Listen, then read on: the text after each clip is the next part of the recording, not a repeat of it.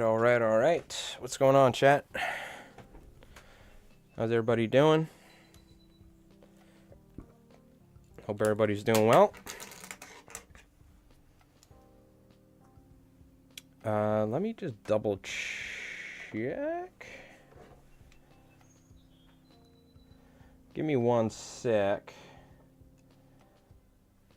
What are we in? Are we in?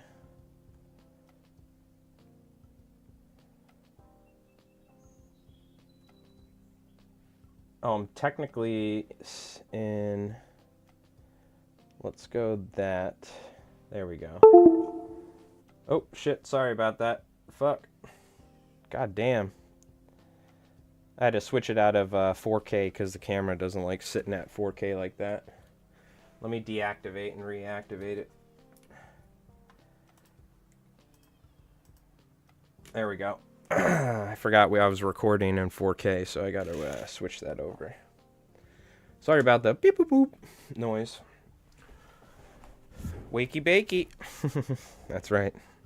Way ahead of you. Way ahead of you on that one. Let me get this focused up. God, the sweater is fucking dirty. Let me take this thing off. I spilt coffee on it not long ago and like ruined this sweater. You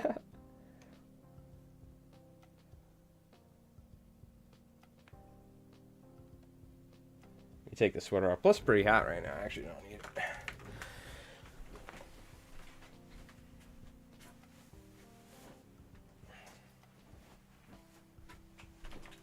All right. Got Beavis and Butthead in the background. Okay. Yeah, we're going to be tying some Bob's Banners for some shops and whatnot. Dog sitting this week? You're a professional ball thrower. Oh, nice. Hell yeah. Very cool. The old dog watching.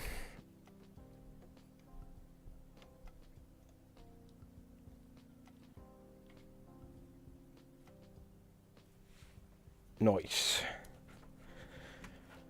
All right. Let me tie in some Bob's Banners. Get some white nylon thread on here. How you doing, Craggerroll? Hope you're doing well. How you doing, Sonny Kim? I've been helping them bag shiners at night. Some commercial bait fishing stuff, so I think we're going to have to do our streams earlier in the day because I'm pretty much helping them bag bait like every night. So, decided we'll get started earlier. We had some awesome blue fishing earlier in the week, so we're going to we'll see. I think tomorrow, AC Fishing wants to go out. He's got his new boat. We'll see, but I definitely want to do some fishing with Jeff again. Let's loosen this up. I'll get a banner head for reference. Let's see, what do we got here? So right about here we're going. But how's everybody doing? I hope you've been having a good start to your week. Which bucktail do we want to use? Yeah, this looks good. Tying some chartreuse banners, but we also have circle hooks. We're going to be tying some bluefish poppers for ourselves. I also am tempted. I really want to tie a big Sadati slammer at some point today, like a synthetic one. So that's going to be on the menu for big bass, but also for big bluefish, so that it doesn't get destroyed. Let me move my darn water bottle. I can't see a thing. Doing all right. It's been a lot of work here. Yep. I saw your, what was that, a squimpish hollow your buddy tied up? You were having a friend kind of teach him how to do some fly tying. That was cool. That was nice to see.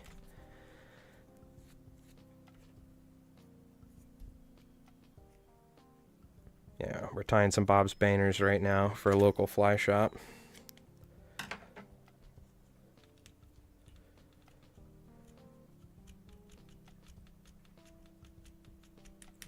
Yeah, we got into some awesome bluefish action. So we're going to be tying some circle hooks later because we figured out the circle hook Bob's Baner trick seems to work a lot better, and I got tired of deep hooking fish, so we'll see. Maybe in the future we can convert everybody to using circle hooks for bluefish with the fly. Right now we're tying regular Bob's Baners, but maybe in the future one day we'll start a trend doing the Baner head in front of a circle hook. It's really efficient. It works really good. There's much less of a chance of actually deep hooking a fish, which is great.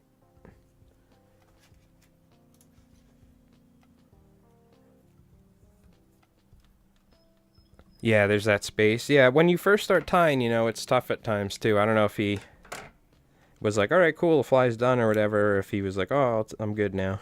But, especially like trying to work near the hook eye, you know, near the eye of the hook, it gets a little daunting when you're new to fly tying, obviously, but his thread control looked good. Wasn't brave enough. It's tough. It's tricky, man. It's tricky. It is tricky.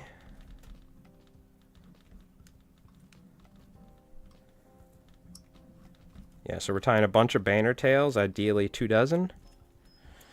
I got 2 dozen hooks laid out. We'll do 2 dozen chartreuse.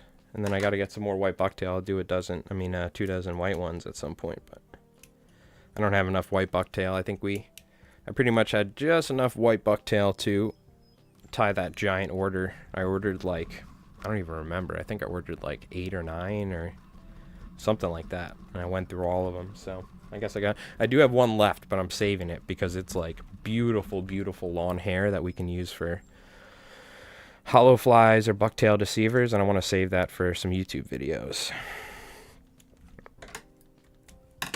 And then this just goes on there like that. Boop. Probably leave a little bit more room, but that's all right.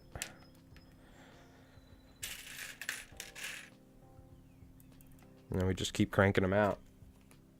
You know, I'm just going to turn off the music, even though I want to have some music to listen to, but it's fine. It's all good.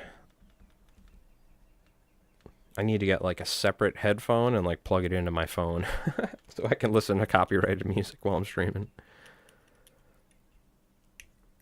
I also need to build a larger catalog of music that I made so we can listen to stuff.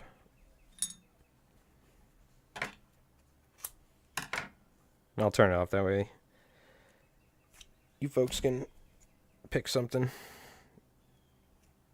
Let's see. But yeah, the bluefish came in pretty good, so I'm excited. So we need to tie more of these circle hook Baner setups, because we found that we deep hook a lot less fish, and I really don't want to kill bluefish because I don't eat them, so I'd much rather see them swim away strong, so.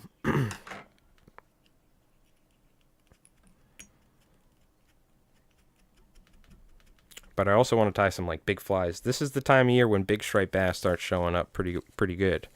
We've been getting some fish that are around 30 inches or over, so I'm hopeful that there's some like 20-pounders showing up at some point here in the near future. Tom Hanlon, hey, how's it going? Gotta go now, but I'd love to see the circle hook Baner. Hopefully I can see it later. Yeah, it'll be in the, if you go back and look at the live stream on YouTube, it'll be there. We're going to be tying a bunch of them, so.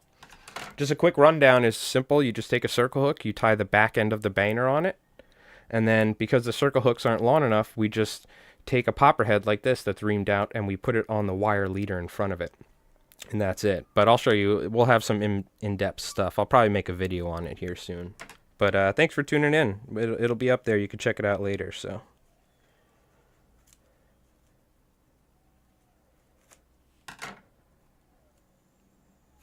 Yeah, it was like what? The last year we had where my boat was up and running before the trim went in the spring. We were going out on my boat fishing. And we kept deep hooking these bluefish with the Baners. Like, they were getting gill hooked, and it was terrible. I hated it. And I was keeping the ones that weren't surviving, I would keep, and my dad would eat them. But I'm just not a fan of bluefish, eating them. So I was like, dude, we got to figure something out, because I'm not going to keep killing these fish. And it's not a lot, but even 1 or 2 every day is like, you're killing a 15-pound bluefish. It sucks. And you don't know if they die, but I mean, when you deep hook a fish like that and it's bleeding out of its gills, you sit there and revive it and let it go. But if we can avoid that in any way, shape, or form, I'm all for it. Because catch and release mortality is actually a severe issue that we have nowadays, particularly with striped bass. But so the circle hooks work great. You just have to stop yourself from setting the hook. It takes patience. You have to just let them turn. And the great thing when you fish for bluefish, if you've ever watched me fish for these bluefish, they come flying out of the water like a giant trevally, like whoosh, and grab the popper when you pause it. So what they do is they grab it and immediately turn, and you just sit there, you wait, and it just hooks them right in the corner of the mouth. You might miss a couple fish as opposed to fishing with a regular one, but once you figure out the technique, I mean, you saw the other day, anybody that was watching our Twitch fishing stream, we were hooking up just as many fish as Jeff, with the circle hook. And it hooks them so good right in the corner of the mouth every time, so it's great. I love it. I'm absolutely sold on it.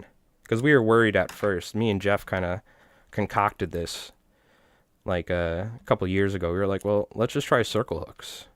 The problem with the circle hooks are they're not long enough. Like this shank. This is a long spinnerbait hook. We can fit the popper head on it. So theoretically, you can find longer circle hooks, like fly hook with a circle hook on it, like a saltwater fly hook. But the nice thing about having the popper head up front is that you can just swap out the tails. The hook's not done. The popper head's good. And if the tail's a different color, if the tail gets beat up, you can swap it out. And we're using synthetics nowadays too, so. The pink return last year, where I'm looking at, so massive, we were foul hooking so many, so we moved to circle hooks and the problem went away. But as you said, you have to train yourself. Yeah, goats, exactly. It could be tough. Even I find myself, strip setting or whatever and pulling it out of their mouth at times. But, yeah, if I just hated deep hooking these bluefish, man. And, the other thing is, too, when I was, I started fly fishing. By the way, welcome, goats. We're glad to have you. First time chatter. When I first started fly tying in, the, mid to late 90s, I was like a little kid. There wasn't much talk of circle hooks. I think circle hooks really started becoming popular, or they started talking about them in the conservation side of striped bass fishing. I want to say around maybe the late 90s or early 2000s, mid 2000s. I'm trying to remember. But I remember reading articles about circle hooks for striped bass. And I've always was a little off put by them because, like you said, I was like, I really don't deep hook a lot of bass, first off. The second thing is I don't want to miss any hits. But there are times that you end up deep hooking a striped bass because just inherently how they work is they open their mouth and it causes a suction and it sucks the fly in, or the bait, or the lure. So I have deep hooked striped bass before and it's terrible because especially an undersized fish that you can't keep. Or an oversized fish. So I am thinking about switching to circle hooks, not entirely, but trying them for striped bass as well, just for regular flies and see how it works. So I don't know, we'll see. I'm curious how it's gonna play out for regular striper fishing. You know what I mean? Hey, Master of Battle, how you doing, man?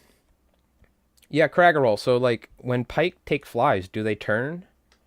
You know what I mean? I don't see why circle hooks wouldn't work for pike. But I'm not 100% certain. I know by law, if you're bait fishing inshore nowadays, you have to use a circle hook. By law, for striped bass in particular, but also for sharks and things like that. So they are pushing it to become mandatory for bait fishing out here because when you're fishing with a clam or something like that, I can't tell you how many times I've seen people gut hook a striped bass where they fully swallow it, and then they you see some dude just ripping the hook out of some striped bass and throw it back in the water and the thing's dead because it's undersized, Yeah, well, it's the way it should be. Now, is 90% of the people doing it? Probably not. They probably don't even have fishing licenses, even though it's free. But You'd be surprised how many people are out there, regular Joe Schmoes, poaching every day and bragging about it. It's kind of shameful, but what are you gonna do? Those poor DEC officers, man, they got a hard time out there here in New York. Not only did the DEC have to check on hunting, fishing, but they also have to check on environmental stuff like going to mechanic shops for oil spills and stuff. It's like they're so spread thin that it's just rampant out here. You see dudes hiding fish in the back of their truck. You know, they'll go catch a couple keeper stripers. They'll go hide them in their truck, come back an hour later. You know what I mean? You see all sorts of stuff. People burying fish in the sand. The DEC just caught a bunch of dudes up in like Delaware or something, and they had all these striped bass hidden under cones on a bridge. They had like 40 striped bass. They got them though, or not the DEC, but because that's New York State. But yeah, it's lame. I don't know. What are you gonna do? You wonder why striped bass, they're getting beat up all over the place, environmentally, commercially, recreationally. I could barely say that word there. Hey, we did our part. We donated some flies to Brackish Flies for... He does a giveaway every year, and he donates the proceeds to Stripers Forever. I also got to tie an entire fly box worth of flies for the local wildlife refuge. They do a like an auction every year. They do a galley to raise money for the... it's this massive expanse of land that's privately owned, and it's a wildlife refuge you can go to. It's called Quag Wildlife Refuge. So every year I tie them a fly box, essentially worth of flies. So I need to ask the local fly shop, Whitewater Outfitters, if they want to donate a bugger box, like a nice fly box. Because I haven't done that before, like put it in a really nice fly box. So I want to do that this year. I gotta do that as well.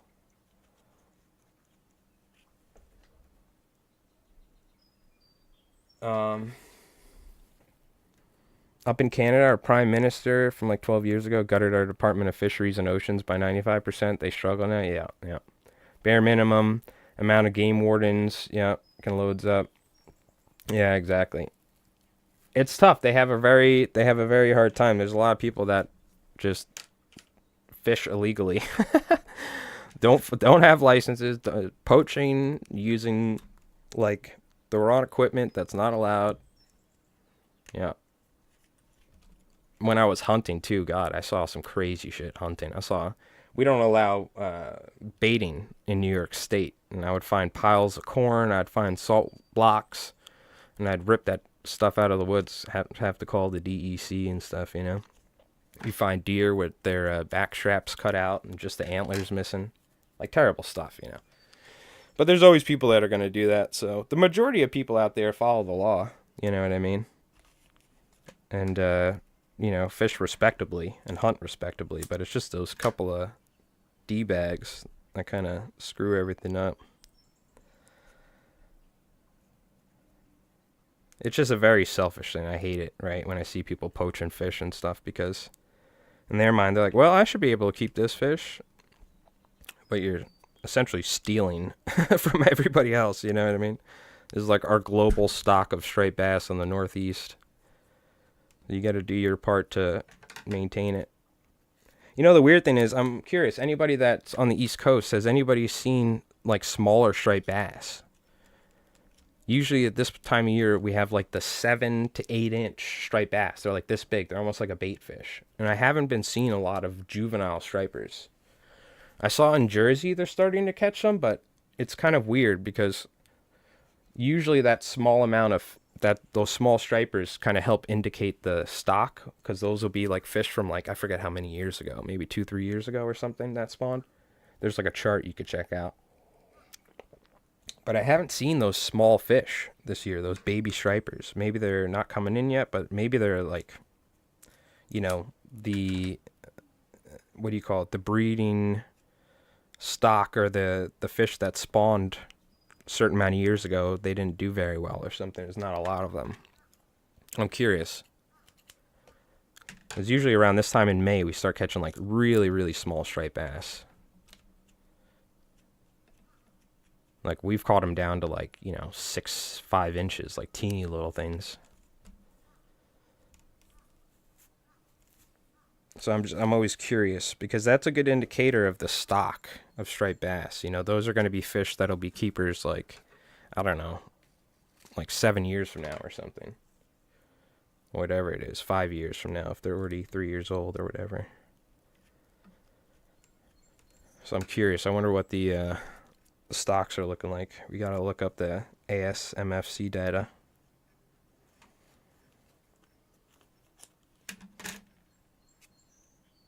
Yeah, we're probably going to go do some fishing tomorrow. I think AC Fishing wants to go. We'll see. If I don't end up going with him, I'll just go out from shore somewhere. I think we could try and find some bluefish from shore somewhere. There's a couple of different spots we could potentially find them. Or maybe we can sneak out with Jeff at some point. But he's pretty busy working at the tackle shop, so. You put in 60 so far? What's that? You put in 60 for what? Craig roll.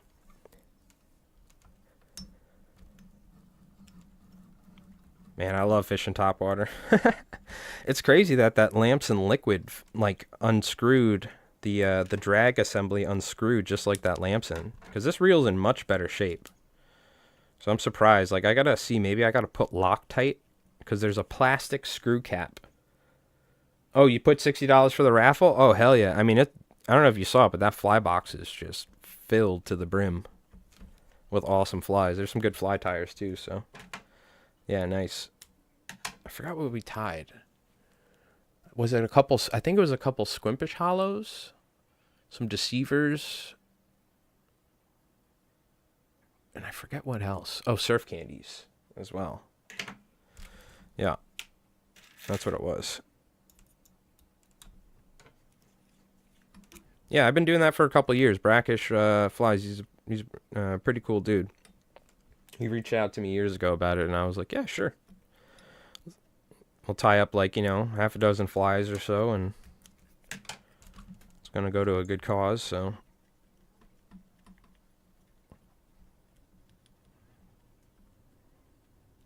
All right.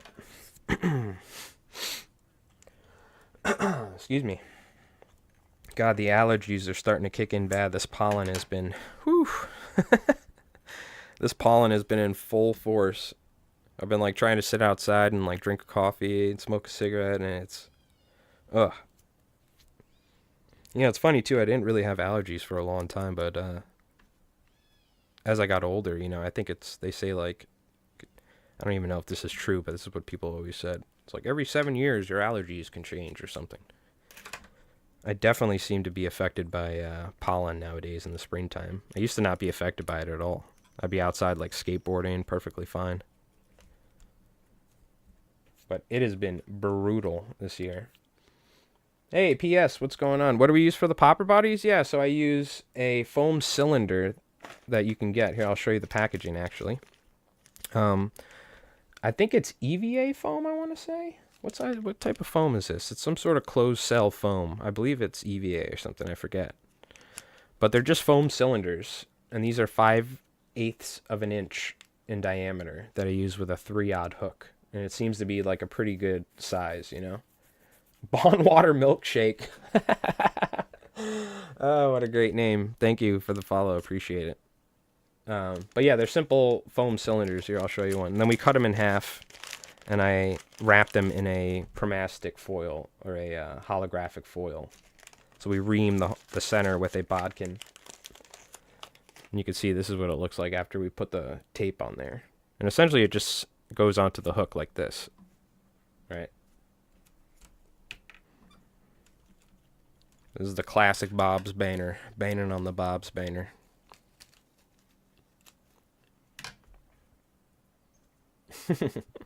Thanks, Bondwater. Appreciate it, dude.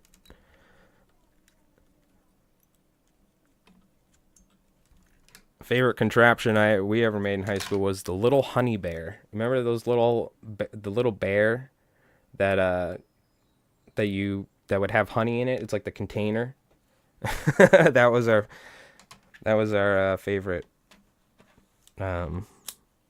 Many different experiments over the years back in high school, but that was our favorite one. The Little Ripper. Like this little honey bear. Hit like a brick house. God. Those are good times. Good days. The crease fly is easy to tie if you haven't seen those. Yeah, P.S. Crease flies are great as well. Been wanting to tie some poppers for bass here in Texas. Yeah, I mean, they have all sorts of... I'm sure you've seen the poppin' bugs, right? That you can probably get at Walmart and stuff. You can get those little, like, fly popper bodies, like the cork ones, and put those on hooks. But another great fly you should check out is the gurgler. A gurgler is a great... That was always my go-to for largemouth, because what you can do with gurglers, you can make them into, like, frogs. The mice gurgler was always my go-to. That was pretty much the one fly I fished exclusively for largemouth bass. I didn't really do a lot of subsurface. I always fished topwater because all the ponds out here are like lily pads. You know what I mean? There is deeper water, but I always did like I would like wrap around the shores and fish the structure. So I was using like mice and frog gurglers. And a gurgler is literally just two pieces of foam, or a piece of foam tied on top of the hook. So it's a very, very versatile fly. I highly recommend checking it out if you don't know about the gurgler yet.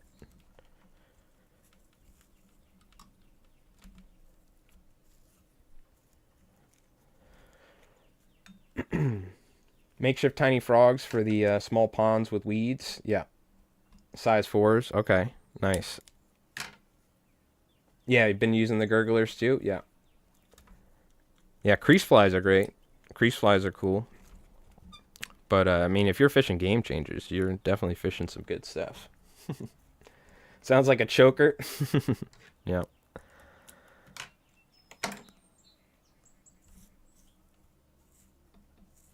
Yes, indeed.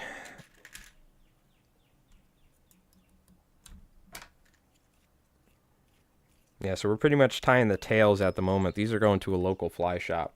We are going to be tying some flies for ourselves here later on. We'll do half the stream will be like cranking these out for a local fly shop, and the other half I got to tie myself and my buddies a bunch of bluefish poppers.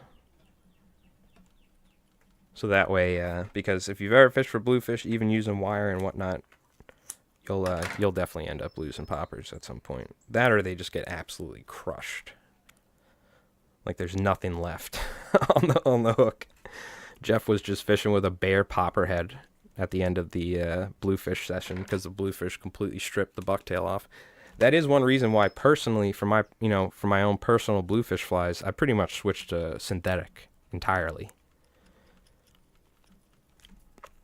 Because the natural material, as good as it just does not last. You know, you're fishing for something that has like a mouthful of razor sharp teeth. They just crush everything. So we're going to be tying like synthetic baner bodies, and then all you do is just slip one of these popper heads on the leader in front of it. And it's fantastic. It works so good. Cool thing is too, you can always change the tail hook for different colors. You can change the size of the popper head by just slipping it off, putting a 3/4 inch one, a different color if you want to go with a red head or, whatever. You haven't done a lot of saltwater fly fishing? Would you say you were Texas or something? Man, you should go down and do some red fishing. That's like the hidden secret, is the Texas saltwater fly fishing is fantastic. Mostly pond hopping, yeah. Oh, I know, you're probably far away or something. Maybe you don't have access easily. Here we have like way more saltwater than we do freshwater. I have some freshwater options, like some bass or pickerel fishing, or the odd trout fishing if I drive far, but yeah. It's tough, man. As much, Jeff was talking to me, he was like, man, I want to do some bass fishing. So we might do a bass fishing stream at some point here. But it's tough when there's like 20-pound bluefish crushing poppers to go leave them. You know, I was telling them, I'm like, yeah. I like summertime bass fishing when the bay fishing out here slows down when the water gets hot. We go do some freshwater fishing in the summertime. I haven't done it in a while though.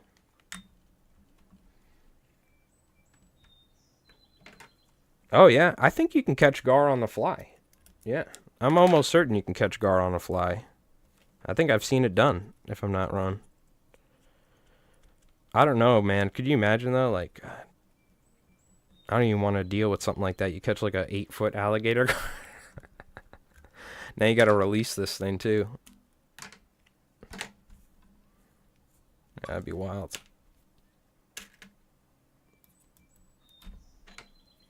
Yeah, you can't beat the topwater action.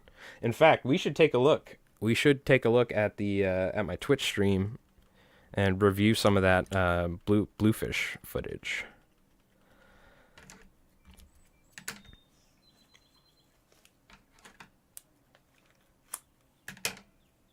Yeah, this is what I do for a living, Bondwater. I've been doing it for years now.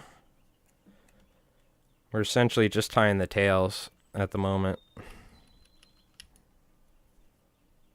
So I do them in batches, and the way I do it is I split it up.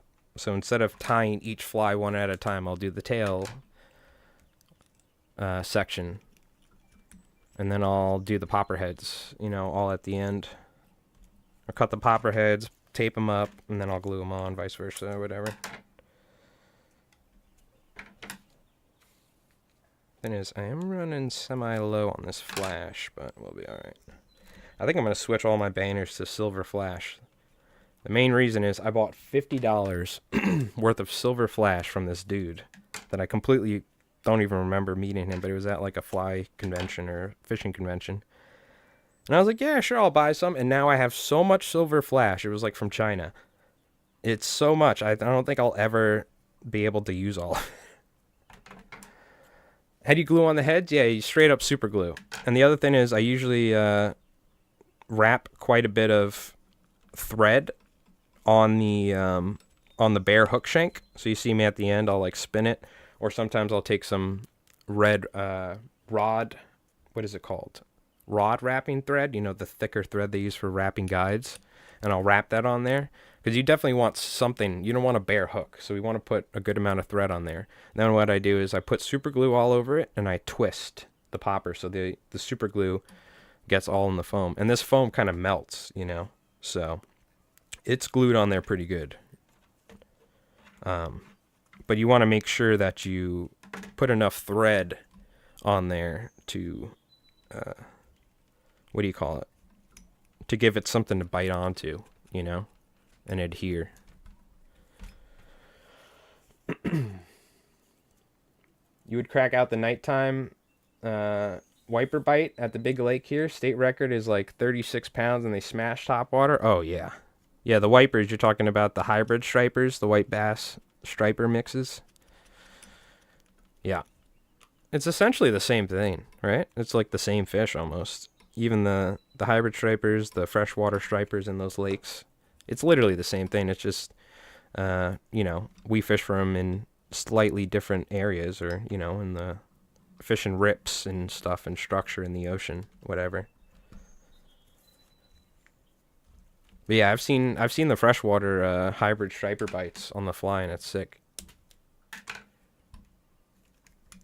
Do I coat it? What, the popper head? No, this is a piece of tape that we wrap around, and it sticks to it. And I also put a tiny dab of super glue on the inside of that, and then it's good to go. So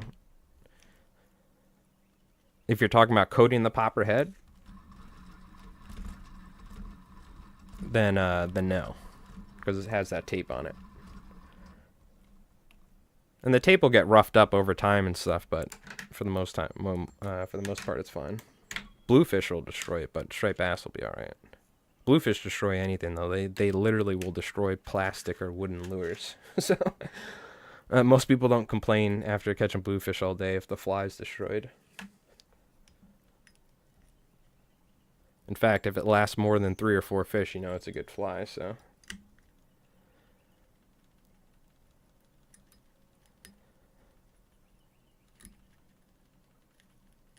Yeah, we'll definitely take a look at some of the footage from a couple mornings ago when we went out with Jeff. Because we got some nice fish. We had fish up to like almost 15 pounds, I think. Close. Maybe 13, 14 or something on the fly. Bluefish, so that's not bad. Nice fish. This is like one of my favorite times of year is fishing for big bluefish on poppers. It's about as close as we can get to catching giant trevally on Long Island. You know, you had fun when your flies' lures have teeth marks all over them? Oh, yeah. Exactly. I'd rather have them be beat up from fish than have them looking pretty sitting in the fly box. Never get used. Hybrids are more aggressive eaters, I think? We switched to stocking hybrids because they don't grow really fast and they don't eat all the trout like the stripers did. Oh, yeah, the stripers absolutely destroy other fish populations. Up in Canada, on the East Coast, the striped bass are booming now in the ocean, and people hate them because they're eating all the salmon. I'd be tying like salmon imitations. You know what I mean? I'd be tying like 8-inch salmon hollow flies if I were up there. Apparently, it's now like one of the best striper fishing in the world is up in Canada, like New Brunswick, places like that, Nova Scotia. It's even better than the rest of the East Coast, like in the United States, which is crazy. Oh, chalk. Man, we had one that was close to 20 pounds one year on my kayak. So one year I had my kayak set up for live streaming, and we were going out every day, which we might end up doing later this year, once I get my truck back on the road. But, dude, it's on YouTube. It's a massive fish. Like, I can't even tell you. It was gargantuan. It was like a dinosaur. That was one of the coolest experiences of my life. I still think that was probably the coolest fish I've ever caught, was that giant bluefish. That was fucking wild. You could see it on my YouTube. It's up there. But we'll show some of the footage. I think tomorrow morning we'll do a stream, a fishing stream on Twitch. And for anyone on YouTube, unfortunately, I can only stream to one platform at a time from my phone. And I've been streaming fishing on Twitch for years. But luckily now we can stream fly tying to both platforms. So, but you can always check out the VODs on Twitch or something. One day I might be able to set up multi-streaming to both platforms for IRL, but I think I need to invest in like a serious IRL setup, so we're not there yet.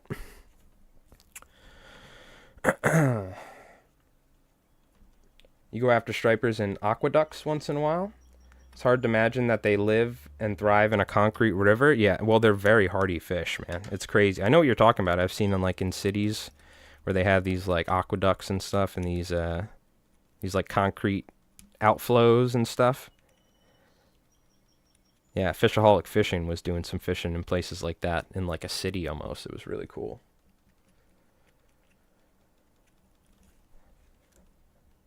Yeah, I mean, striped bass are my favorite fish, bar none. That was the main reason I started fly fishing. It was the main reason I started fishing in general out here as a little kid. Throwing plugs and bucktail jigs and all that. So, they've always been my number one. Striped bass are my my favorite. And I'd say bluefish and false albacore are close behind. They're tied. But for anyone that doesn't know, our goal this year has been to try and catch a weak fish. I've been like dying to try and catch a weak fish. Plus, they're delicious. They are. I don't eat striped bass. Well, I do eat it, but I don't keep striped bass. I have a hard time killing them. I love the fish so much. You know what I mean? I kept one striped bass in like the past 20-something years. Back when they were 18 inches. Now they're 28 to 35 slot size. Back in the day, it was 18 inches to keep a striped bass. In the 90s, so that's when we were keeping some stripers back then. And it slowly went up to 28 inches, and then they did the slot, because unfortunately, they haven't been doing that good.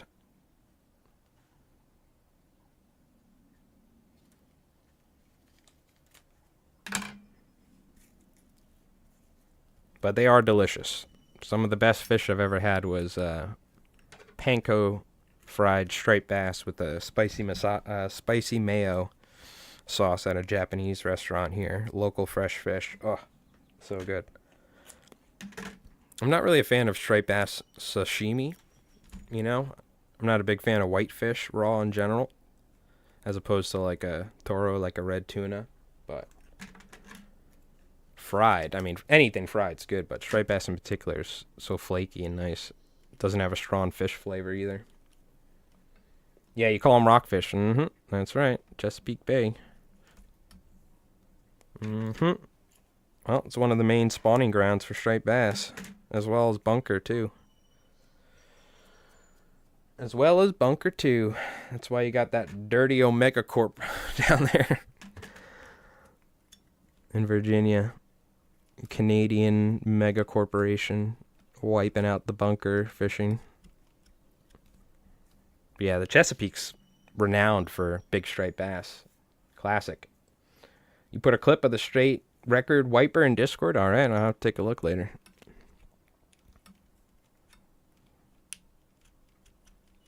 Yeah, it's funny, man. The bunker have not shown up this year in force.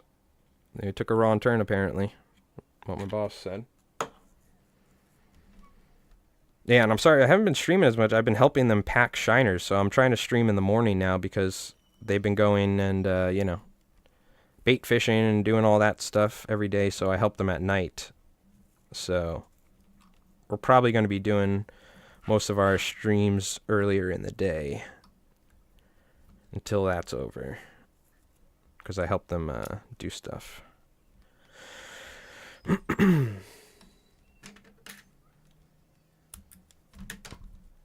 I've been trying to tell him, dude, you got to get that fucking shiner.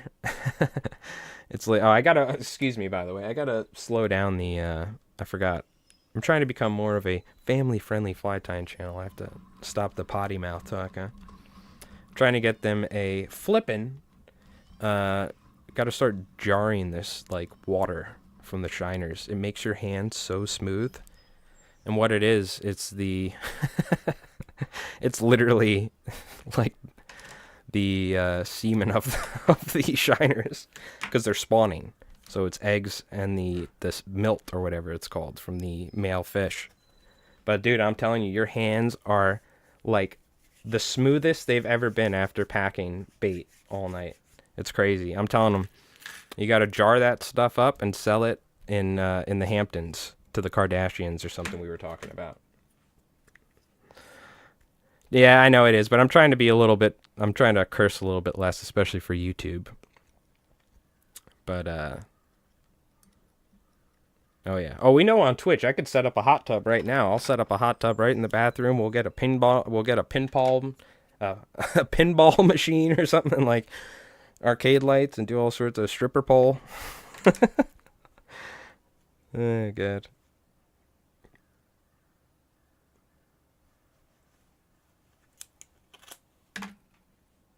Good old Twitch. We're making pretty good progress. We're about halfway through on the tails here. Oh my God, I know. Yeah, that was like the peak. That was recent meta, right? Sitting on a clear chair. All right, let's move on. Let's change subjects. Oh God. If only.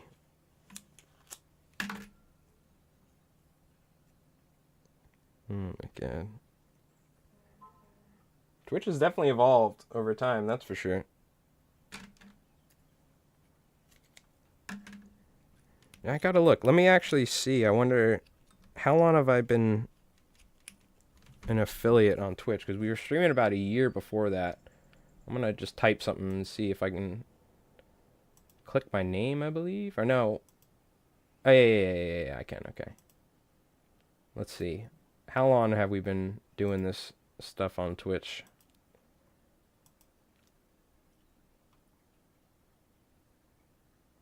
$70 months I've been an affiliate.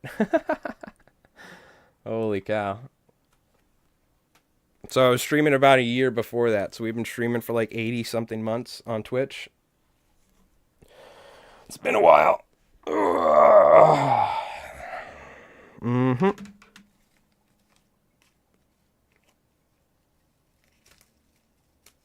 Good times, good times. Stripping for stripers. I like set that up at the boat ramp. Stripping for stripers. Like a cardboard thing. waiting for the right boat to hop on. Is that what we're doing? Oh god. Yep.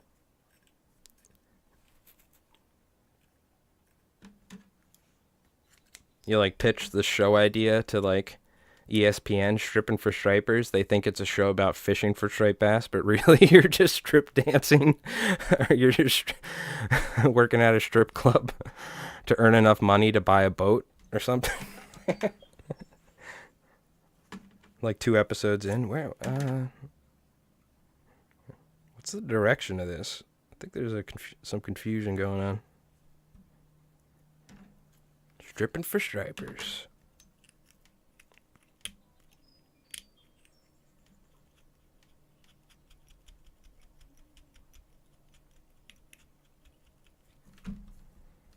Trying to make sure these got enough boot tail on them. Oh, it's yeah. Strippers for stripers is the it doesn't have the ing at the end. Strippers for stripers, you're right, is the conservation group of exotic dancers who dedicate their time and their efforts to striped bass conservation. Yeah, here at Strippers for Stripers. That's like a video, what do you call it, skit, if I've ever seen it. If you're like friends with a bunch of exotic dancers, you need to go film that skit right now and put it on YouTube. In like 10 years from now, it'll probably have at least 5,000 views. Definitely worth it.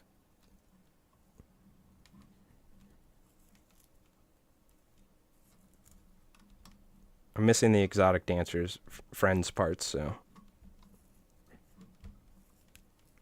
I don't think I'll be filming that one, but I do like that. I'm going to have to write that down. Video idea, strippers for stripers. And it's like an infomercial or something. I mean, if you think about it, it would probably raise so much money. You know what I mean? You just have to find people willing to strip for striped bass conservation, so.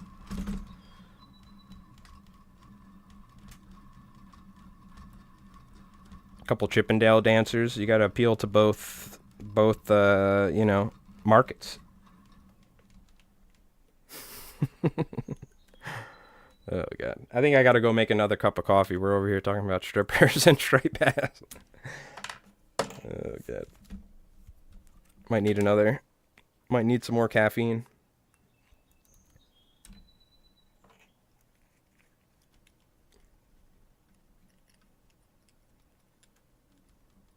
Yeah, I think we'll see. I gotta ask AC Fishing. I know I'm packing bait tonight. I got a D&D at 4 or 4:30. I'm going to my buddy's house, and then after that, I'm gonna leave early. Unfortunately, I have to, but I'm gonna help them pack bait, and then I think in the morning he wants to go fishing. So, it might rain, so we'll see. If it's raining bad, I can't stream, obviously, but I'm going to attempt to, so we can go catch some bluefish on the fly, hopefully. Hopefully it's not too windy. It's been pretty windy these past couple of days, which kind of makes it tough to find tailing blues. You'll still find them, but we need a nice sunny day because the fish sit up on the surface. And they kind of like sunbathe after eating bait. They're like digesting.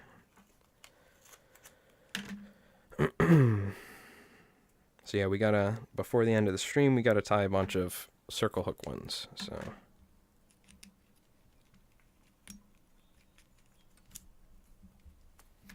I gotta make sure I have enough bluefish poppers. There's nothing worse than running out. Luckily though, I mean, we nailed like handful of fish, big ones, the other day, and I'm using like 80-pound wire right now. It's gonna take a while for them to chafe through it. I was using like 30-pound, 40-pound, and after like 4 or 5 fish, they would snap through the wire. It's crazy to think they're like biting through stainless steel wire. Isn't that wild? It's like coated wire, nylon coated stainless steel wire, and they're chewing through it. Not one fish. It takes a couple fish, but they'll literally chew through the stainless steel. It's absolutely nuts.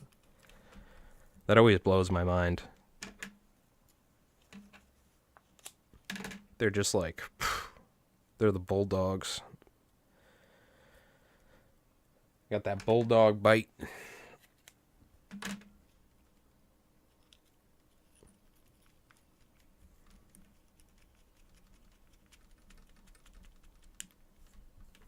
Yeah, probably what we'll do is I'll just pull up my stream from the other day, and I'll play that while we take a break, and I'll go make a coffee and whatnot. Grab a snack. A little fly tying snack. We could watch some of the big bluefish chomping on flies. We don't need wire for our planted rainbows, and it's 3 hours to the coast. Yeah. Well, let's see. But you got gar. We were talking about gar. I'm sure you got some good bass fishing, right? Yeah, I'm going to be honest with you. I'm not a fan of fishing stock trout. We have one river that has wild brook trout, and they're teeny little things, but I'd rather go catch those wild brook trout than the big stocked rainbows and browns in some of the other rivers and ponds around here.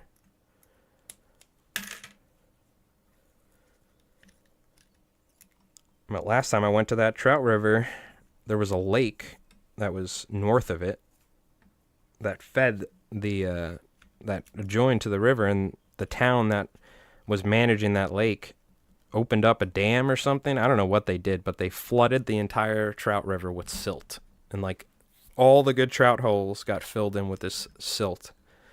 It was like a freaking environmental disaster. I remember we went. I was like, dude, what the hell is this? I think I was streaming it, but I didn't have a good connection back there. There's no gar there? Gotcha. Oh, you're in Central California mountains. Oh, man, go out there and, you got some good trout fishing, no? You should have some good trout fishing out there. Is Central California mountains, is that like Emerald Triangle, or is that up north?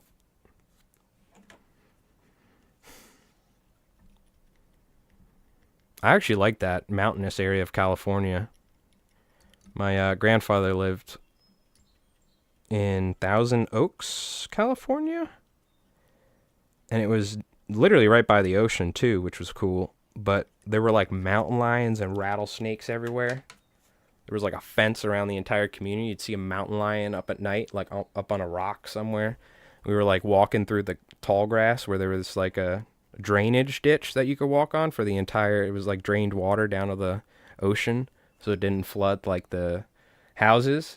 And it was just everywhere you walked, it was like like I can't do the noise right now, but rattlesnakes. And I'm like, we're walking, I'm like, is that rattlesnakes that I'm hearing? And we're like just surrounded by rattlesnakes. Like if you stepped off the concrete drainage ditch, you would have just been walking through like rattlesnake holes everywhere. It was wild.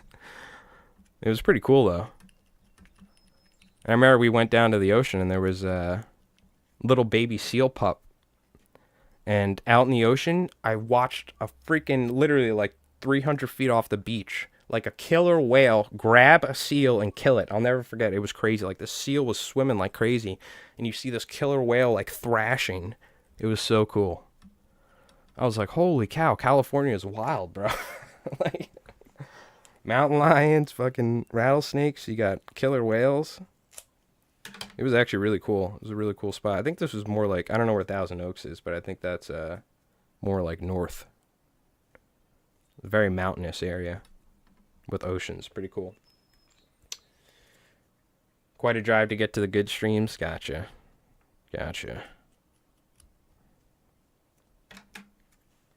Yeah, I wouldn't mind doing some striper fishing in the Delta. Like the California saltwater striper fishing. I've read a lot about the Delta River fishing for striped bass. Okay, gotcha. Yeah. I think that's where it was. Maybe I'm wrong. Maybe that's where my mom's from or something. But I think it was. But it was like kind of near the ocean, and it was like very mountainous, I remember. Like giant mountain hills and stuff. That might have been somewhere else, but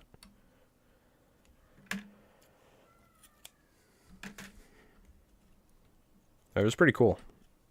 I haven't done any fishing in California though. I've never fished there in all my years. All my years. All my fishing's been on the East Coast. From New York down to Florida. I would like to go north. I would like to hit up Maine, Massachusetts, Rhode Island. Still haven't fished Massachusetts in all this years. So one day we got to go up there and go visit Gin or something, do some fishing. Gotta say though, man, we're lucky. I'm blessed where I am. We have such good fishing up here. Really don't have to travel far to get into some good stuff. Oh, okay. Santa Monica Mountains between it. All right, gotcha. Maybe we had to drive to the ocean. I don't remember. But we were definitely like in a mountainous area for sure. That's pretty cool. A lot of wildlife. I was really big into herpetology back then too, so like finding rattlesnakes and stuff. Not that I was trying to pick them up or something. Not like I have a snake stick, but seeing all these rattlesnakes and stuff, I loved because I had never seen rattlesnakes before. I know we have eastern timberbacks or whatever here in the U.S., but it's pretty rare to find those.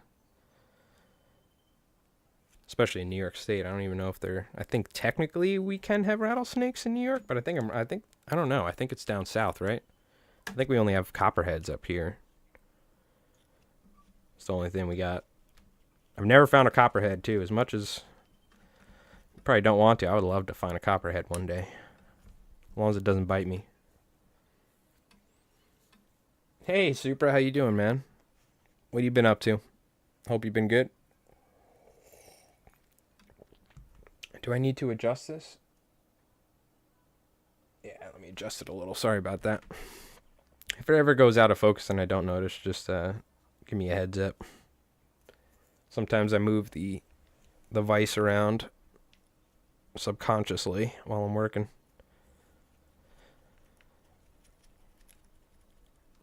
How you been, Super? What have you been up to, dude? Didn't you say you were like moving or something, Super? Or is that just me? I'm trying to remember. Weren't you like gonna move somewhere and like you're gonna have a whole new fishing or something? Or am I tripping out? I feel like you said that recently. I could be wrong though. I could be wrong.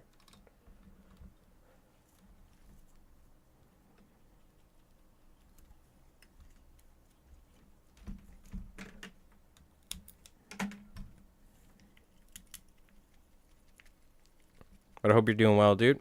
Appreciate everybody tuning in. I hope everybody's having a great week. We're going to be going for big bluefish this week at some point. Trying to get some fly tying done. I got D&D later. I got to work as well. I got to help pack bait. But I think tomorrow we're probably going to be fishing in the morning and fly tying in the morning because I'll probably be helping them with stuff at night. Oh, yeah, you're going from Oregon to Tennessee. I forgot. I was right. Yeah. Tennessee. The Blue Ridge Mountains. Isn't that in Tennessee? I feel like it is. I feel like that's a song or something. Hell yeah, man. It's gonna be different. Watauga Lake area, eastern Tennessee. Nice. I think they got some good trout fishing there, if I'm not wrong. And I'm sure they probably have some other species. Oh, dude, how did all that bucktail get in my coffee? There's not much left, but I'm going to try and drink it without getting the coffee. Or maybe I can get the coffee stuck on the side of the cup. There we go. It's just, you get used to it. We're going to consume some bucktail in your time as a commercial fly tire. All right. Let's take a quick break. What we're going to do is let's check out our footage from the stream the other day.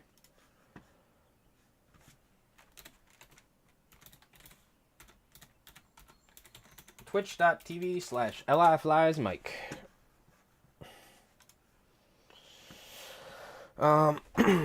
Posture check.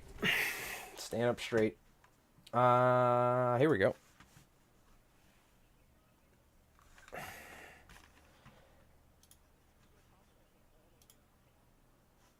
$1080p source? What? I was streaming in 720, I thought.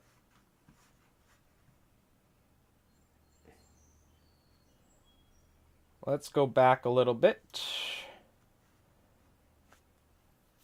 Man, I really got to invest in an IRL setup or something like that. I really do. I hate the pixelation. I can only stream with such a high bit rate. I think I'm using like 4,000, but a lot of times I only get 2,000 or 2,500. Because my phone company throttles my data because I use so much data over time. You know what I mean?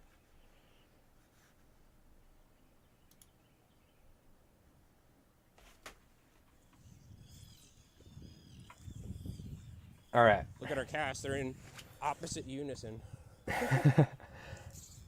I'm trying to see. When are we... Here we go. All right. Chat, I'm going to take a quick break. This is from Fishing the Other Morning live on Twitch. We're going to be doing this probably tomorrow with AC Fishing, but this is with my buddy Jeff, JC Jeffy, if you know him. Jeff Lamonaco. And this is some of the first big bluefish we caught this year. So I will say, once I get my boat going and stuff, once we have the camera mounted to like the boat and not, because I'm wearing a chest mount at the moment. So there's I'm like moving a lot when I'm casting. It's tough, but this is kind of the only way I can stream it. It's a lot less pixelated, so I can't wait till I get that set up again. But at some point, I got to invest in a serious IRL setup. You get a backpack, you get like a modem and a router, and you get wireless hot spots, and you have a Sony action camera. So in the future, I'd like to do that. That would be great. But anyways, this is some big bluefish we caught the other day with those circle hook banners. So I think, yeah.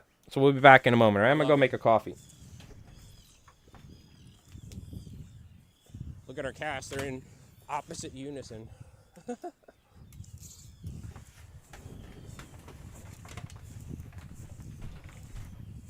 Oh! Turn my mic off. That was sick. They both hit it at the same time.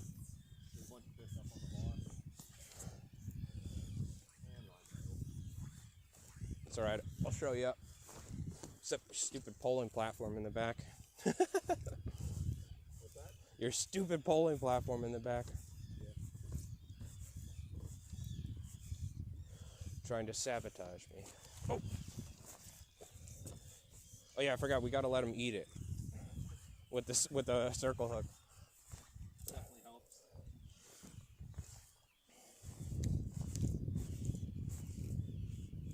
While I with a fucking annoying ass flat line tangle as always. Oh god, it looks so cool watching him. Look! I know.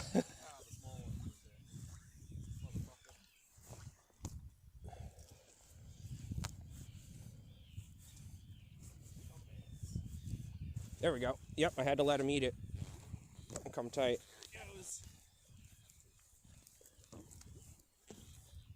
Not a massive one, but...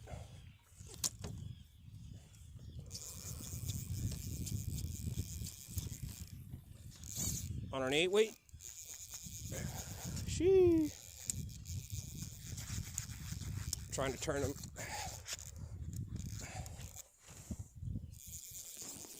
Woo! One thing I find is I always miss a lot of fish with the banger, because like I feel like the fact that the head like takes up a lot of the hook gap. Yeah. It gets in the way, you know. All right, place your bets. Is the hook right in the corner of the mouth? There you go. That's a good one. That's a really good one.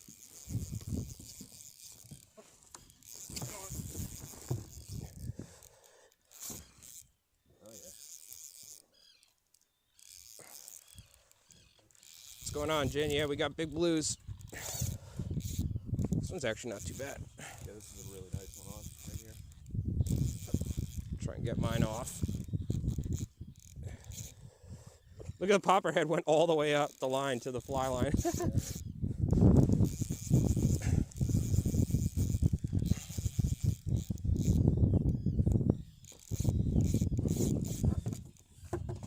and land this fish. Ah, shit, mine came off. Spit it. That was a good one, too. God damn it.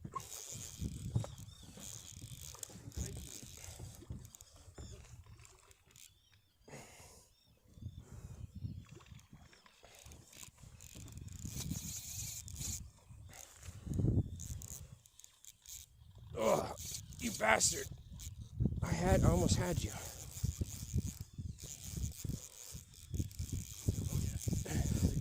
No, I think we're in them good. Oh, yeah. Oh, this is a nice fish. Hurts that line.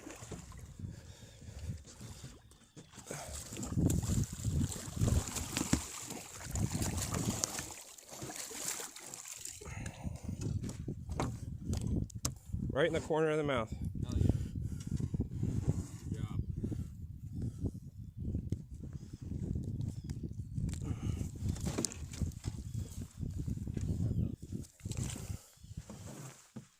I know. That's like the most annoying thing about this type of fishing. Is I know. Deep hook 'em. Dude, I even messed with putting circle hooks on plugs last year for them. Oh, did you? Yeah, it worked. Dude, it worked phenomenally well. And the other thing about the circles too is they stay in better. No, yeah, that once they're in there, they don't come out. Dogging you? Yeah, nice one.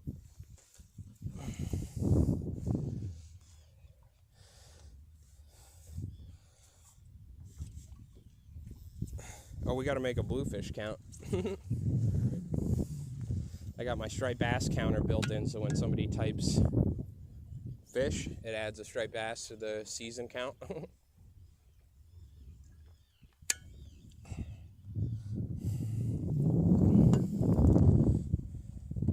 this one just keeps fucking. I know. I'm gonna watch you catch this one. I gain like 20 feet, and then he just takes it right back. Mm-hmm.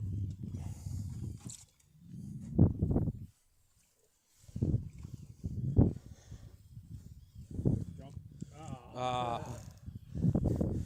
Now you've been tarpon fishing. You got. Do the Shinnecock Bay tarpon. Mm-hmm. Now you're a tarpon fisherman. Yeah, right. Not catching them. Well, that's what real tarpon fishing is, right? Is not catching them. No. There's one more fish I caught that was a nice one. From what I heard, that's what real tarpon fishing is. It's just, Like a monster one. it's so cool seeing them do that. This was a nice fish right here.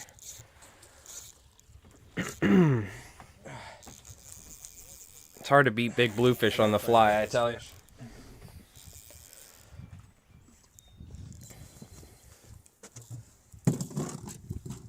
On an 8-weight too? Ooh. Yeah, this was a nice one. I don't know. That's a nice one. If you want.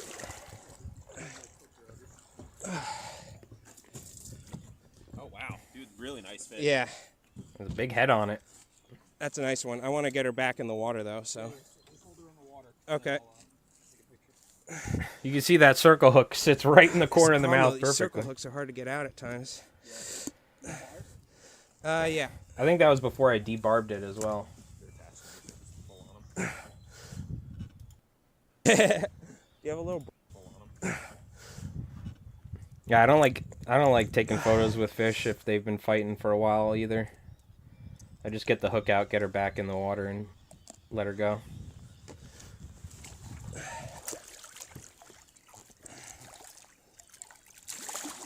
Oh, she's gone. That's all right. It's all good. It's all good. Nice. I don't want to like stress the fish too much. All right, let's get back to some fly tying. That's what we like to go catch this time of year. Big striped bass on the fly. Or big bluefish on the fly. Hopefully some big striped bass as well. Alright. Back to tying some bangers. What time is it, by the way? Oh, it's only 12? Yeah, we're good. We'll get all these tails done. Maybe get some of the popper heads glued on there. And then I would like to tie some... We should probably tie some flies for ourselves, so... We're going to be tying some of those circle hook setups. I also would like to tie at least one larger, like a Sadati slammer with synthetic material. Like maybe slinky fiber or something. Or Steve Farrar fiber. I do want to tie a synthetic slammer as well. Just because I feel like it. Now's the time. We got big striped bass moving in, so we need some big flies. Like bunker flies, you know. Bunker or herring imitations. They'll be eating silver sides as well. We got a ton of smaller flies, but I want to get a little setup with some nice large flies. I hear something flying around out there, and I know there were like giant wasps or something that were trying to get in my house recently. So I might need to like go up in the attic one of these days. Unless it's like just a honeybee, but I can hear it right now outside my window. Like this thing was like the size of like a freaking paintball or something. The body on it was these massive wasps. So I was like spraying them with the hose. I was like shooting them with the hose, like, get out of here. We had yellow jackets last year get into the siding in my house and built this nest, and we had to wage a war against this army of yellow jackets in my wall. It was like ridiculous. It was the first time we've ever had to deal with yellow jackets like that in all these years living here.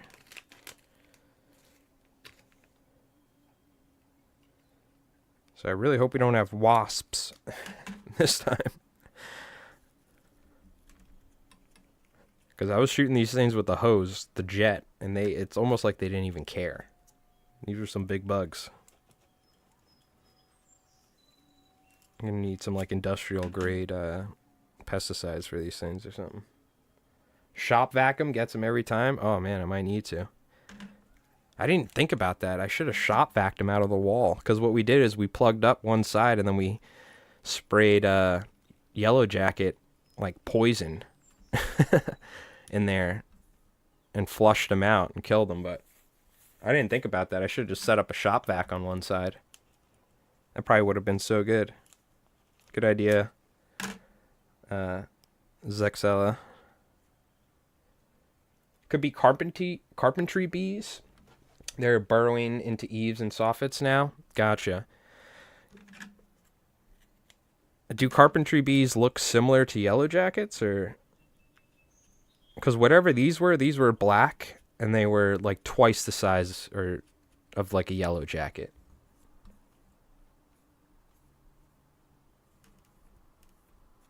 Carpenter, yeah. Spray them at night or they will come back? Yeah. No, we got rid of the yellow jackets. It took like a week or so. That makes more sense, though, because at night they go back to the hive. They look like little bumblebees. Oh, okay. Yeah, no. Appear to be bumblebees, yeah. Now, these were straight up yellow jackets, and the most recent thing I saw, they appear to be like hornets or wasps or something. I had a wasp net in my boat, and I had to kill those dang things. Those things, I mean, I sprayed one with brake clean, and it laughed at me. Those wasps. But I got rid of those. Now, these are something altogether. I think these are like hornets or something. They're massive. I think we're good with that. So I don't think they were carpentry bees. And it could have just been a hole. Like, it could have been a hole routed for like a cable wire or something. But I think they did dig a hole. The yellow jackets, if I'm not wrong. You did termite inspection for 20 years? Gotcha. Yeah, these were not carpentry bees. No. These are straight up yellow jackets that we were dealing with last year. And it was crazy. Whatever this wasp or hornet or whatever I just saw recently trying to get into my siding, there was like, it almost looked like a queen was with them. It was like almost double the size of them. I don't know, or maybe some sort of guard or something. And there was like another bee that was flying around, and they were attacking the other. So I don't know what was, maybe, I don't know. I gotta go up there though and make sure nothing's going on. I don't think they can get in the house, but it's like the like you said, the soffits or the whatever, the flushing up there. It's probably a hornet, yeah. Hey, Brew, what's going on, man? I hope you're doing well. How you been? I saw you were catching some nice looking fish. Were those pickerel or? I saw you were getting out and doing some fishing. That was awesome. Yeah, I think they were hornets. I dealt with wasps in my boat last year as well. Speaking of which, I got to clean out my boat. Maybe we'll do a clean the boat stream here this week while it's nice out. Power wash it, clean it up, bleach it. Get it looking good. I think I want to compression test the motor as well. I really want to see if... Do we keep the motor or do we just get a used one? Not that I have the money right now, but I'm saving up for it. I really got to get this boat fixed this year. I can't let it just sit there. The longer it sits, the worse it is, so... I should go clean it and cover it up. Maybe I'll try and do that tomorrow. We'll make a plan of it. Oh, they were tiger muskie and northern pike. Yeah, they were cool looking fish. Very cool. Just got back from slamming smallies and a bonus walleye. Nice. That's awesome, dude. Yeah, that was great. I loved it. They were beautiful looking fish. I was wondering. I thought the one looked quite different, so that must have been the tiger muskie. Yeah, I would love to do some muskie fishing, man, or big pike, but we just don't have them out here. We got pickerel, but... I mean, we got our saltwater fishing, so I can't complain, but I would love to do some muskie fishing or something. I think one of the lakes up here does have tiger muskie stocked in it, but, you know, the cool thing is there's like almost like an endangered, like a very rare fish out here is the red fin pickerel. And one of the only spots it lives is in this river, and I've seen a couple. They're really cool fish. I don't think they get very large, but... I always love hooking into big fish on an ultralight. Oh, yeah. Ultralight? Mm-hmm. So they outlawed gas boat engines here. They already killed gas lawnmowers and generators. Yep. Yeah, they got rid of... I think you're not allowed to use a gas-powered mower, or you have to something. I forgot. There's something here in Long Island as well. They'll never ban gas motors in saltwater, but in freshwater, they already banned gas motors in New York State, in Long Island, most of these ponds. I think some you might be able to, but you can't use a bass boat out here in these lakes. They're not big enough anyway, but just not buy them in state, yeah. Well, I know you can't buy two-strokes. No more two-strokes out here. And two-strokes are the main motors people use for commercial clamming when they're hooked the motor up to a rack. But you can't buy them anymore. And I understand why, because if you've ever used a two-stroke, those things literally... they're not the most environmentally friendly motors. Especially the way these guys run them. But yeah. I much prefer a four-stroke, but God, four-strokes are quite heavy for that sort of thing. But yeah, that's why two-strokes are going for so much money nowadays, because you can't really buy them anymore out here. At least the right, certain size ones that they use. Dude, what? There's like I'm telling you, dude, I think there's a hornet outside my window or something. I think they're trying to get in. Somewhere. Yeah, that's literally a fucking hornet right here outside my window or something.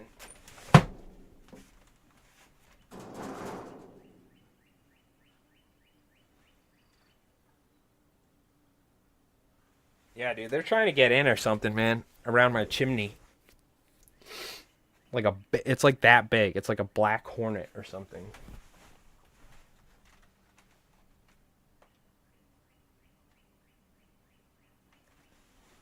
Mother lovers. They're trying to get in, dude. I could see them. They're like scouting out. I don't think they found a way in yet, but I'm going to have to do something about this.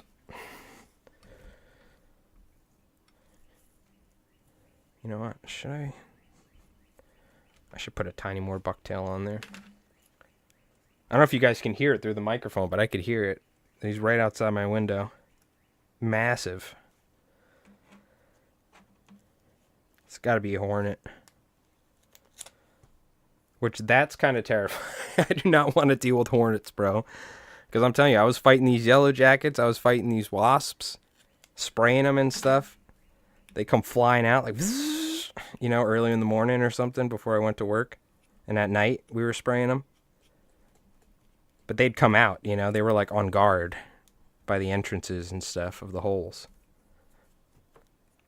Hornets are going to be a whole nother freaking thing. Yeah, bees. These ain't bees, bro. These are like battle cruiser bugs. These things are massive.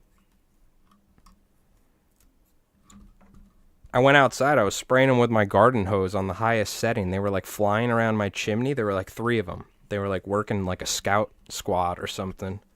Like a Modern Warfare. They were scouting like my chimney. I was spraying them with the hose. And they literally didn't even care. I was literally moving them with the hose. They were like unaffected by it. I was like, oh god, these are some serious bugs. These are some bad bugs. The carb cleaner flamethrower. I told you I hit that wasp's nest with brake cleaner the first day. And I hit them. I hit a couple wasps dead on with brake cleaner, and they just flew at me like they were. It just pissed them off. Oh, we're doing 24 of these poppers. P.S. Yeah, we're probably gonna switch over here soon. I just wanted to. I like to do some commercial fly tying. A, because I got to get it done, and B, we can kind of just hang out and chit chat about wasps for an hour. The murder hornets, dude, these are massive. I don't know what they are. Asian giant hornets? Oh, God. I'm going to have to get serious.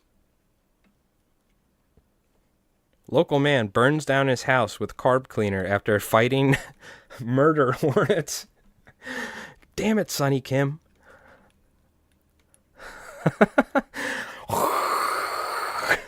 Like flamethrowing get the hornets catch on fire and go into my house, catch my house on fire or something. I like to take my hornet advice from Twitch chat. Of course. You ever need life advice? Just talk to Twitch chat. Never steer you wrong. I love the name Murder Hornets. That gives me a lot less confidence about the whole situation. Murder Hornets. Oh, God. Yep, you got a case of murder hornets. Good luck. Don't mess with those. I have to refer you to a specialist.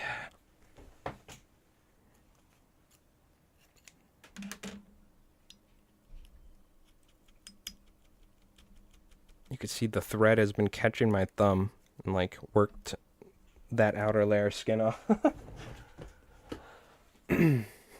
Tarantula hawks, big wasps that sting tarantulas and lay and carry them up to a mile and lay eggs in them. Oh my God, I think I've heard about those. Supposed to be the top 3 most painful stings. Ugh. It was always on brick buildings. Don't set your siding. Oh, okay. Disclaimer. See, that's why you got to put the disclaimer in there, Sonny. Too bad. Already lit my house on fire. Tarantula hawks. Oh my God.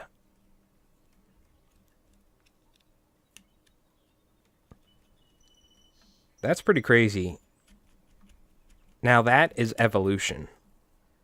That is a good example of evolution right there. a wasp that has evolved to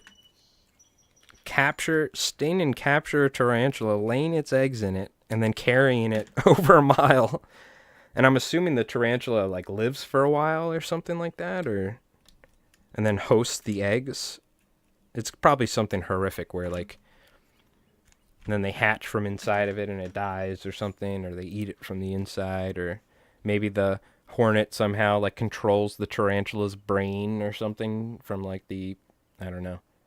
You know those parasites that can get into like a, what is it, a slug or something like that? Or a snail, and it like controls their mind. Or controls their bodily, like their movements. Seen them outside my reptile room occasionally. I keep tarantulas. They smell them. Oh God. What sort of reptiles do you have? I actually bred veiled chameleons for a while. Me and my mom had a male and female pair of veiled chameleons, and we would get like 30 or 40 a hatch. We were incubating the eggs, raising the baby chameleons, and then selling them to the local reptile shop. It was actually really fun. It was cool. Snakes and geckos. I had a Tokyo gecko. Tokyo gecko. They would like make this noise. They were cool. What sort of snakes? I had a king snake. I loved my king snake. I'm not big into reptiles though nowadays. I kind of like admiring them in nature. But I had all sorts of lizards and geckos. I never had a bearded dragon, but back in the day. Started breeding Pearl Island boas. Ah. Reptile market's falling off? Yeah, I don't think what it was. Dude, this thing's right outside my window right now. What is it? Holy shit, this thing is huge, bro. I want to show you guys, but I also don't want to... I'm not, like, doxing myself showing my backyard and other houses, but... I can't... There's no way I'll be able to capture it. It just flies by every once in a while, but it's huge. Are carpentry bees big? Because this almost looked like it had some yellow on it. Let me look up hornets.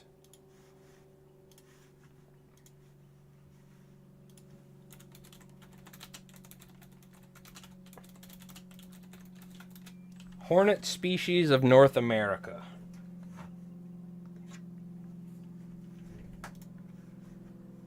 Oh, okay, there's wasps and hornets.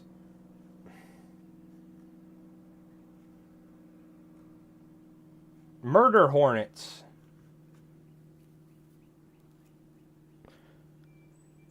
It almost looks kind of like 4 centimeters.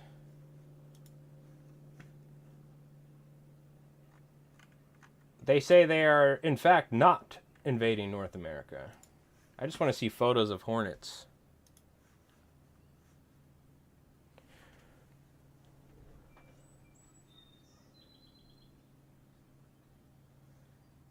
Yeah, definitely bees. It has to be a hornet, but it has a lot more black on it. I saw yellow, though, just now on it.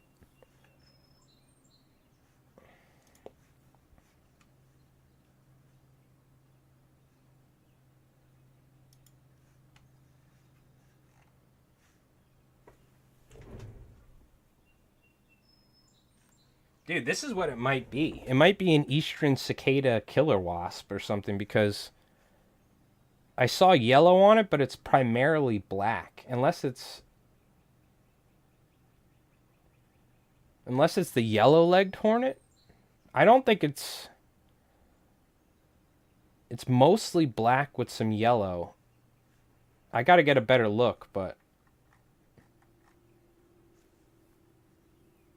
Oh, dude, you know what? It honestly might be a carpenter bee. I think you're totally right. If that's a carpenter bee, it might be that. It might not be a wasp. But carpenter bees are way bigger than like yellow jackets, right? And honeybees. Because it's pretty big. Maybe it's a female or something like that. It honestly might be this, because it's mostly black with some yellow. This is what it just looked like, kind of. And that would kind of make sense. So maybe it's not wasps. Maybe it's carpenter. But I'm telling you, dude, this thing was big. This thing is like, the body's like that wide on it. So that's seriously what it might be. It might be carpenter bees.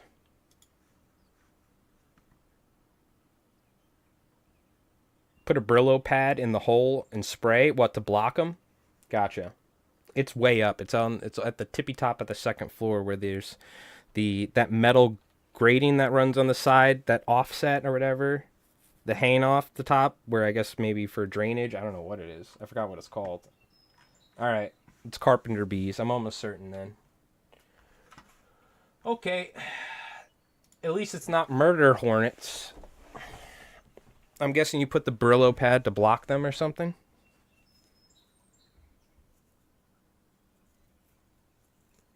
Yeah, I'm almost convinced now. Good call, Hanlon and Bonwater.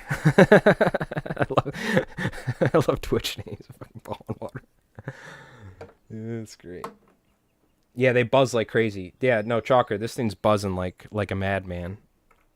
It sounds like they have really strong winds. I was surprised because it was like such a big body on the bee. I was like, dude, I've never seen this. This must be a wasp or something. I've never dealt with carpenter bees before. I don't think I've ever even seen them, to be honest with you.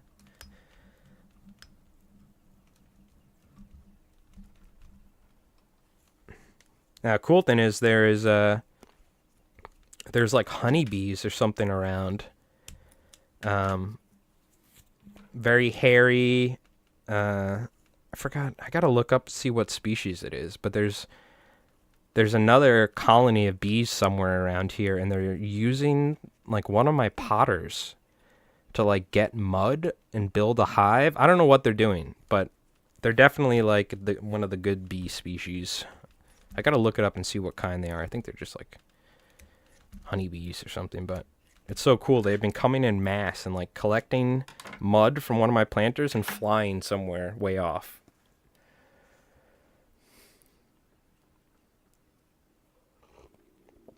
They will, they hole to live and raise babies in, so block with Brillo. Okay, gotcha.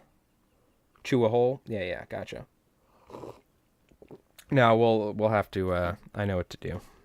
We have experience combating these winged beasts. Mud daubers? Yeah, no, these are like honeybees. I gotta actually, let's look it up real quick. North American honeybees or something? North American bee species. Oh my god, there's quite a lot of different bee species, huh?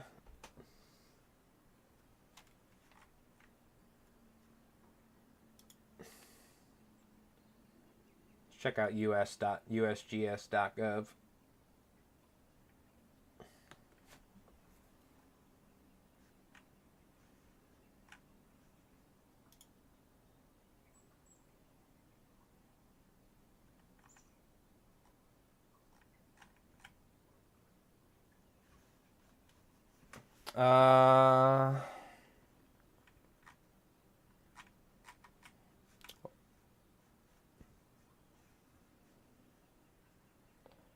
I just want to see the various bee species.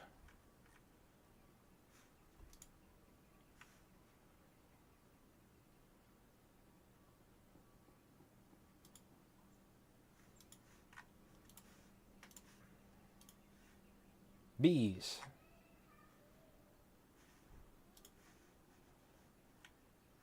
God damn it, I just want to see the different bee species. Native bees of North America.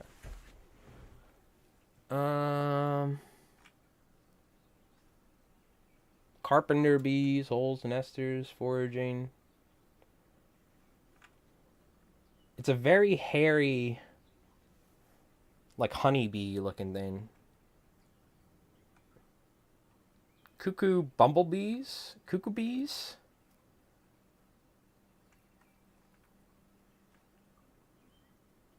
Oh my god. Okay, well, I've learned there's quite a lot of variety of species. Lima! What's up?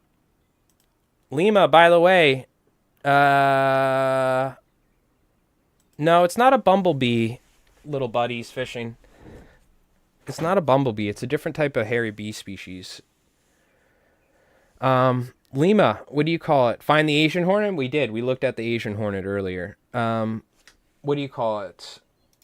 What was I going to say? Send me your shipping info in a Twitch DM. I sent you a Twitch DM, Lima, or in Discord, because somebody in the community offered to pay the shipping to send you this fly because you didn't win it, but you were so excited about me tying it, the grocery fly or something like that or something. I don't know. But somebody in the community hit me up and was like, hey, I'll pay for the shipping if you send that to Lima. So send me your shipping info. I sent you a Twitch DM like a month ago or something. All right. Roger Dodger, Lima.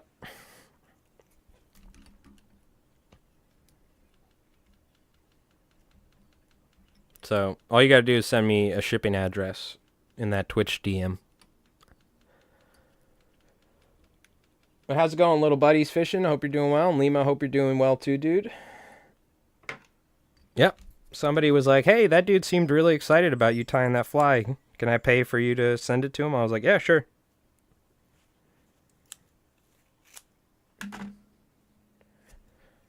Yes, sir. Okay. Hey, Lunacrypt. By the way, yo, Luna, thank you for the raid. Not too long ago. There was like a 50-something person raid. I hope you're doing well, dude. Appreciate it. I saw you've been fishing. For anyone that doesn't know, check out Lunacrypt on Twitch. Twitch.tv/Lunacrypt. Does some IRL fishing and stuff. Make sure you go give him a follow. I hope you're doing well, buddy.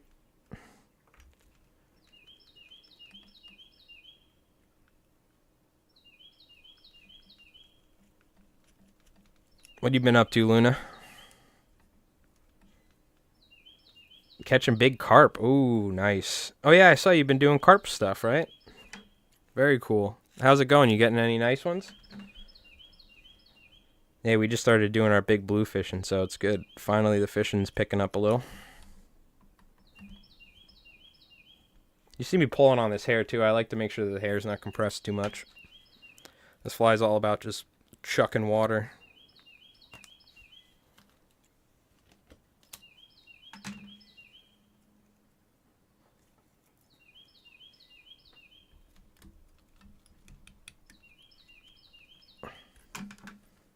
Yeah, hopefully you can get some striped bass, Lima. I think you're up in Mass, right? Or something you were talking about?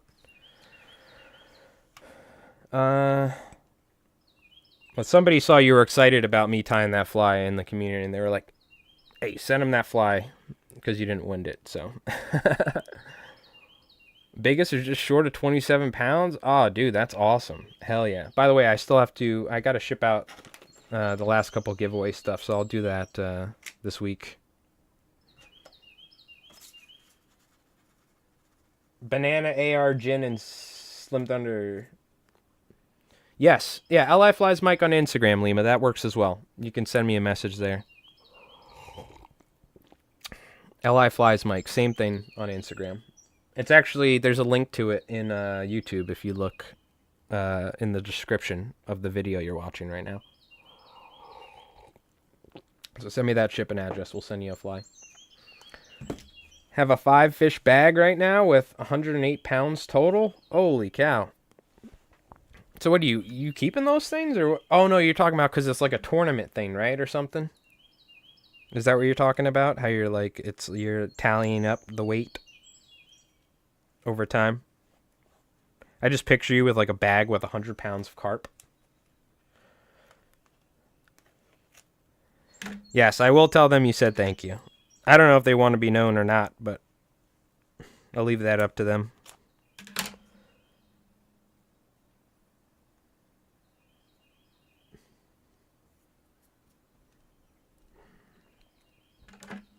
They offered to pay for the shipping. I told them don't even worry about it because it's literally like $1 or $2 in an envelope. Not even. It's a stamp. But they gave me a good idea of giving it to you, so I'm giving them the credit because I didn't even think about it. So it's on that person's goodwill. for willing it for you. Luckily for the shipping here in the United States, it's just a stamp because I use an envelope. But over the years, man, that UPS has been getting a lot more expensive. Look at that. Cool beans. Yeah. No problem, dude. No problem. Go catch some straight bass on the fly.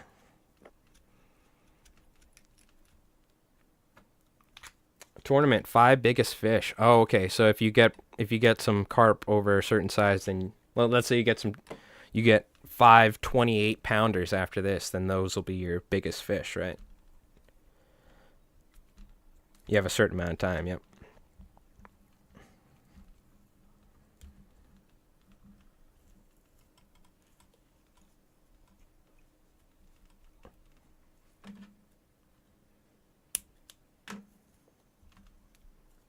And it's tomorrow. Uh-oh. Better go out there and throw some stank bait or whatever they you do for. Do you use nasty bait for carp? Or is that catfish only?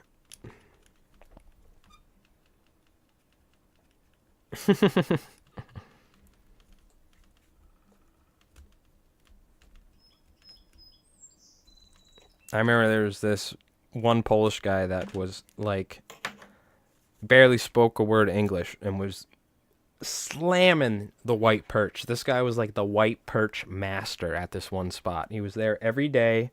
He was like the white perch, like Mr. Miyagi or something. He barely spoke any English, this Polish dude, but he was like the greatest white perch fisherman of all time I saw. I use what they call pack bait. It's panko, jello, and corn. Why are you putting panko breadcrumbs in there?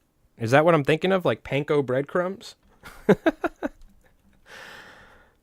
Dude's over here fucking panko breadcrumbs, jello, and corn. That is wild. I love that. It's like an obscure snack or something. So theoretically, you could eat it too. Acts as the binder. Wow. Now, can you substitute Italian breadcrumbs, or are they only like the panko? God damn it, Bobby! I told you you have to use panko. Nobody uses Italian breadcrumbs anymore. These fish they're sophisticated. Smells really good. I bet, dude. You could probably just eat them.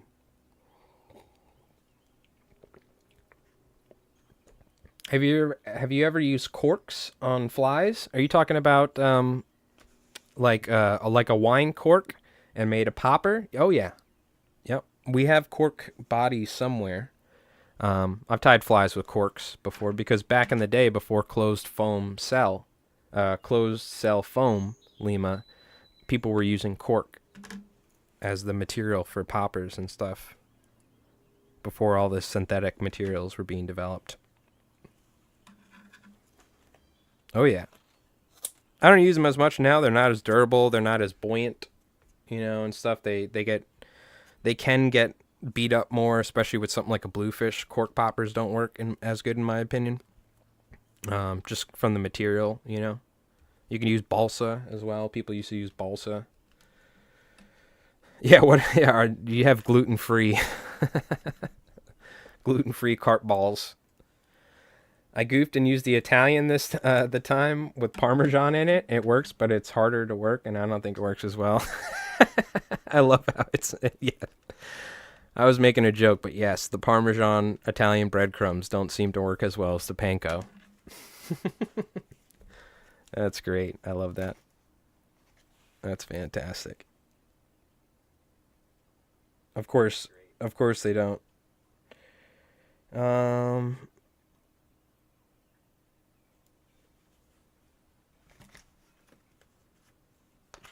You have some ideas for heads to make it for albies? Oh yeah, go for it. People have used cork for many, many years, and some people still do. They prefer cork. You can like ream it out. You might need to like epoxy it on there. So with the corks, a lot of times you will like paint it or you'll epoxy coat over it and stuff like that, to make it more durable. But absolutely, yeah. Give it a shot. Try it out. I used to take wine corks that my dad, after he, went somewhere and had a bottle of wine or something, I'd steal a wine cork and I would make popperheads for striped bass. Back in like the 90s and stuff. So give it a shot. It'll totally work. It's not a question if it will. It's just a matter of you need to kind of position it right on the hook and whatnot, make sure it's weighted properly in the fly, the balance of the material so it swims right maybe, or the position of where you put the cork on the hook for how it sits and how it pops. It's a little bit easier to just take these baner heads and just ream a hole and put it right in the middle, but it's almost like an art form working with the cork. It's like an old school thing. I love it. Definitely don't use cork that much nowadays, though.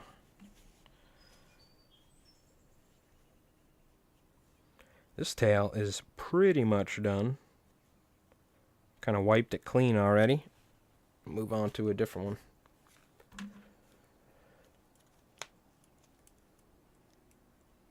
Yeah, we're probably going to be doing some fishing tomorrow, and it'll more than likely be earlier, so keep an eye out on Twitch for that. Go catch some big bluefish or something. But I also want to do some fishing from shore for big bluefish as well, so I have a couple spots in mind for that.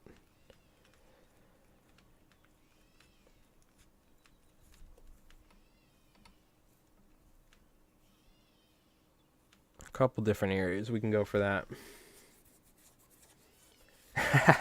Yeah, my garbage man probably thinks like, what the hell's going on? You should see my jeans and my t-shirt right now. I'm just covered in chartreuse bucktail.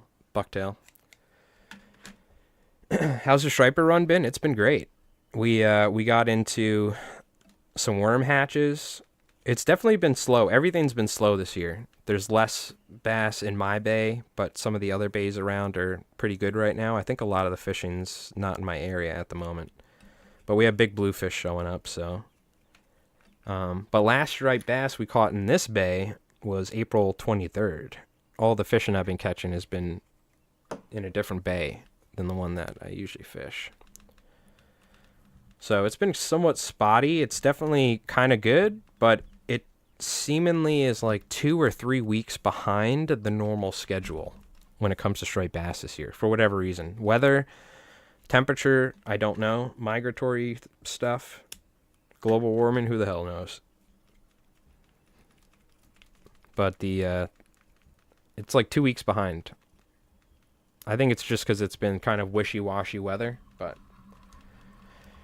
they're still shut down in Maryland last you checked? Yeah.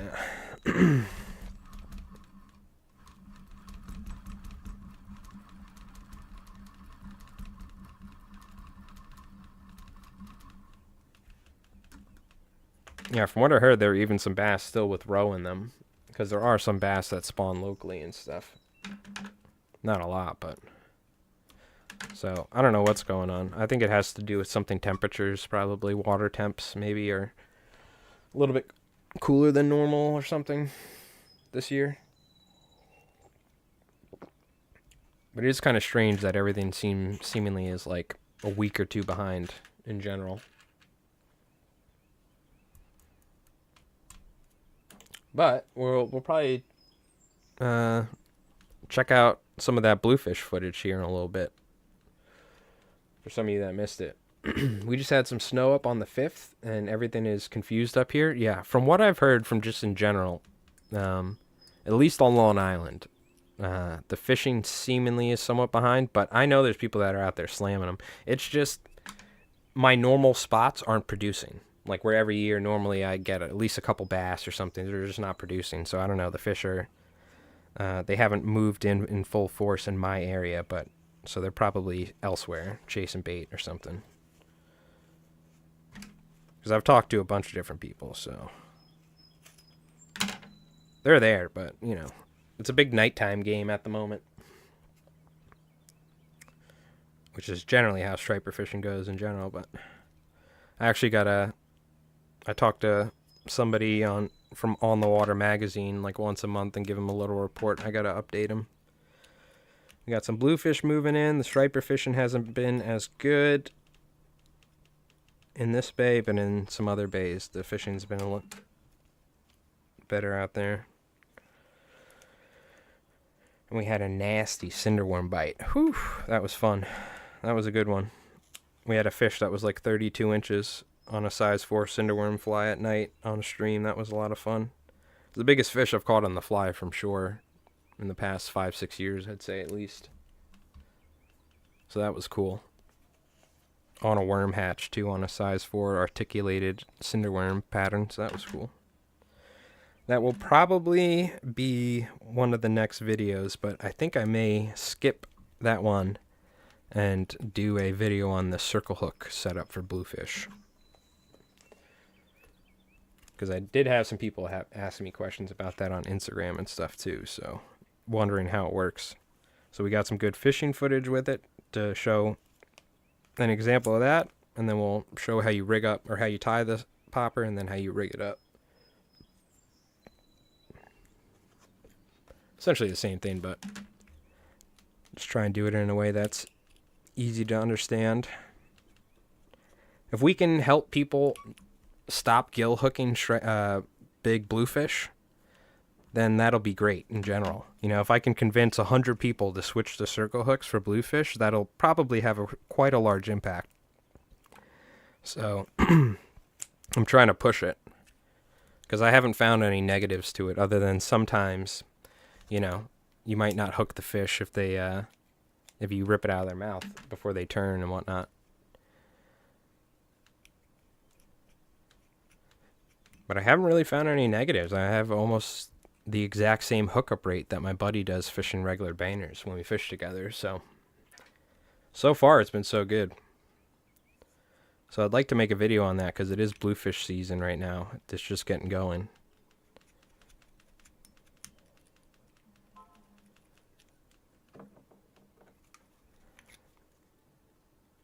Oh, I got you. I gotta accept your thing, Lima.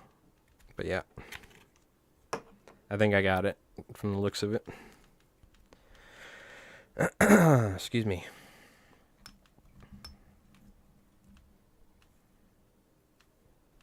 Yeah, I'm going to D&D later. My buddy's house. I'm playing a Wild Surge Magic Sorcerer. Crazy old man.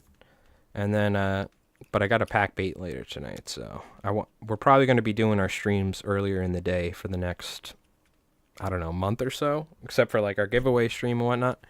We'll probably be doing a lot more streams earlier in the day, because I have to do some work at night, help some people. So wish I had the time and money to go out fishing right now. Yeah, I know. Believe me, dude. I didn't catch a single striped bass last year.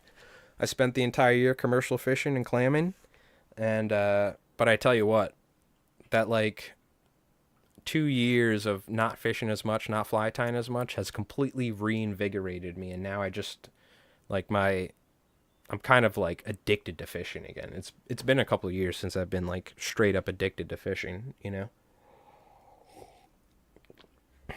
So it's tough. I gotta obviously get stuff done. That's the thing, working from home. I could spend all day fishing, but I wouldn't make any money. So I still have to do stuff.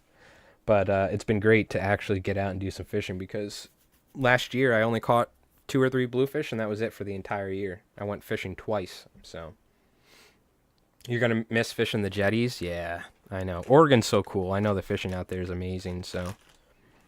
But I'm sure you'll find something that'll keep you happy out there, fishing-wise. All right. Let's see. I'm going to take a quick break, use the restroom. Let's pull up some striped bass, some big bluefish footage. If you guys want to see what these poppers look like in action.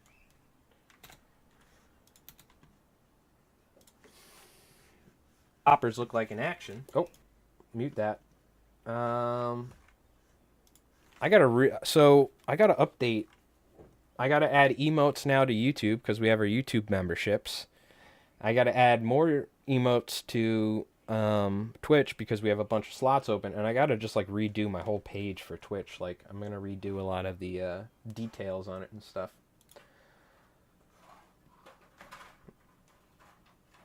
By the way, I know some of you folks maybe have known me from my Tarkov days. I'm loving Arena Breakout.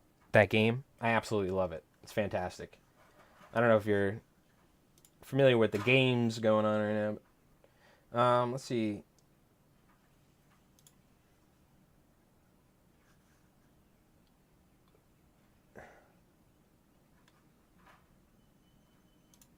All right, I'm going to take a quick break, chat. Don't go nowhere. This is some footage from like 2 days ago. We were out fishing early in the morning on my buddy Jeff's boat. And we were catching some big bluefish. So we're going to watch some topwater footage of some big bluefish. And I'm just going to go use the restroom real quick. And we'll get... I think what we're going to do is we're going to switch from tying the commercial stuff. And we're going to tie some circle hooks and stuff like that. All right? Because we got 2 hours of commercial fly tying in. And we got almost all the tails done. So that's not bad. But don't go nowhere. I'll just be back in just a moment. And we're going to tie up some... banners on circle hooks, and I do want to tie quite a large synthetic fly today before I get off. So these are all going in my fly box. So I'll be back in a moment. Don't go nowhere.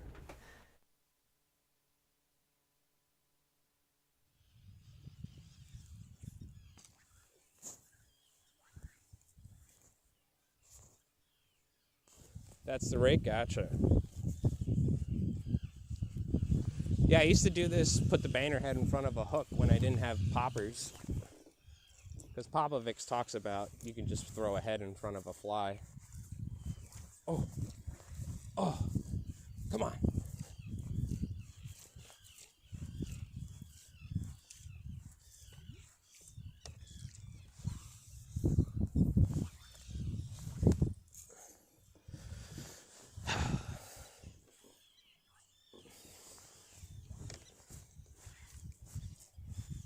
Here, you know what? Do you want to be up front? Sure. Because you're a righty? Yeah. Let me get my line out and I'll walk back.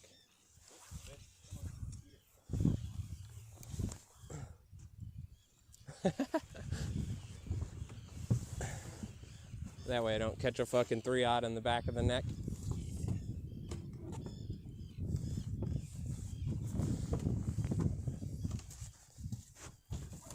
These fucking guys. Oh, there we go. Look at him on top right there. Not that big.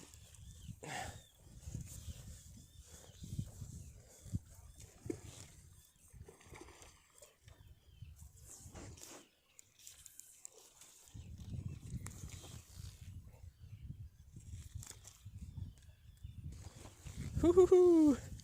Got him, Jeff. God, I love it. It's like sometimes they just mess Oh. with it and they don't eat it, you know? That one's going for my banner head. Get him off my line, Jeff. Oh god. Disaster.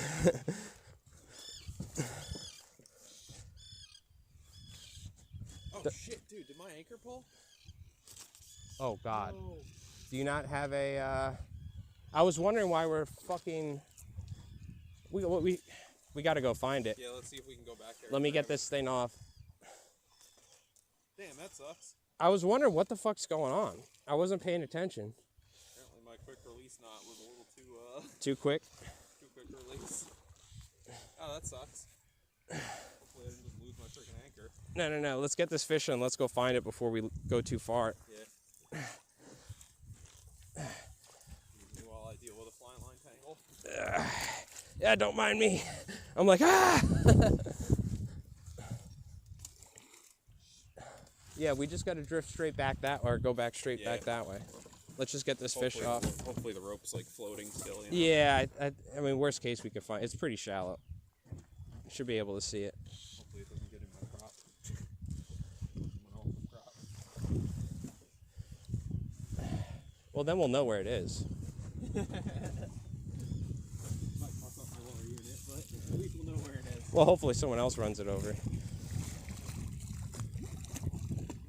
Yeah, the anchor popped up. Rookie move. Yep. That's all right. Come here, you mother lover. Sheesh, beautiful. Get my hands dangerous. I know. It fucking. No, let's use the pliers. I got it. Okay. We're good. It scares me. I know. I've been bit. I've been bit too. I tell Stream every time, like, dude, you don't want to get fucking. Hold on, wait. Wait. Put it out of gear. My line's in the water. Oh shit. You're good. Didn't realize it was in there. I almost had to yell. We're good. It's alright. Hope When in doubt, yell. Whoa. if you can like stand up on the Yeah, I'm gonna find it. Let me reel in.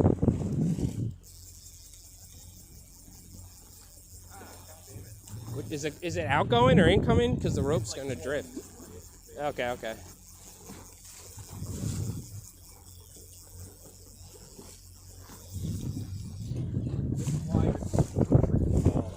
Yeah, I was gonna say, not that I mean, I technically have one, but my rope's like 1,000,000 feet long.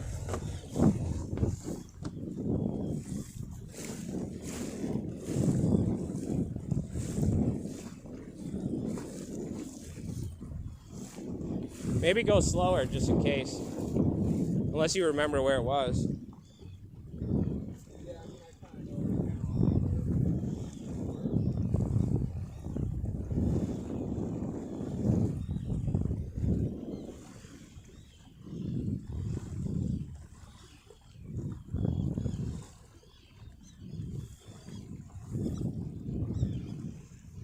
Alright, where the fuck's this rope? God, I hope he didn't drop it in like the hole or something. What's that? Hope he didn't drop it like in the fucking hole. Oh, is that no? I feel like we should see the rope pretty easily, no? Yeah, I mean if it's still like wavering in the current, it's good, but like not so lucky.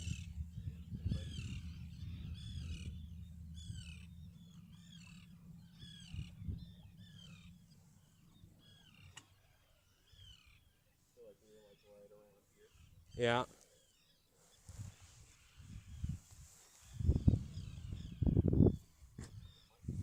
Fuck, we need some sun, yeah.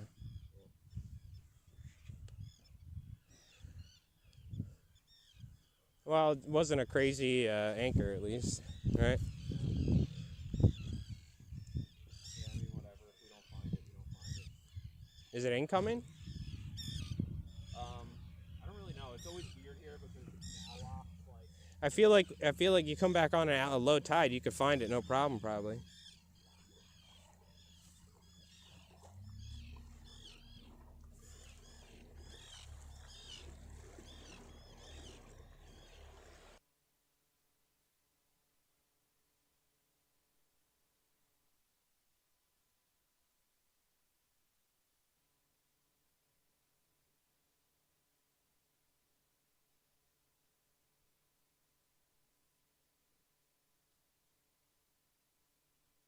I'm like having fun with the bluefish, but like there's all very, not very jumpy today. As he jumps.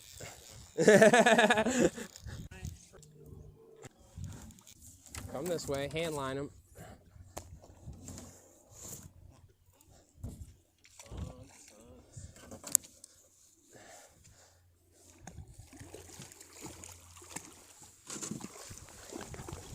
And I just realized my mic was off that whole. Oh, bad fish. Clipped really loud. I'm sorry for that if it clipped the mic. I just realized my microphone was off the whole time. Oops. That I just came back. But yeah, I got it. Thank you, Lima. I'll get back to you there. Oh, you know what? I never put on my filter. That's why it's clipping. I'm sorry, chat. I gotta put on my limiter. I take the limiter off for when I record my audio for fly time videos, but now it should be better now. I forgot. I was doing my OBS audio recording for fly time videos, and I have to take the limiter off. I'm sorry about that. All right. Let's go ahead and do these circle hooks. So, I have some inline owner circle hooks. These are what we've been using just because I get them at the local tackle shop. Meets all state and federal fishing requirements. Regulations, nice. These are this SSW inline circle hooks, 5-aught from Owner. Now they do make fly fishing circle hooks, but they don't have any at the local shop, and it's kind of tough to find them too. There's not a lot, but so we got these big 5-aughts. I think we decided on using the 5-aughts. The only problem, you see how short the shank is, right? So the problem with that is that we can't put this popper head on because this popper head takes the entire body of the fly. So what we do is we put the popper on the wire itself in front of the hook. So you have your knot with the wire, and this is sitting on it, and this can ride back and forth. But the main thing is that you can swap popper heads for different colors, different sizes, and you can swap the tails out. So we're going to be tying this with synthetics because bluefish in general just destroy natural material. Let me also...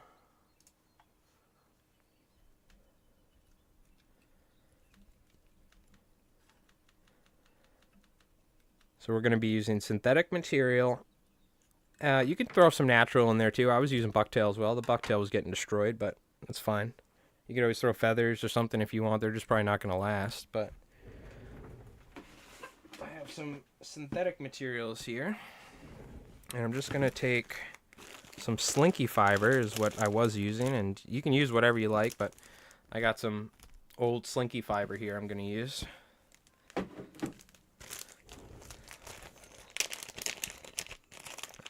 And essentially, we're just going to tie a variation of a Bob's Banner.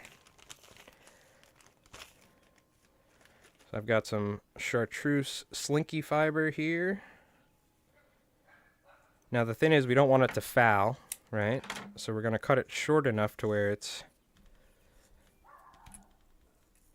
not too long, because fouling flies is the last thing you want when you're out there trying to throw a fly at a big tailing bluefish. So we don't want it to be too long. And I'm just going to tie a couple collars of synthetic material. It's really simple. You don't have to get crazy. What you can do if you like, you can like hollow tie it or put a cone in there, you know, with one of those easy body type materials to push it up to get a larger profile. But to be honest with you, when it comes to bluefish and poppers like this, it really, I mean, Jeff was fishing with just a bare popper hook and a head the other day because the fish destroyed it. So you don't really need to get too fancy for bluefish, right? If you want. But the fly is going to get beat up in general.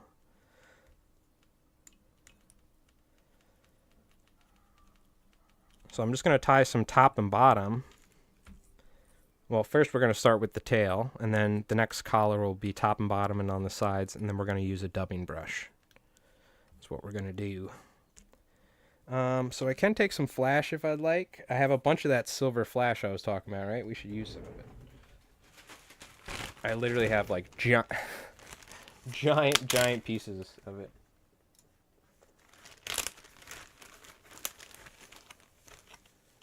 I think you could catch a blue with a piece of beer can. Yes, I think you're right. I've caught them on a straight up just bare hook before. We did it as a test. We took just a bare hook and threw it out there and reeled it in really fast and caught one. So, most of the time that's not the case, but it was like a shiny silver hook. What they used to do is they used to take actual spoons and they would bend them and drill a hole in it and put a hook on the end. And that's where the whole, like, spoons came from, is from actual spoons. Like dining ware. Turned into fishing lures. Just kind of doesn't need to be neat. Just tie some silver flash on there. Like so. And then we'll tie some more of this chartreuse as a collar over here. Now, I kind of actually want to do like a V-tie. Let's do some V-ties.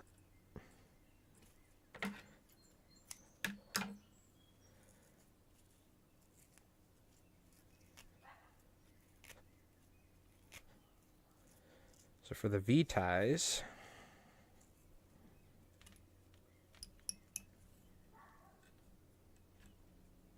we'll essentially just tie it at an angle, top and bottom.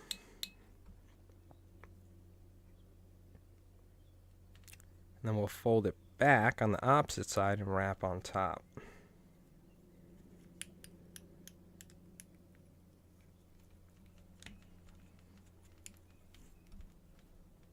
And that kind of gives us material on like 360 around the hook shank. And again, it really doesn't need to be fancy. You know, just a little bit of material on there, bada bing, bada boom. And now we'll just find a dubbing brush. I should have some random dubbing brushes here. Colors, you can use any. We'll just grab a red EP brush, which is how I was tying them. But again, colors aren't even really that important. But some kinky muddlers sometime? Yes, well, we could tie up some kinky muddlers for sure. Johnny Kings. How's it going, Joe? I hope you're doing well, dude. Yeah, we'll probably do a video up on this circle hook bluefish setup next. I do have a articulated cinderworm gurgler that I want to film. So I think those will be the next two, but on stream we'll definitely tie a kinky muddler here at some point. Maybe I'll tie one later. I don't know. We'll see.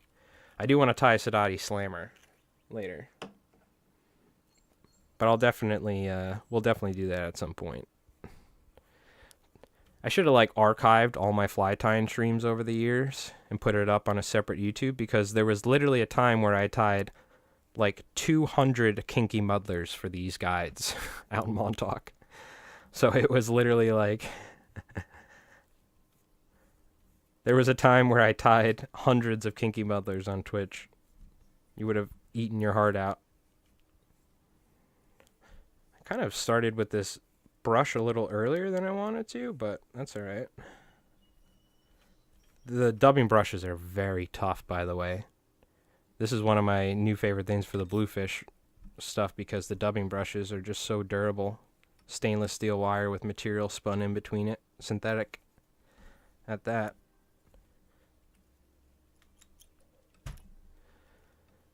Get that dubbing brush nice and tight.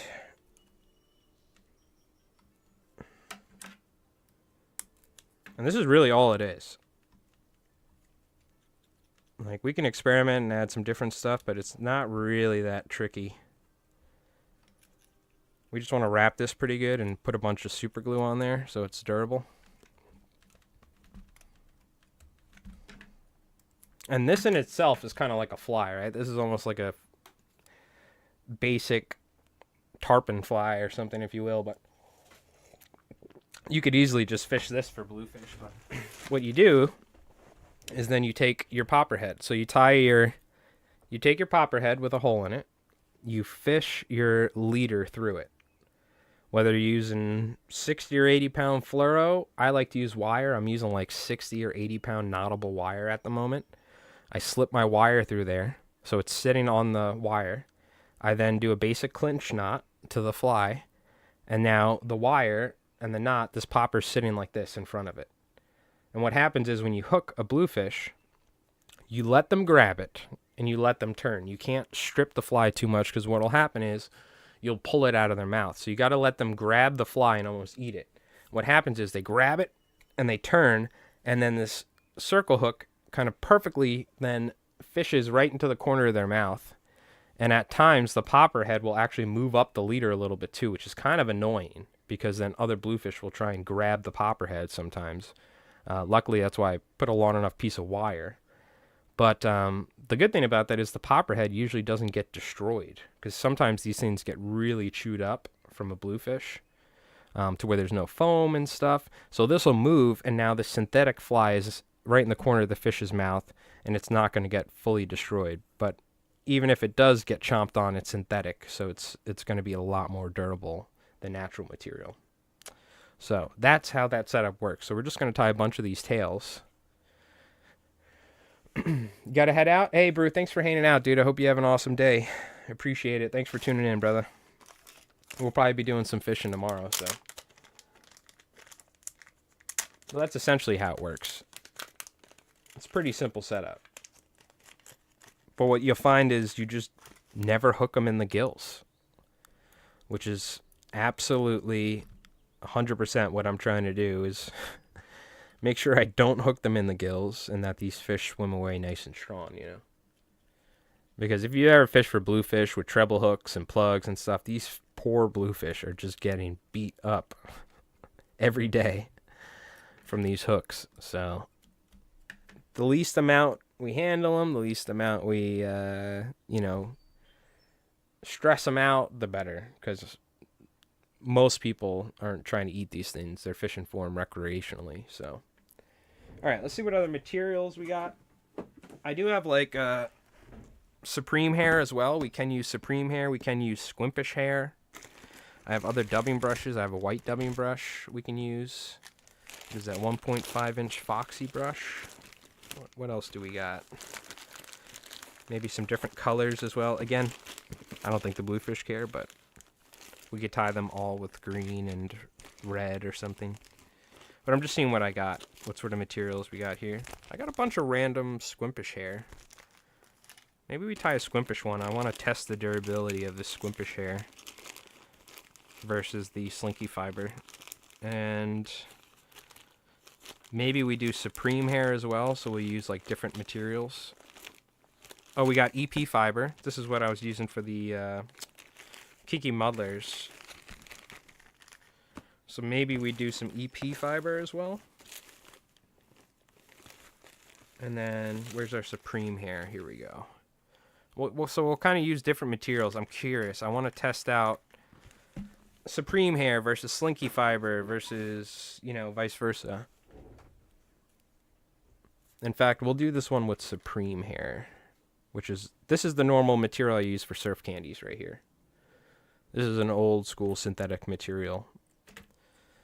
It's been around for a while. At least I think the 80s or something. That's what I've used for my surf candies all these years.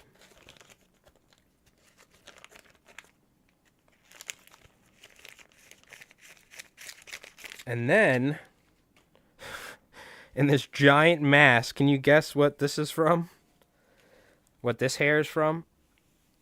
It's like just a giant mess now at the moment, but it's a synthetic material, quote unquote. Guess either the material or guess where we got it from. And I'll see if you folks can guess it. Maybe some of you know from back in the day, but look at it. You can see it changes in colors, and it's really long. Can you guess what this is or where this is from? You'll get bonus points, cool points, if you can guess what this synthetic material is and where it's from. I have all sorts of colors of it. That's it, P.S. It's fucking wigs from a woman's hair salon in Brooklyn. Or Harlem. I'm sorry, Harlem. It's extensions. It's hair extensions. Cheap hair extensions from Harlem. My buddy used to live in Brooklyn.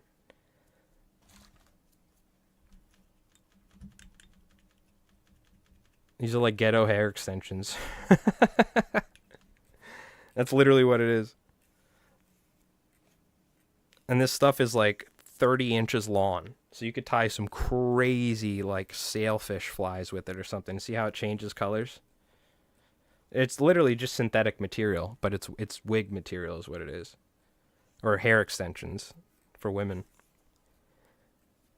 Super cheap too. It's not expensive at all compared to other fly tying material, which is funny. It's pretty much like a less kinky, what do you call it? Slinky fiber. Yep. My buddy found this. He was like, jackpot. He bought like 30 hair extensions. He was like, dude, we're tying some big bunker flies with this. The women there were laughing. They were like, what the hell are you doing with these?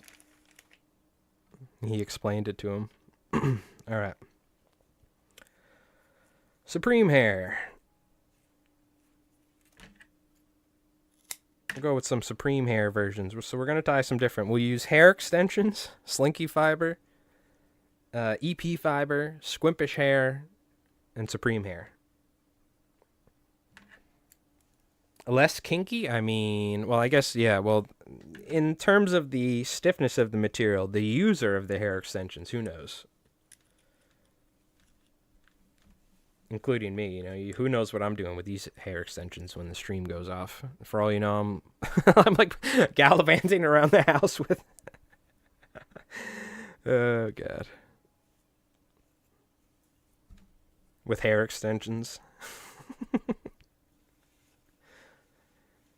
Kinky for carp, yeah. What size hook would you say is best for albies? 3-aught or 4-aught? No. That's pretty big, Lima.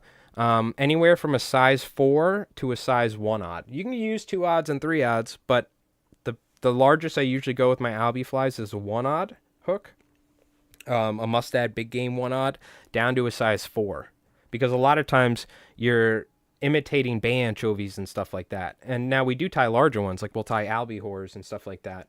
But generally I only tie them up to a size 1-odd. Now it doesn't mean you can't fish larger flies, but a lot of times they're keyed in on smaller bait, Squid imitation, hey, I've caught them on, in fact, at the end of our albie highlight, I have a 3-odd deceiver sitting in an albie's mouth because they were eating half beaks. I don't know if you're familiar with half beaks. They're a type of bait. It was one of the coolest bites we ever saw.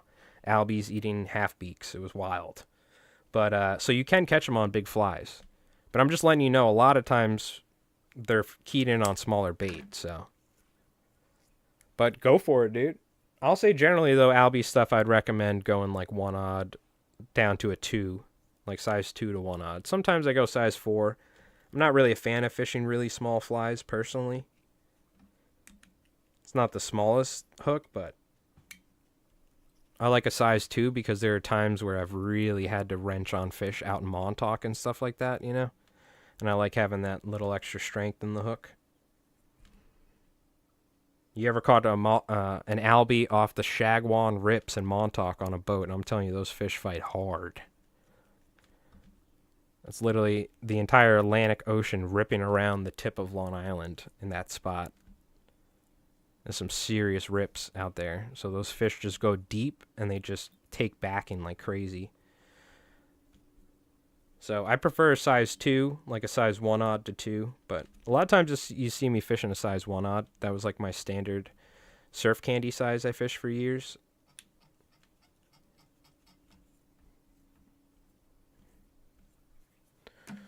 Yeah, I'm curious out of all these synthetics, which one's going to be the best in terms of bluefish durability, you know what I mean? But you know what, Lima? Go for it.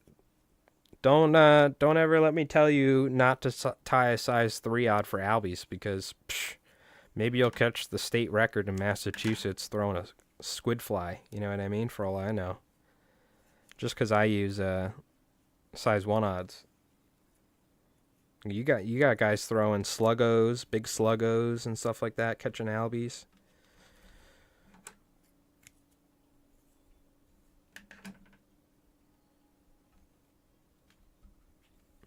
We'll go with just a little bit more supreme hair around this to stop that flash from fouling.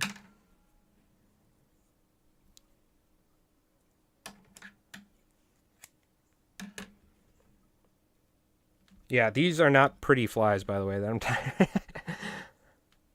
They're not going to look terrible, but I'm just kind of chucking a bunch of synthetics on there for a basic bait fish shape. And then the popper goes in front of it.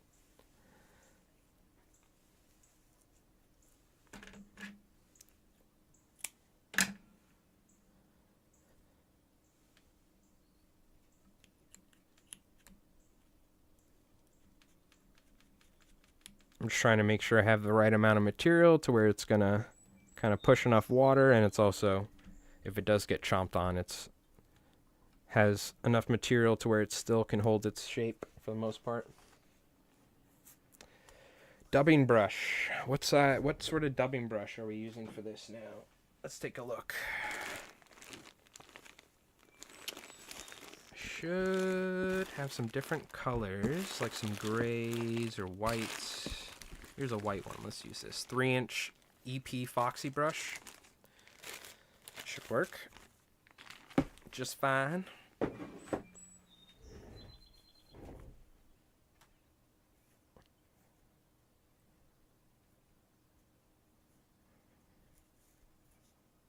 Yeah, I'm excited. I think tomorrow we're going blue fishing. So if I don't end up going with AC Fishing, I might just go by myself. So we'll see. Take our dubbing brush here. Oh, I should put a little bit of super glue on the hook shank so that way we can have that locked down on itself.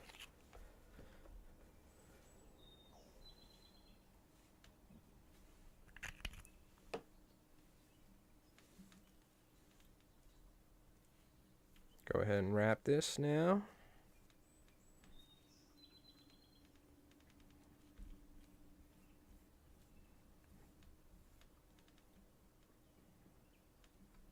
I'm actually going to spread it out a little bit. I'm wrapping tight, but I want it to cover. I'm kind of just using old dubbing brushes and stuff like that I have left over. We could probably make our own dubbing brushes with my dubbing brush table for these bluefish, but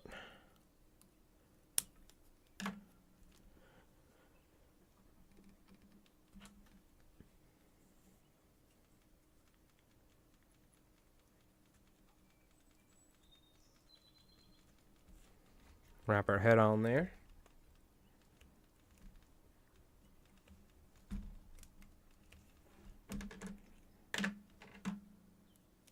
Put some super glue and stuff on there. I should probably even just do a little epoxy, honestly.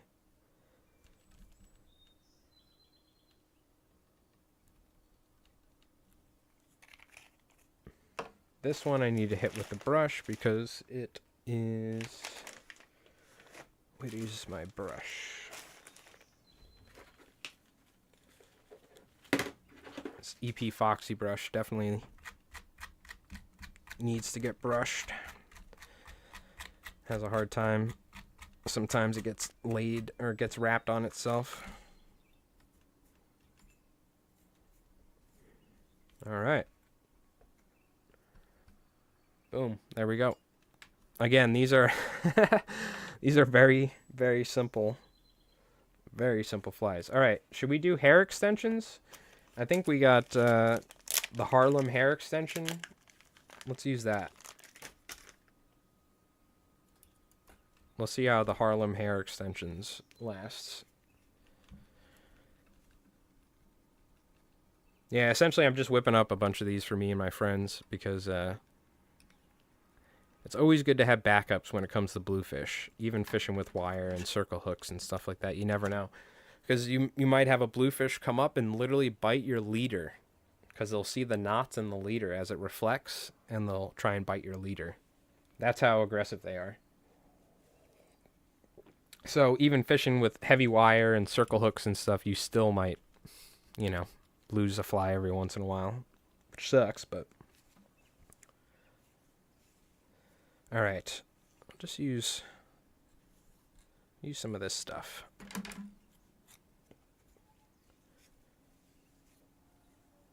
The Harlem Hair Extension Bluefish tail. Yeah, now we're fly tying. I know Mark Sadati spoke about using hair extensions a long time ago because this was early on synthetic material.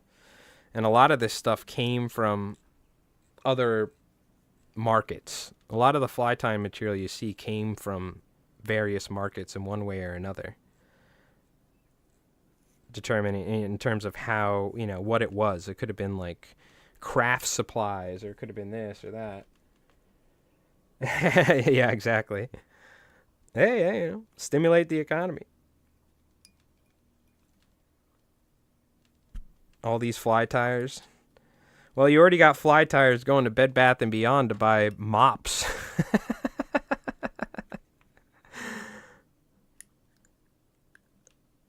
I buy all my fly tying material at Bed Bath & Beyond from Ace Hardware Store in the cleaning section.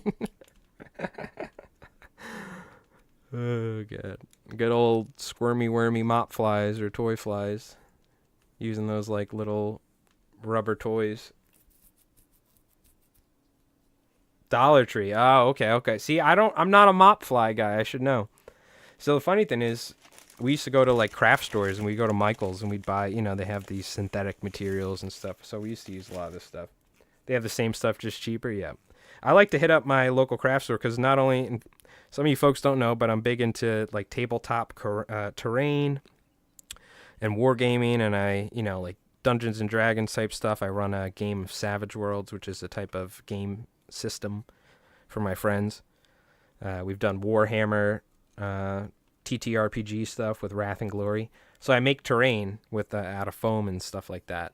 So I go to the craft store all the time and find all sorts of little knickknacks that I can turn into like a energy generator for a Warhammer piece or something, you know. So same thing for fly tying material. It's great finding, what do you call it? It's great for finding just random, I'll show you this. Where is it? Is it in here? Yeah, right here. Holy shit. It's a giant bundle with, but I got this, essentially it's like easy body tubing. I got this for 90 cents or like 99 cents at the dollar store. You know what I mean? In fact, let's use this. We're going to use it. Why not? Let's just throw some of this pink tubing on there too.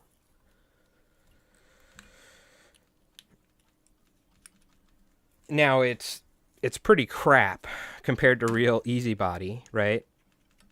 It's not like the same thing. You can't, I mean, maybe you could use it for like a sand eel fly-ish or something, but it's perfectly fine though. It doesn't have to be, you know, you can use it for a different application than if you were trying to, you know, fold it back and make an easy body baitfish head or something. Let me just cut off a chunk of this. I think you might be able to do like a jack garter side sand eel fly. He used to have these sand eel flies where he'd slip this in the front and tie it like that. I don't know if anyone remembers, he had that material. But what you can do is you can tie this, and I wonder, you should be able to fold it back on itself and make a cone like that. Yeah, you can. Ooh, let's try it. We do need to cut it to essentially like the right length, I think. I don't know. It's been a while since I've done this. We used to do this a lot with shark flies. I have some really big tubing like this, and we were tying shark flies. This is kind of like a musky type thing. They like doing this with musky flies and stuff. See if I can do it right. It's been a while.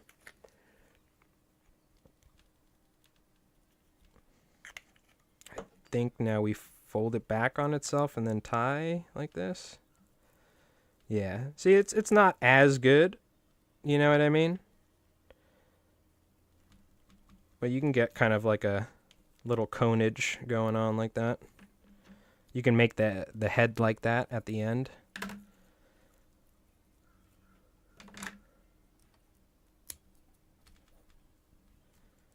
I was curious to see if we could make that cone to kind of help push the material, but it's not really stiff enough to do it.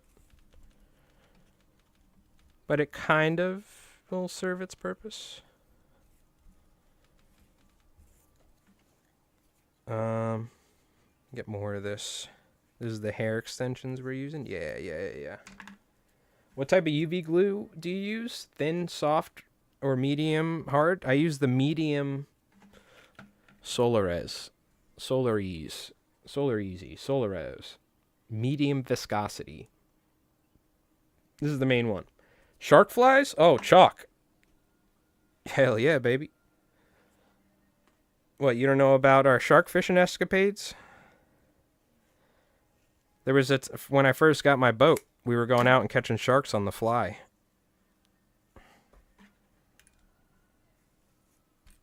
Yes, sir. We're going to be doing it again when I get my boat up and running. I just got to make some dang money.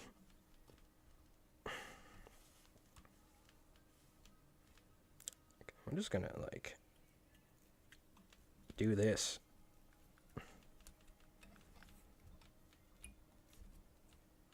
Oh, yeah. Yeah, you want to see the tubing I use for the shark flies? So with shark flies, they're all tube flies. Now, we have gone for Makos. Oh, God, I pricked my finger there on that circle hook. We have gone for Makos, but now it's illegal to, I mean, you can't keep them. I guess technically you could fish for them, but you have to release them right away. But short-finned and long-finned makos are restricted when it comes to keeping them. Not that I was keeping sharks, but we were catching a lot of brown sharks, inshore species, because I was only going at most 5 miles, but then we started going 10, 12 miles. I was trying to find blue sharks to start, but we caught some different brown sharks, and then we had some like hammerheads swim by and stuff, but I haven't caught a mako yet. It was like I really only did it for like a year, essentially. And the thing about shark fishing I hate is chumming and stuff, dude. I hate it. So I'm kind of almost more looking for like activity on bunker pods, like a mako or a thresher or something. But yeah, we'll get back into doing some shark fishing at some point when I get my boat fixed up. I have a 14, 15 weight rod with over 700 meters of backing. It's a tuna setup, but it's also for big makos. If we ever somehow do hook a 300-pound mako, I don't think I'll land it, or a 500-pound, but it will literally probably take 300, 400, 500 meters of line in like 15 seconds before it spits the fly, or breaks me off. So it's a serious offshore. It's like for marlin. It's like a serious rod. We caught a couple sharks on it, like 100 and something pound sharks. But yeah. And we even have a lot of white sharks around. We don't specifically target those, but there are a seemingly massive amount of juvenile great whites around. I'm almost convinced, they've already said it, it probably is, that Montauk, the end of Long Island, is a breeding ground for great whites, but I'm 100% convinced that there are great whites, that there's like a nursery for great white juvenile sharks out here. We've seen literally probably about 10 of them when we shark fish, all about 5 to 6 feet. And then we've had a couple great whites that were probably about like 12, 13 feet that came to the boat as well, or that we found just fin up riding along the beach, and we were just pulling up to it and not trying to catch it, obviously, but like throwing a hookless bait at it and just watching it swim around. It was so cool. Giant shark. You just pull up to it. It was just swimming around the boat like a 13-foot great white. It was so cool. So there's definitely a ton of great whites out here. But I would love to get a mako. That is the goal, to get a mako shark on the fly one day. Dude, it was the coolest thing. I have a photo somewhere on Instagram of fucking me with my fly rod in my hand and a fucking like 13-foot white shark and its fins sticking out of the water. And I'm standing on the bow with my fly rod in my hand. Obviously, we weren't trying to catch it. I wouldn't have even attempted that. That wouldn't have A, you can't fish for them, and B, you can accidentally hook them. It happens all the time, especially out here. But I couldn't imagine what would happen if you hooked a great white that size. Even on a 14, 15 weight fly rod, I would assume that would probably just destroy my setup. Like completely spool me or something like that, you know what I mean? Wild. Yeah, dude. Well, my buddy AC that we're going fishing with tomorrow, he's a surfer. All he does is surf. So I can't do it. Like, I go swimming in the ocean all the time, but even when I go out, I'm swimming and all of a sudden I go out 100, 120 feet out where it's deeper, like 10, 12, 13, 14 feet. It freaks me out. And before, we would never have any shark bites. Every year now, there's like 4 or 5 shark bites. Not great whites. They're usually either brown sharks or something like that. I think somebody may have gotten bit by a bull shark perhaps last year, which we would never get these sharks. Like, you never see bull sharks. Even though Jaws is based off of a bull shark going up a river in New Jersey. I guess technically we do get bull sharks and stuff like that. But inshore, we don't get bull sharks. We don't get tiger sharks. Now they're starting to see tiger sharks, bull sharks, and stuff like that all the time. Great whites have always been around here. Great whites have probably lived here for millions of years, but I think maybe a couple people have been bit by great whites out here, but it's pretty rare. Our beaches aren't really, really deep a lot of times, but Isn't it freezing even in the summer? No, no. In the summer, the water temps can get around 60 something degrees or something like that out in the ocean. The water temps right now are 55 degrees Fahrenheit in the ocean. But no, out in the ocean, dude, we get dolphins. We get, what do you call it? Because we have tons of bunker. They're menhaden. They're these bait fish, big bait fish. And you get literally schools where there's millions of pounds of bait balled up, and you get the next school's 1,000,000 pounds. The next school's 10 million pounds. So we're talking the entire beach is just filled with this bait. So you have humpback whales, you have minke whales or whatever, pilot whales, you have dolphins, you have other types of, what do you call it? Porpoises that aren't dolphin species, like the bigger ones. I forgot what they're called. You get great whites, all types of shark species. I mean, we have a lot of exotic. You see sea turtles and stuff like that because all this stuff migrates up north and then back down south during the winter. It's a giant, like the northeast migration of fish, whales, birds is one of the largest migratory like movements in the world. You have, think about all the geese, all the birds, all the waterfowl that go up north and down south every year, all the fish that travel, all the mammals and stuff like that. It's literally one of the largest migratory movements of wildlife in the world is the northeast population of fauna that moves up and down the coast every year. The fish and fauna, and the birds and all that. Yeah, pilot whales. If you look in, when we take a break here in a little bit, I'll play the wave video. There's a pilot whale that circles the boat, eating the chum. And you'll see at the end of this highlight, I'm fighting a shark on a 14, 15 weight. A dude in Cape Cod died 3-4 years ago. Off the coast of Mass. Yeah, took off half his belly. Yeah, it happens. I mean, most of the time they think you're a seal. You know what I mean? Is what happens. They're not gonna like kill you to eat you, but the unfortunate thing is when a great white takes a bite out of you, it takes a bite out of you. So it spits you out probably afterwards and go, ugh, that was nasty. But for that initial bite, yeah, most of the time at least they really don't want anything to do with you. They're hunting seals. One of the reasons why the sharks are getting more prevalent out here is because our seal population is getting more prevalent. And there's no like seal control or anything like that. You can't hunt seals or anything. So they're fucking exploding. Like the amount of seals out here is wild. You should see. I've never seen stuff like this. Like in all my years. There's so many seals now, and it's like literally the perfect place.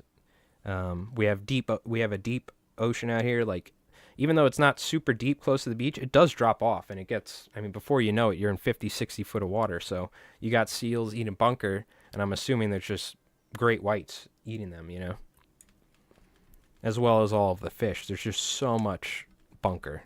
So much bunker. Like we used to find albies bit in half and stuff like that at Montauk. There's a lot of sharks and stuff like that. A lot of brown sharks as well. But yeah, it was fun stuff, man. I can't wait to do some offshore fishing again. So I'm trying to think. Is there a way, like, I could take a piece of mono, run this out the tail, and have, like, a tail off the back? It would just get destroyed. You know what I mean? The other cool thing, if you ever done this stuff, even though this isn't really flash, you can kind of break it apart and have it sticking off the back, so it is like some material. I think I'm just going to tie this like this, and then take my bodkin and break it up, because this stuff is actually pretty durable, this material. I'm kind of just experimenting with tails right now. I did say I wanted to use squimpish hair, so I am going to do that.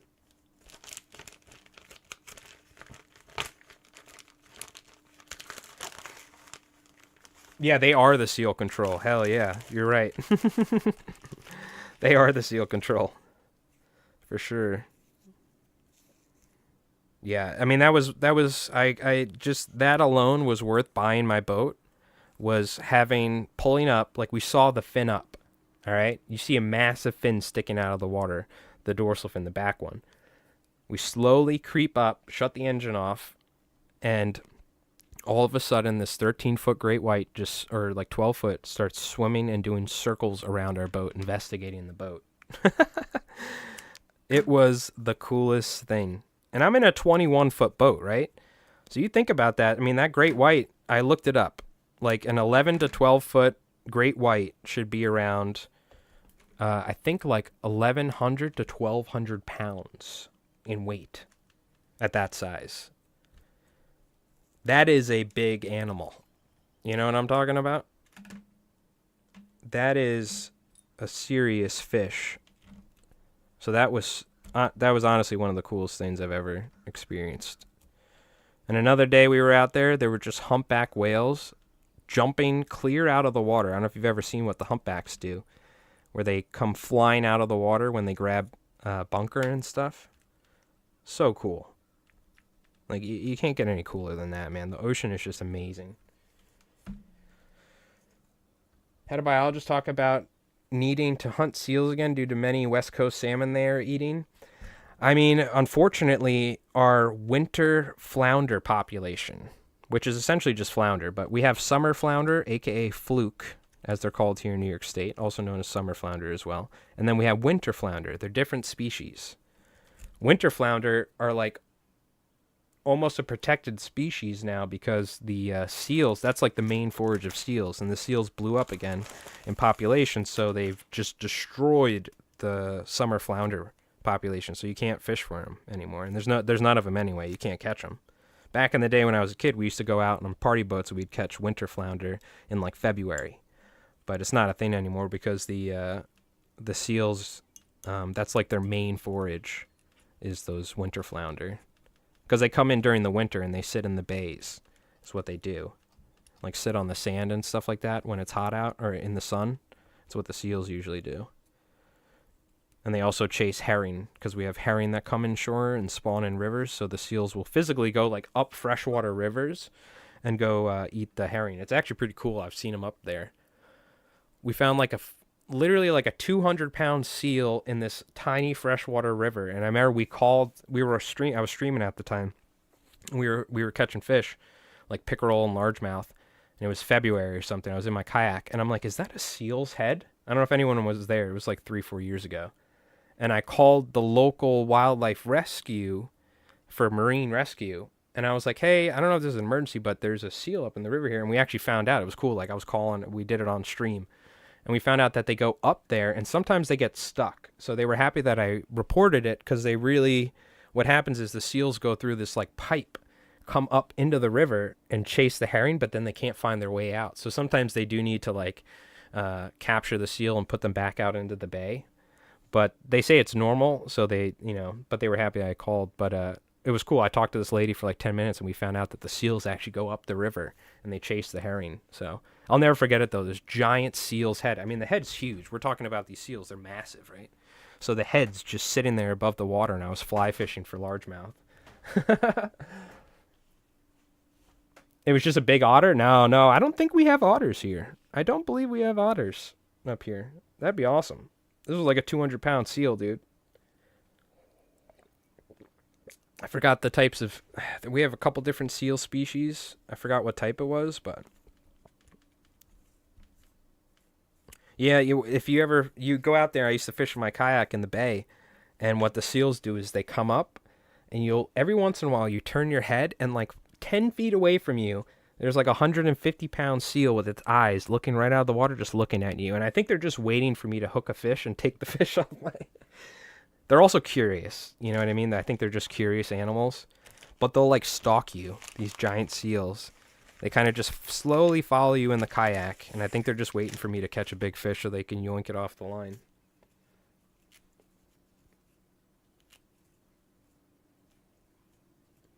I saw a whale watch trip. They jump to stun seals. It was beautiful.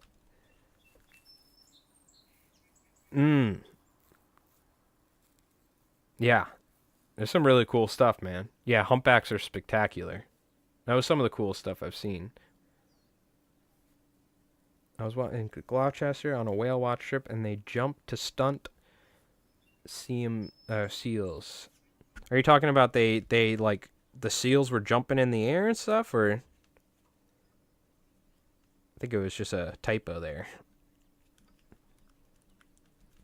Yeah, we'll see. Hopefully, I mean, I got to get my boat up and running, dude, and then we can get out there and do some ocean fishing. Ugh. I think the farthest we were able to physically stream before I lost connection was, I think it was like 12 or 14 miles offshore, and then my stream cut out. So we can, I mean, we're pretty far out there, you know?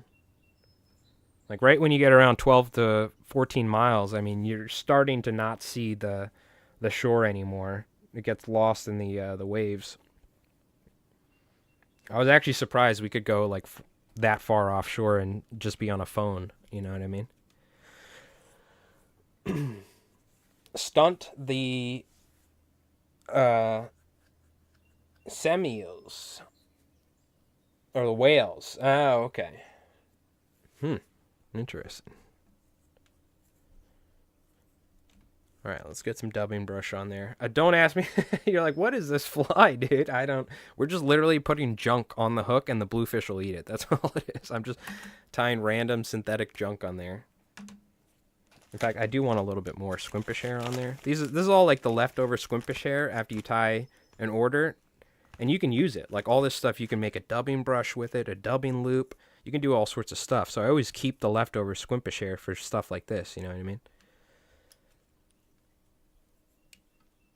It might even be like pieces of thread in here too, because it's from the basket of all the leftover stuff I cut off. You're talking about seeing a whale jump out of the air. Okay, gotcha. My bad. Yeah. I mean, you'll see these humpbacks. These humpbacks almost jump clear out of the water. They're like 2/3 of their body is sticking out of the water. It's so cool. And the cool thing is you'll see them do it like a mile away. You won't hear it, but out of the corner of your eye, I mean, when you see a whale breach the water like that, even like a mile or two away, there's such a large animal that you can see the splash and you can see the whale breach the water. Like you can see it like a mile away. It's so cool because they're just like massive creatures. No, you're good. Well, if you're driving, don't type, all right? Wait till you get done. But you were stopped, you said. Okay, good. Don't be out there. No texting and driving, Lima. It can wait. Alright. Let's go ahead and finish this sucker up. So we got ourselves some circle hooks. Simple, ugly looking circle hook tails for bluefish. So I think what I want to do is tie a giant bunker fly with synthetic material next. I think I want to tie a Sadati slammer. I have these I have some larger hooks. I also kind of want to use one of these circle hooks for a bass fly as well, because I want to try that out.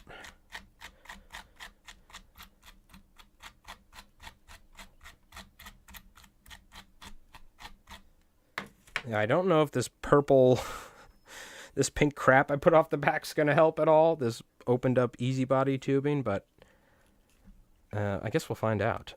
I'm kind of just experimenting with throwing a bunch of synthetics on there.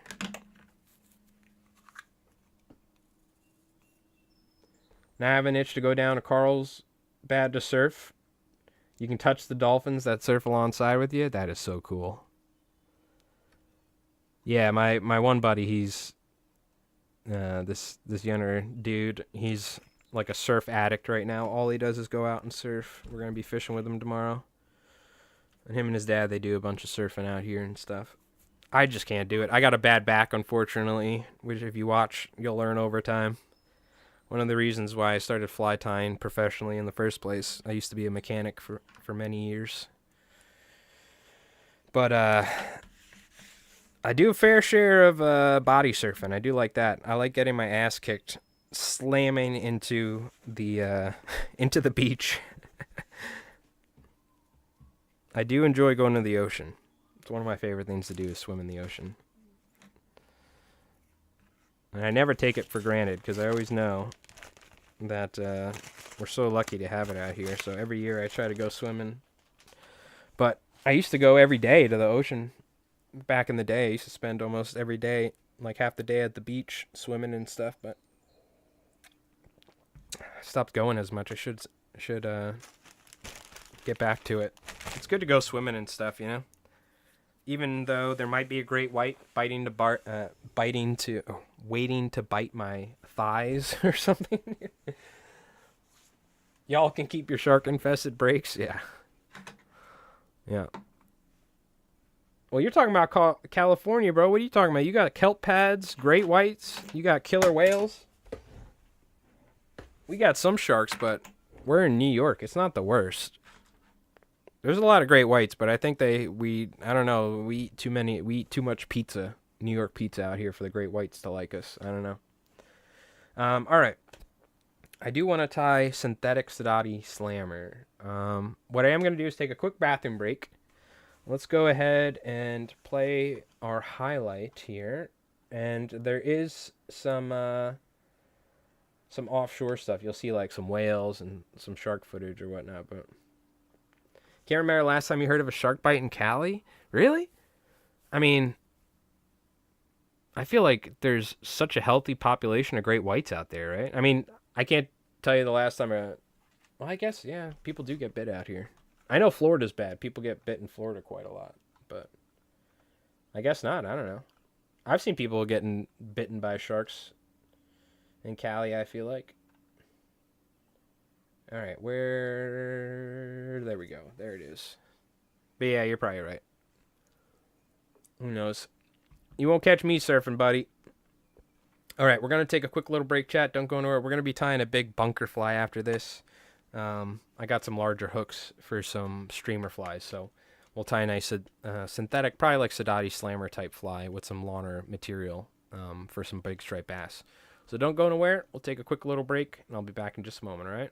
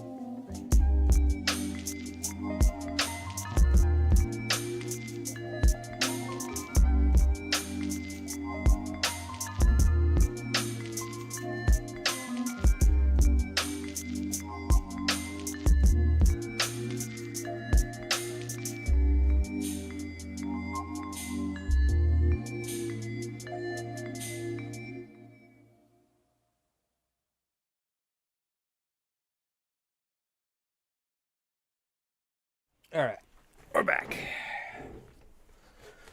Sorry about that. Okay. Something larger. Something like a Sadati slammer, if you will. That's what we're going to be tying. I got these Bob Clouser Arex 4-rod signature hooks. They look kind of interesting. They're like a streamer hook, so I kind of want to use them. 204 bites in Cali since 1950, most in Northern Cal. Yeah. Yeah, it seems... No, that's what I'm saying. It seems like... I don't think great whites really necessarily have to be in hotter waters. I think they go pretty far north on both coasts. And it's actually pretty wild how far great whites can travel, too. Like, to think that there's a great white here could travel to some crazy depth in the middle of the ocean and swim around the coast of Africa and stuff. Like, they travel pretty far. It's pretty wild. Didn't they tag one in, like, I want to say California or Mexico, and it went, like, they recorded it at some crazy depth, I think. And they were thinking it was, like, hunting, either spawning or, like, it was hunting something, maybe sperm whales or, like, giant squid or something. I don't know. Yeah, you only learned a tiny bit about them. They're very mysterious, which is so cool. That's what I love about great whites. I don't really know a lot about them, which I think is very interesting. All right, let's tie ourselves a big slammer or something.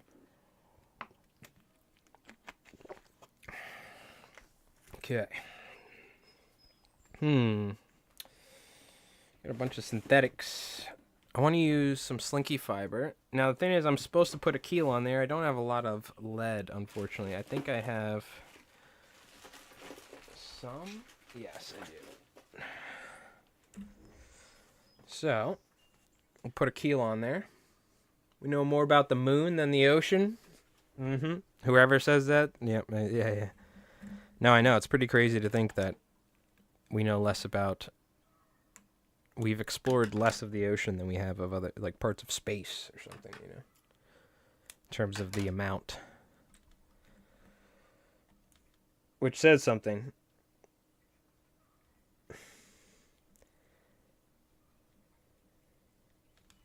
I watched a YouTube short recently of, you know, that one guy, he goes on Joe Rogan. He's like he has like a, or I think he had like an animal TV show where he'd go around and, I forgot the guy's name, but he's got like a pretty big beard. You probably know who I'm talking about. He's been on Joe Rogan a bunch of times. He's a wildlife dude. Talks about like conservation and stuff. And he was on a podcast or something talking about how there was this giant mako shark that literally was like bit in half in one bite. And there's like nothing in the ocean that can bite a 14-foot mako shark in half, but it was like a clean bite.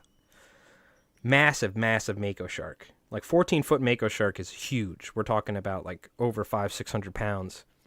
And it was literally bit clean in half. It was pretty cool. It's a crazy photo. He like talked to the dude that caught it. And they were fighting it forever, and all of a sudden it just went limp. So it wasn't like a bunch of sharks were biting it, you know? So who knows? That could have been something crazy, dude. Could have just been a massive white shark, but I mean, technically they're not supposed to be able to do that, but who knows? Maybe like a giant squid or something, like... I mean, who knows what's down there swimming around that we think is extinct or something, you know? I don't think megalodons are swimming around, but who knows?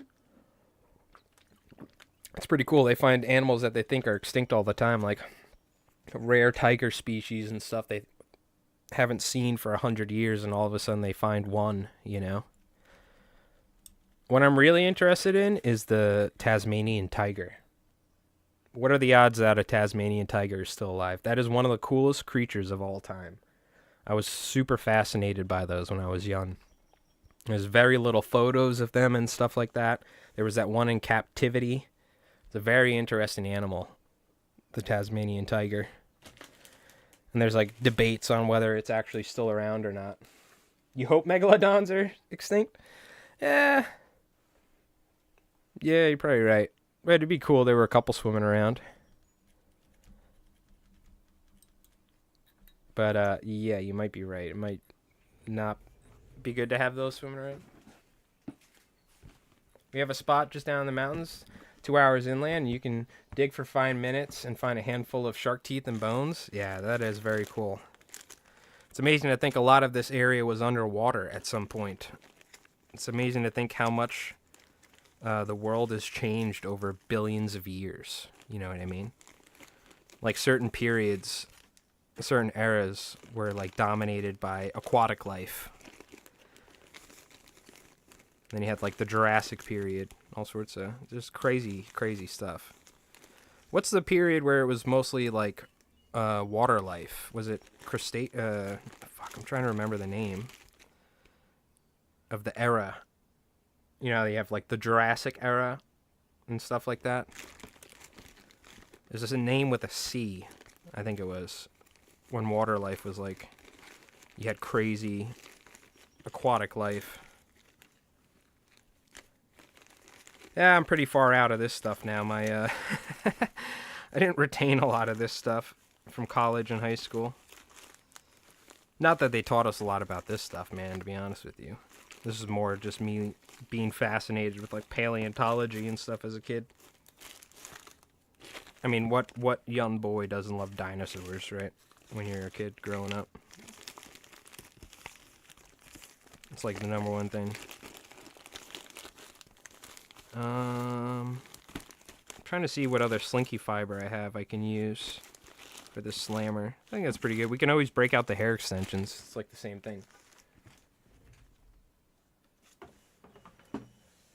From just resurrecting Tasmanian tigers from DNA? Yeah. Well, they've already... in Russia, right? They're trying to bring back a subspecies of woolly mammoth by mixing it with African elephants, I think, or something like that. And they're, like, trying to release a mammoth hybrid into the taiga, the Russian taiga, as a like attempt to see if they can restore the grasslands and the taiga by mammoths eating vegetation or something like that. Very interesting stuff. Because apparently, like, having mammoths affects the fauna to the point to where it affects, like, literally the temperature of the temperature of, like, the area from, like, snow reflecting or something. I don't know. It was, like, some crazy stuff. Far above my pay grade, but... Did nobody watch Jurassic Park? This will not end well. Well, bringing back a Tasmanian tiger is one thing. I think bringing back a dinosaur is... See, I don't think we'll ever have dinosaurs, at least not for quite a long time. Mammoths were actually around up till, what, like a couple thousand years ago? There were mammoths? I forgot. Yeah, no, check it out. Look up mammoth. Look up something with mammoth clones in Russian taiga. There's like some dude, like billionaire dude or something or some foundation that's trying to like hybridize elephants and mammoths to restore the Russian taiga or something like that, or bring them back. Well, no, a Tasmanian tiger is not actually a tiger, Bondwater. I don't know if you know what they look like. Here, I'll show you. They actually look like a dog, a mix between a dog and a cat.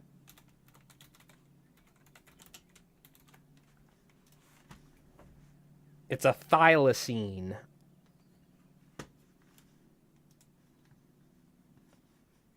So, check out how it can open up its mouth too. This is one from captivity. I think this might have been like one of the last ones alive, and this is probably colored. This is like they've colored it. But it's an extinct species. It was called a thylacine, I believe. And it's almost like a mix between a cat and a dog. It's like they're marsupials. Yeah, I think they're marsupials, if I'm not wrong. Very interesting. I guess that's probably the corpse or something. The mummified corpse. Very, very cool species, though. And they think there could be some in the... it's probably scientifically, they're like, they're long extinct. But they think, like, there's a chance that they could potentially still be maybe a very, very, very, very microscopic population living somewhere out in New Zealand, out in the forest, or out in Tasmania. You know what I mean? Not New Zealand, I'm sorry.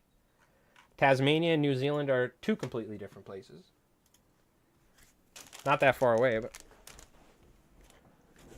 yeah, very cool. I've always been, I mean, this was years ago, reading about them in books about biology and stuff when I was a kid, because I was obsessed with like zoology in general, whether it was herpetology or what.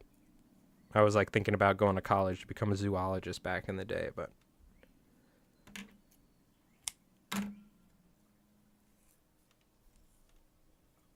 we'll save that piece. So we're making a bunker fly, fairly big bunker fly as well. We're probably going to keep it around. I probably want to make it a little larger. We probably want to go 8 or 9 inches, and we're going to build up the profile. Essentially, is what we're doing.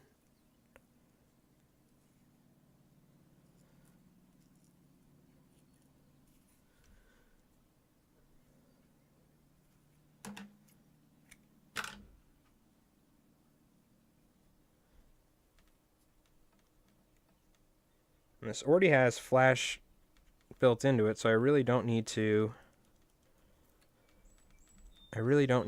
add much flash, but maybe I'll add some like angel hair or something along the way. I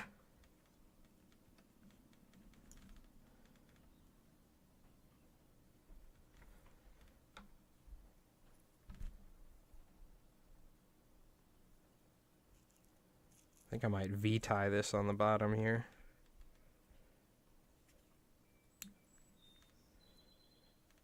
I'm probably going to end up doing a good amount of V-ties on this fly in general.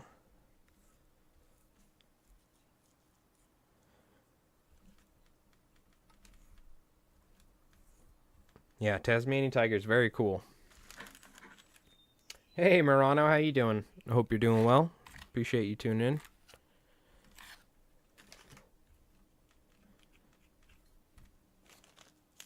We're going to be using mostly white for a lot of the body on this, by the way.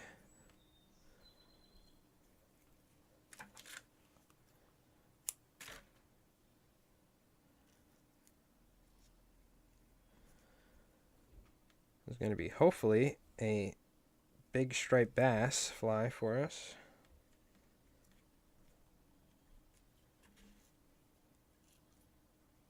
How you doing, Murano? How's the fishing been? You've been still doing pretty good with the fishing?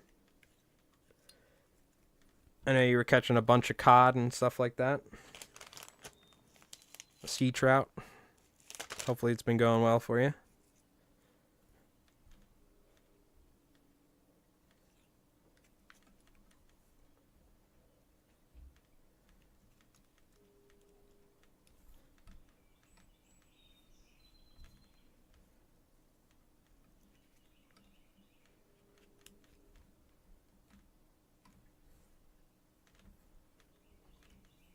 I'm trying to keep it pretty sparse. I don't want this thing to be like a mop, you know what I mean?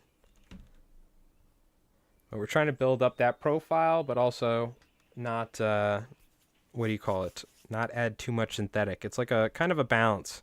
We're going to be focusing most of the material top and bottom.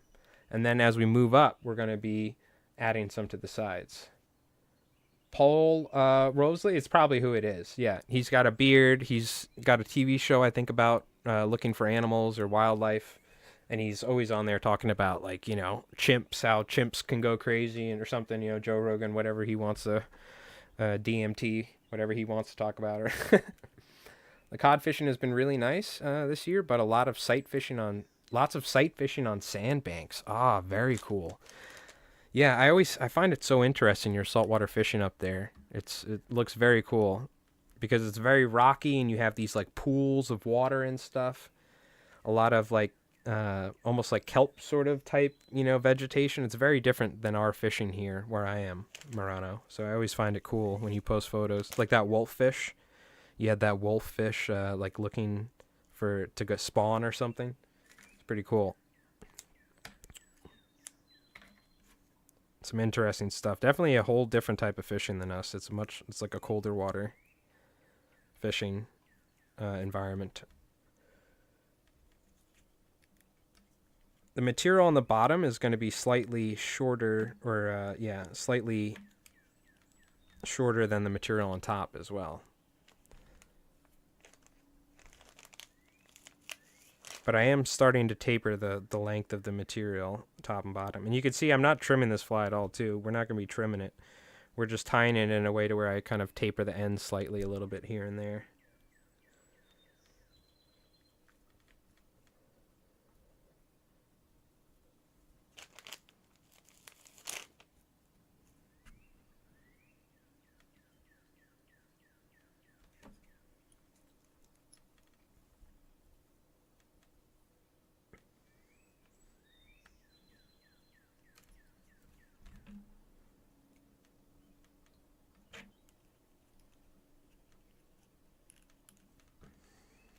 There we go. You can see we're building up that profile now. Starting to get the shape of like a bunker or herring or something like that. Big fly, big fly. And again, it does have angel hair and stuff mixed in to this pre-mixed in a Steve Farrar fiber. This will probably be more like a herring color, just because I'm using blues and chartreuse and pinks and stuff like that. And we're essentially just moving up. And again, I'm not trying to add too much. We don't want this to be... I can always trim it somewhat, but... This is the sort of fly you're throwing on a pretty heavy sinking line in deep water. You're kind of almost dredging it, if you will, for big bass. In channels and inlets and stuff like that. This is definitely like the sort of fly you fish with like in deeper water with a sink tip. You know what I mean? Like off Block Island or something. Me and Mark were fishing with his friend. He was fishing synthetic slammers like this.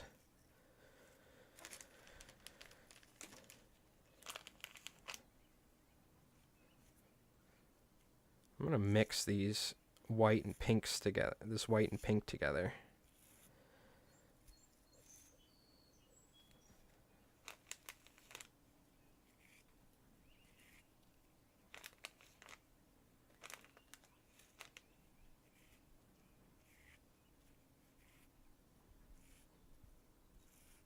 Kind of get a little custom blend of like a faded pink before we transition to pink up top.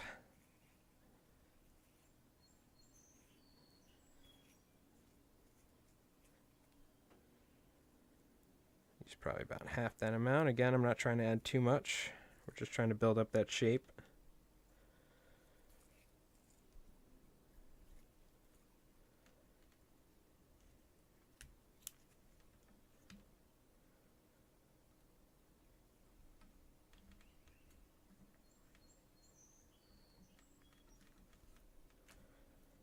And again, focusing most of the material top and bottom for that kind of classic herring or bunker profile that we're, you know, that medium profile bait fish. And if you're wondering, yes, bunker literally get this large and larger. We're talking about pound, pound and a half bunker. So you can kind of actually get an idea. This is probably going to be about 9 or 10 inches when it's done, which is not even that large. A lot of bunker can get up to like 12, 13 inches easy. I mean, look at this size 4-aught. This is like a pretty serious size 4-aught hook. You know what I mean? It's pretty big.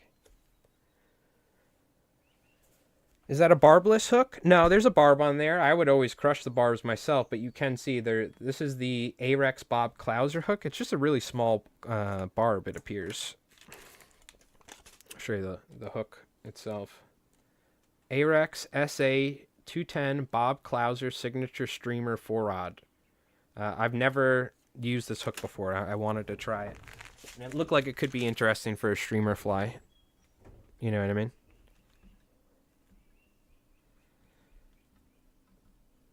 Look like it could be pretty interesting.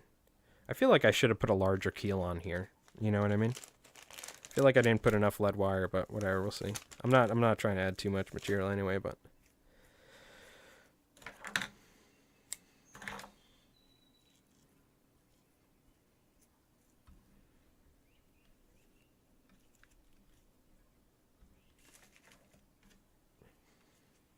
Let's actually get even a little bit of this yellow and mix that in there too.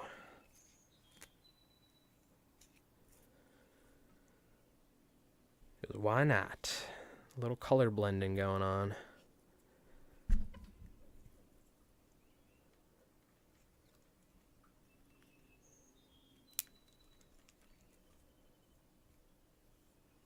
Let's get a little bit more white for that up top.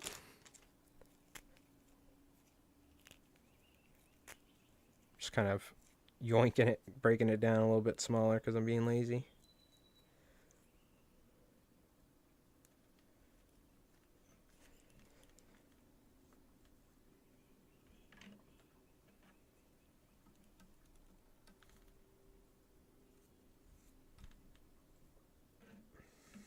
You could certainly fish a fly like this, you know, from shore and stuff, but chucking a giant fly like this with like a 10 weight and a heavy sink tip is, unless you have the water, you can do it close, you know, like deep enough water and stuff. It's tough. It's definitely more of like a boat fly. I'm going to be honest with you. You do not want to fish 12-inch flies from shore all day on a 9 weight. You're going to be pretty beat up by the time you're done. Even fishing, like, if you're fishing the surf with an 11 weight, I'm telling you, fishing an 11 weight for 4 or 5 hours in the surf is pretty tough. Was about to ask if you keel weighted it. Yeah, I did. The thing is, this is really thin wire, Joe. So I did like 3 or 4 stacks of it. But I didn't. We could probably stack. I mean, it's not that heavy. I think if I'll tie another one after this, I think we're gonna make it way heavier. It is keeled though. It is keeled. I mean, this is a pretty heavy hook, so try not to add too much slinky fiber. Because you fish this with a shorter leader, heavy leader as well. It's important, and a heavy sink tip. So again, this is like for inlet fishing or something, or off Block Island, off the coast of Montauk, in like 40, 50, 60 foot of water where there's humps and there's rips and stuff. Yeah, we'll tie one more after this, and we'll make it like much heavier, the lead keel. See if there's a difference between a lightly keeled and a heavy keeled one.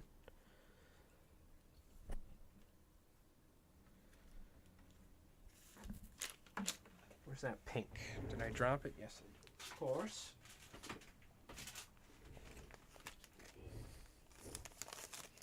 Spends a lot of time in the Amazon? Yes, from what I've seen. Very cool. I think he fishes as well, if I'm not wrong. Could be wrong.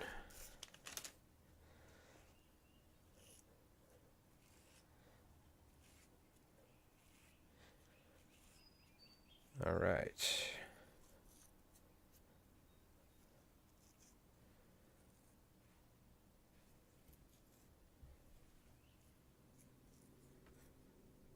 We'll go with pretty much like straight pink. I added a little bit of white in there, but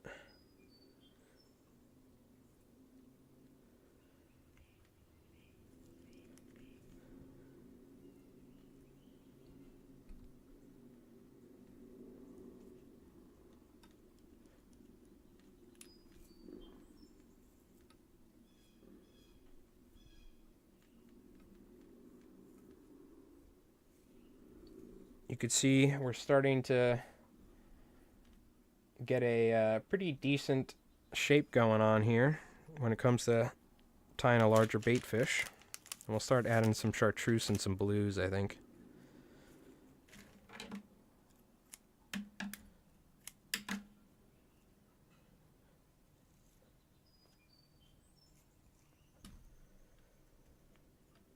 Like, it's tough. You don't want to add too much material, but you do want to add enough to keep the shape building up, right?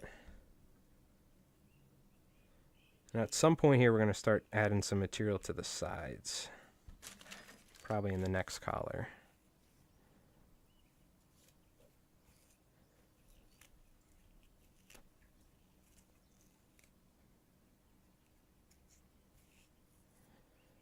Chartreuse is kind of long. I'm going to probably cut some of it and then add some liner. Because I generally try to keep the top pretty much almost the same length, and it just slowly tapers. from moving up the hook shank. You know what I mean?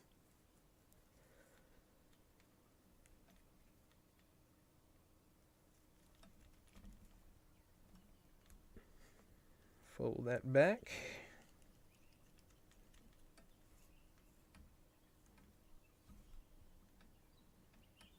We're essentially just stacking the ties on top of each other to build up that top and bottom. And you can see, if you zoom in, it's actually pretty cool. You can see each tie. You see how we have our V ties slowly stacked up? Boom, boom, boom, boom, boom, boom. It's actually nice how you can see it on the sides like that. In terms of like explaining fly tying wise, you know what I mean?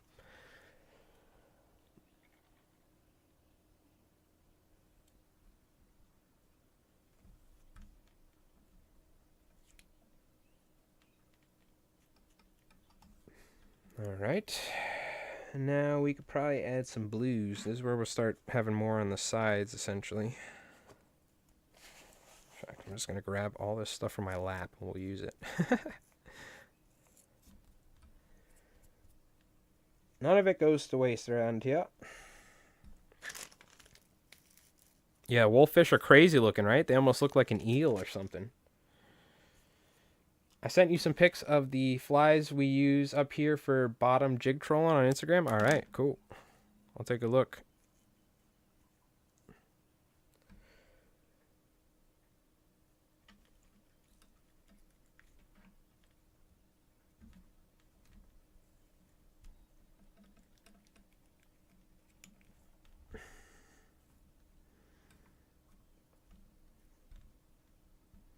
You know what? I should pull this a little.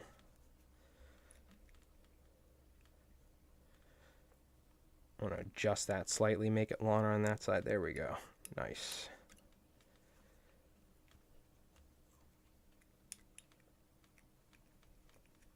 I can use my thumb to make sure the white is spread on the sides as well.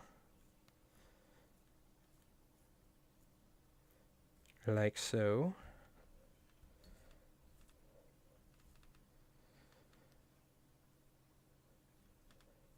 Okay. And we're going to probably take some of this yellowish chartreuse and we'll mix it with some blue is what I'm thinking.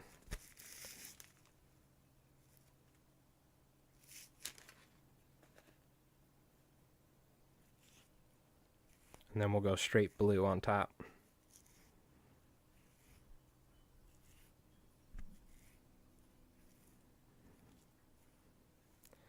Let's see if we can blend these nice.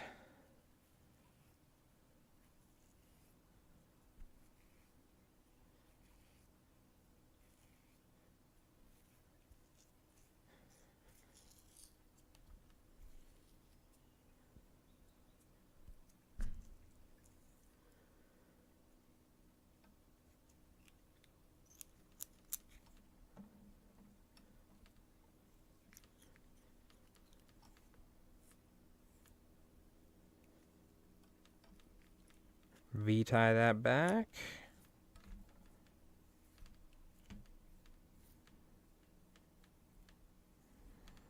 And then we'll just do a light blue one, a blue one now on top. We'll go ahead and put some eyes on here.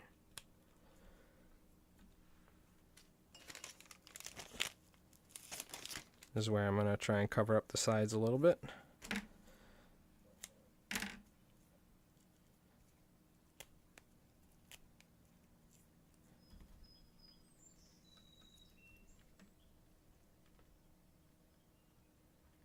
It's okay if we don't, though. It's totally fine.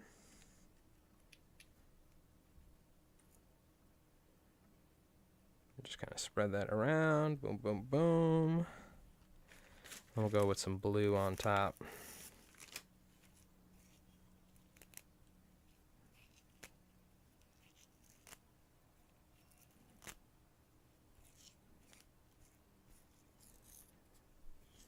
This one I'll probably end up cutting and then tapering it. It doesn't need to be super duper long. And I can add a little bit of some longer stuff to it. to get that length if I want.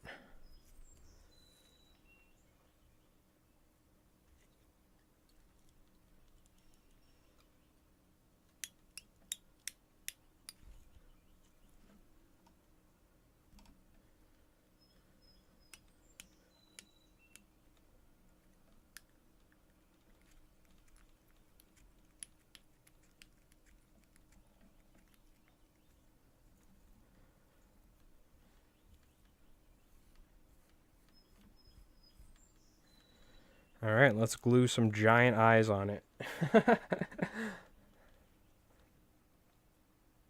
We'll glue some really big eyes on it. On the sides there.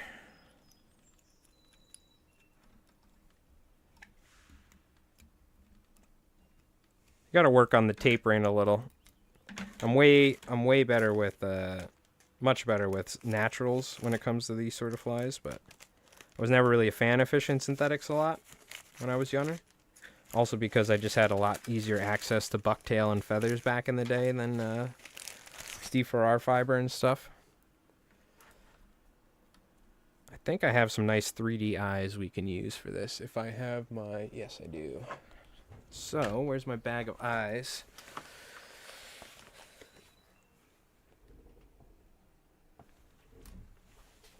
Where is the bag of eyes? I have some giant 3D eyes we should be able to use. Is this good or we want to go bigger? Go bigger. Natural is the way to go, Pog. Yeah, I love natural materials. My turn, you know me. But, that being said, if there's big bluefish around, imagine if there was a fish my turn that every time you threw the fly at it, like you're trying to go for something and then another fish grabs it and completely destroys it. That's where the synthetics come into play, is big bluefish. I think I have some like really big ones, don't I? I got some crazy green ones, but I don't want to use these. That's way too big. That's the shark ones. So this is where like these synthetics come into play great for the... That's not bad, but I don't like these eyes. Those are the crappy ones. I guess we'll use the ones from saltwaterflies.com that are a little... that I bought that are a little smaller. Let me see. Yeah, for the toothy critters, the synthetic's nice. But I agree. Much rather use bucktails and feathers any day of the week.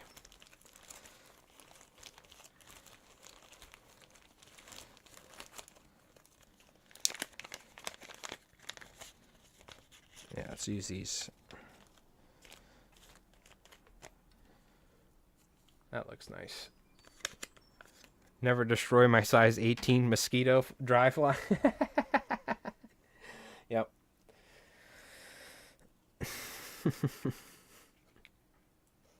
Exactly.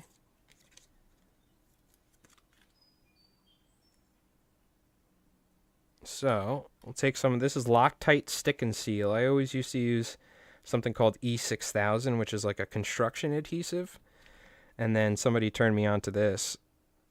And this guy, Uptown Dave, he used to watch the stream quite a lot, turned me on to it, and he learned it from Joe Catalava or something, the guy. He's a flat-wing fly tire. I always mispronounce his name. But so far, I mean, it's been working pretty good. I like it. I don't know if it's better, but...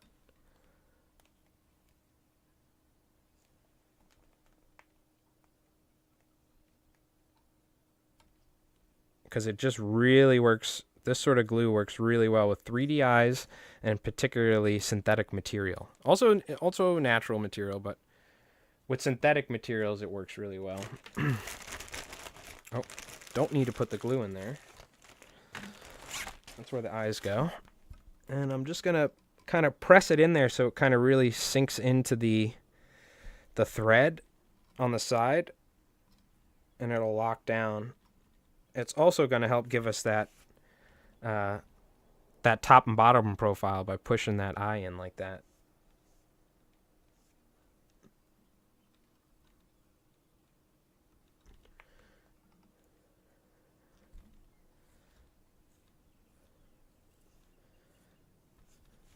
There we go. We got ourselves a nice big synthetic slammer. I'll actually show you.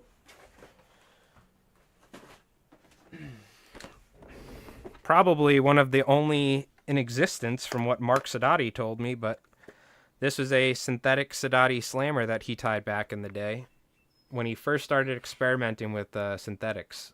Old school. This is from Mark himself. He gave it to me when I was like a 10-year-old kid at a fly fishing club. But this is, he was V-tying it, from what I remember.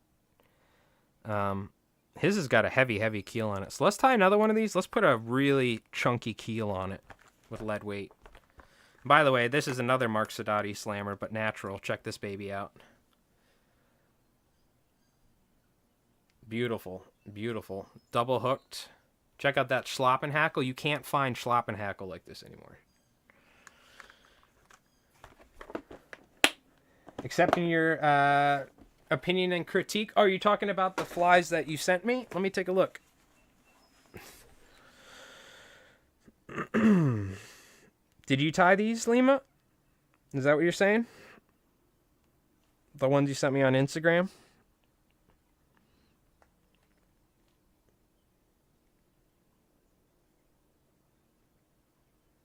Ah, very nice. I see. Yeah, you're trolling these, huh? It's almost like parachute jigs is one of the better ways to describe it. Here, I'll show you folks. I love these, Lima. They look great.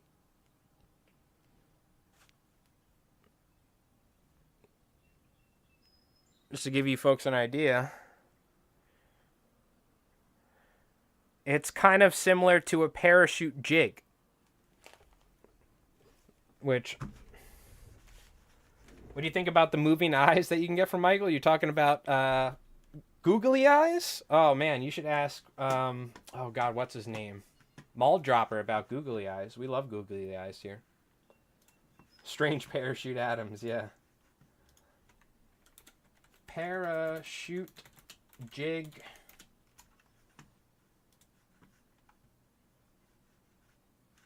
Yeah. Whitewater Outfitters. Look at that. My buddies. That's what a parachute jig is. Bucktail jig, where half the material is tied forward. And what happens is when you troll it, the material folds backwards and it creates like a parachute, essentially. It's like a skirt.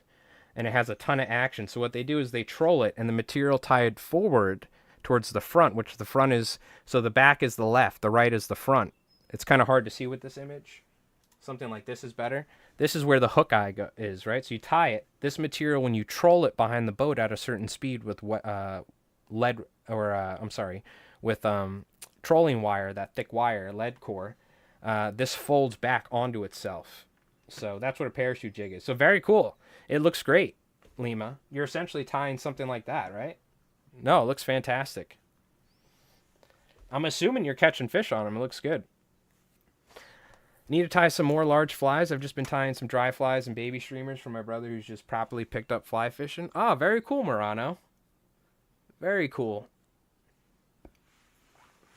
Hell yeah, if I was striper, I'd eat it. No, they look great, Lima. That's essentially what you're going for, right? You're going for that sort of parachute jig. Just going to lightly give it a little trim, but not much. Because we don't really need to with this fly, but... There we go. Good to go. I kind of want to put a black spot on the back, but it really doesn't matter. All right, so we're going to tie another one with a lot more lead wire on it this time. And again, this isn't really a ton of synthetics on here, but I'm going to try and tie it almost just a little less, like slightly sparser, just slightly. I can always keep a scissor and just kind of lightly, you can kind of come up on the sides like this and just take a little bit off if you need to. And then do something like this to help thin it out. You know what I mean? Anyways, hopefully we can catch a 20 to 30 pound striped bass or a 20-pound bluefish on this is the idea. So we'll find out, I guess. All right, let's tie another one of those.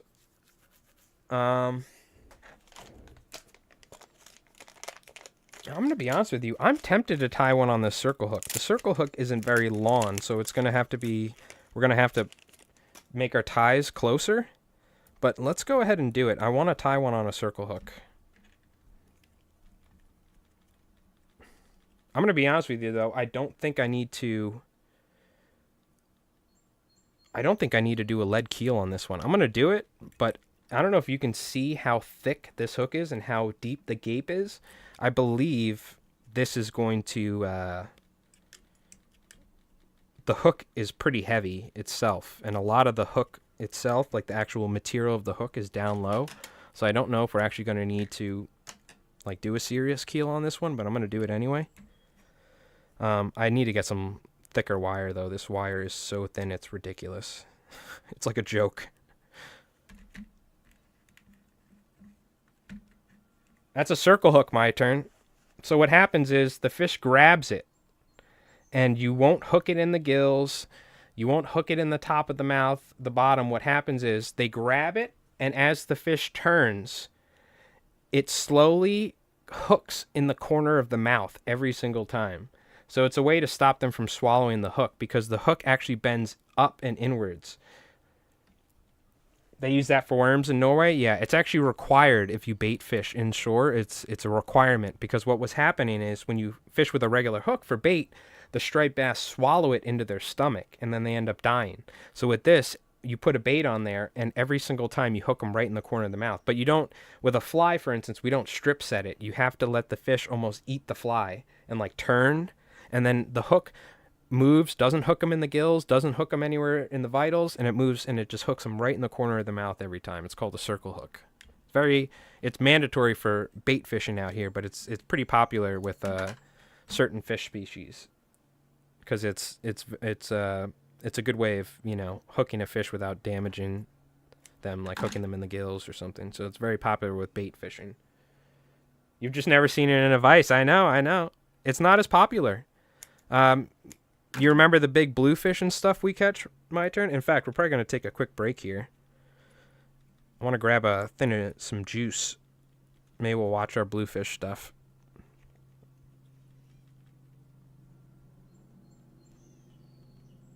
Yeah, so I'm just taking this and folding it and laying it out, this wire. I honestly don't think we're going to need that much of a keel, because the hook is just like massive. This is a pretty serious bait hook, you know, for like 40, 50 pound stripers, smaller tuna, stuff like that.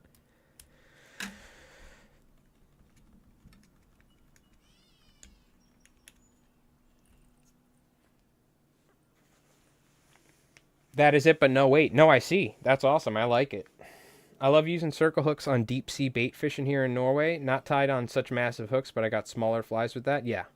Yep. Mm-hmm.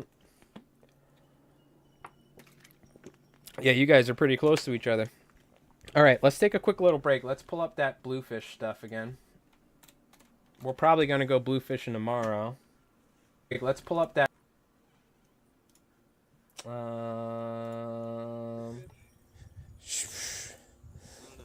don't know. Sanchez. Ass feed. Hold on, I'm just trying to see. Did we end up moving, or did we end up nailing them again?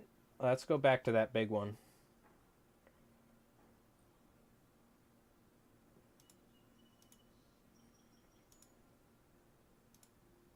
Okay, we're going to take a quick break. Let's check out some of that bluefish footage from the other day. I'm going to go use the restroom real quick. We'll tie up one more large fly, and then so we'll probably stream for like another hour or so, and then I got to get ready for some D&D later. I also got to pack some bait later tonight. But so just check out some of this bluefish footage. Tomorrow morning, we're probably going to go fishing and do a stream.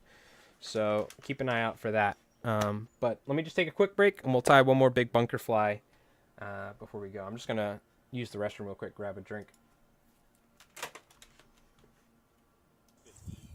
I know, right? It's like you get used to like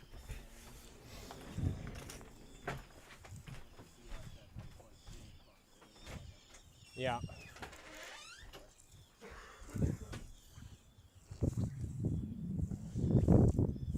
I'm right on one. Come on.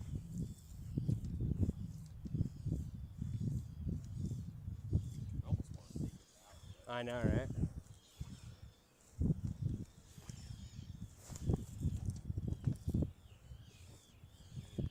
drifting into them anyway. Yeah.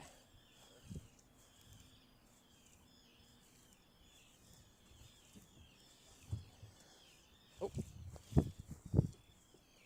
There. Oh, fuck. Oh, there we. Oh, damn it. I love it.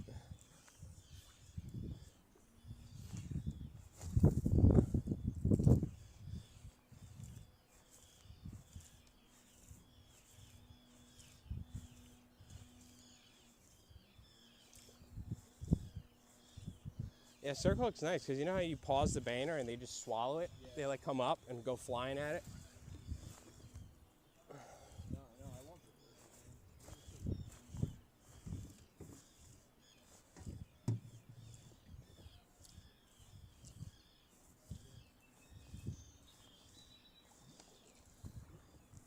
But if it weren't so skinny, they would be like Nice ones, yeah. You got to give them a week of feeding, yeah. in the fall they're like so Oh God, yeah. fish. Too bad they don't come up here in the fall. You never see them in the fall anymore.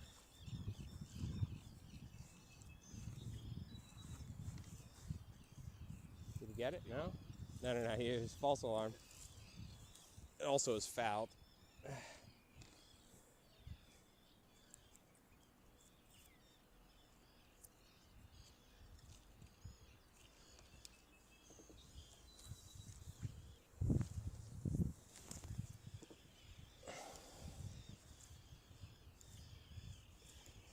There we go. Oh, come on, you fucker.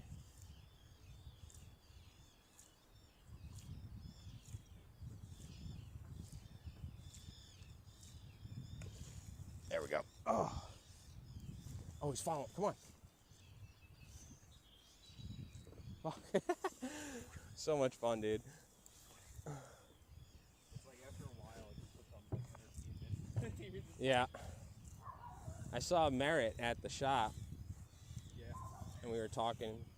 Yeah, he's been here a few times. Back into the grind now. Small talk's been like Yeah, there we go. bad. That's it. That was the eat.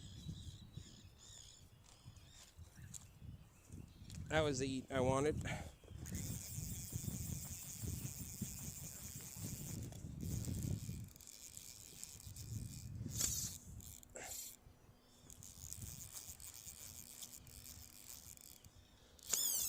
Ooh, that hit my knuckles hard.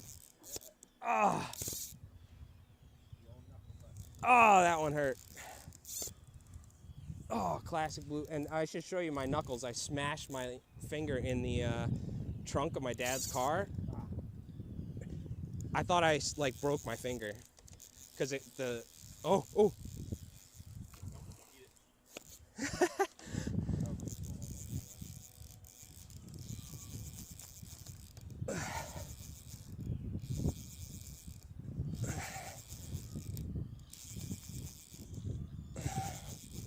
God, how was I kayaking like 7 hours a day fishing for these things? Like, I'm tired already.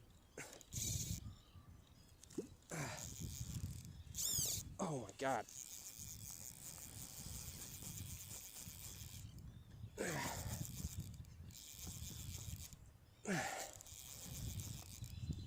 It doesn't help we're in shallow water. These things go nuts.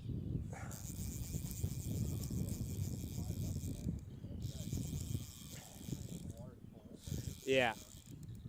Oh, they're trying to get some calories, I guess.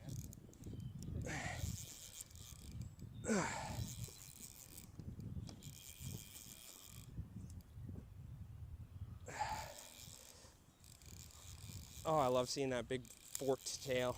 This one's actually pretty nice size, too.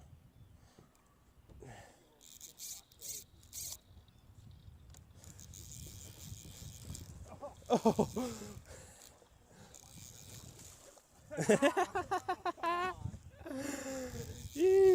I like stopped it at the boat there. I honestly have more fun not catching them half the time and just watching them do that. It's like sometimes just like fighting them this torture. Yeah. It's just, like the monster one. it's so cool seeing them do that.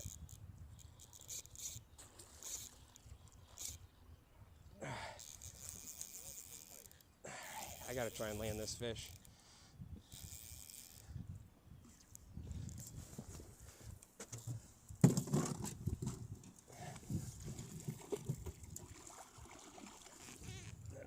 I don't know. That's a nice one. If you want.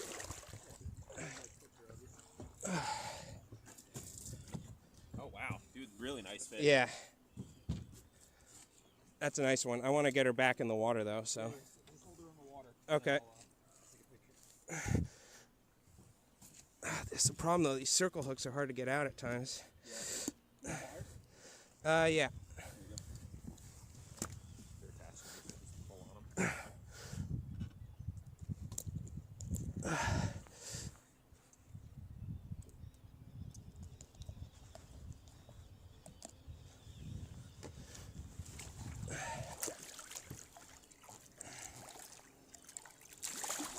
Oh, she's gone. That's all right. It's all good. It's all good. I don't want to like stress the fish too much. Woo, that was sick. Nice fish, dude. Oh, hell yeah. We'll get one. We'll get a nice photo of one with either of us. I usually wait until I get one. That's All right. Yeah. it. You have a little brush or something? I can Let's whip scrub up the one side. more, shall we? Okay. Okay. I've accepted the fact that my boat's gonna get completely fucked. Yeah. It's not in great shape either. It's got freaking. By the way, Gabe, how you doing, Gabe? I saw you were in here. I don't know if I said hello or not. I hope you're doing well. What is going on? I gotta refresh my YouTube. Excuse me. Okay, we're using a... Oh, what we tying and what size circles are we tying on? These are Owner SSW inline circle hooks, 5/0. These are bait fishing hooks. If you can find actual fly circle hooks, they're probably better, but these are what I'm using. And we're tying a pretty much a synthetic slammer. This is one we tied on a big 4/0 Bob Clouser Arex hook. But we're pretty much just tying a big bait fish fly for striped bass or bluefish is what we're doing. So, excuse me. That's what we're doing with synthetics. I think we might throw some natural for the tail though. Maybe we throw just like some big feathers in there for fun.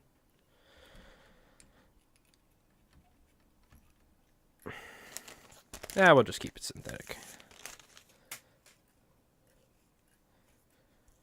We got our lead keel on there, but we also have a pretty serious, what do you call it?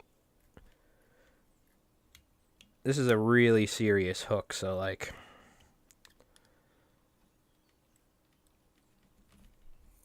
what do you call it?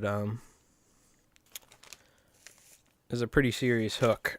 So, most of the weight for the keel is like built into this hook. Normally we wouldn't be using something like this. You know what? I want to make that a little bit shorter. There we go.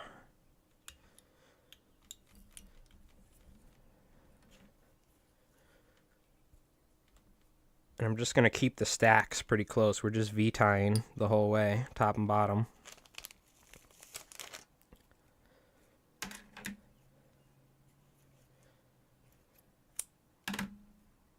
Not trying to use too much material, keep it somewhat sparse.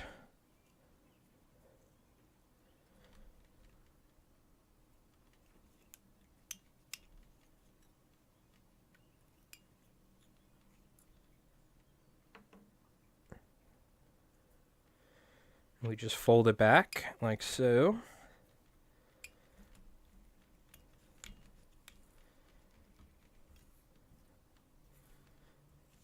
And we're just going to stack them, essentially, is what we're doing. Again, I'm going to try and go a little bit sparser on this one because it's not as big of a hook as well. Steve for our blend? Yes. Steve for our blend. This is what we're using right now.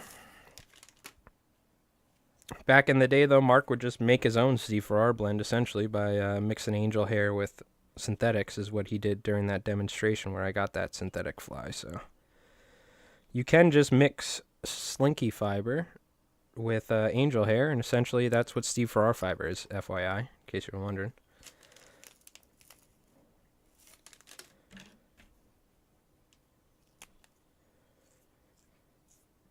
So if you're ever you want to make your own blends and stuff like that, you totally can. We've done it in the past where we essentially just made our own Steve for our fiber blends with slinky hair. Because there was like articles on essentially how to make this before it was called Steve for our fiber. Because Steve for our fiber is essentially fishient, what do you call it? Slinky fiber mixed with angel hair. But there used to be articles on the, salty fly rodders or whatever in New Jersey on how to make your own back in like the 90s or 2000s or whatever. Before he had this on the market. Because I think this is Fishing & Co., right? Or something? If I'm not wrong. These blends? Or is it his own thing now? I thought they used to be, but whatever the name of the company was that was making that. Or makes the Steve for our, slinky fiber, I'm sorry. Okay.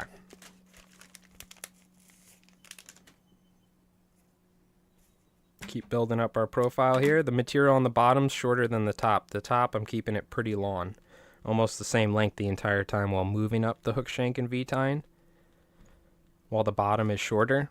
And it kind of helps give you that, what do you call it? That natural taper. Just add H2O. Yeah, there you go.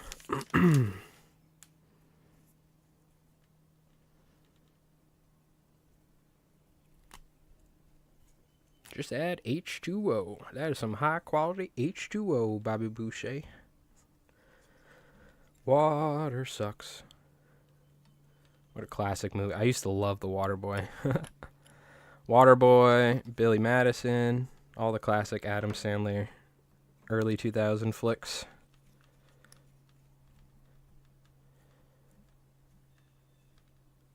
My mama said Vicky Valentine's the devil. Abraham Lincoln's the devil, Bobby Boucher. So many classic quotes from that movie, man. Oh, God. Abraham Lincoln's the devil. It's so dumb. So good. Vicky Valance, she like stole that. I forgot what that guy's name, that NFL player. She stole his Dodge Viper. Good. Good times.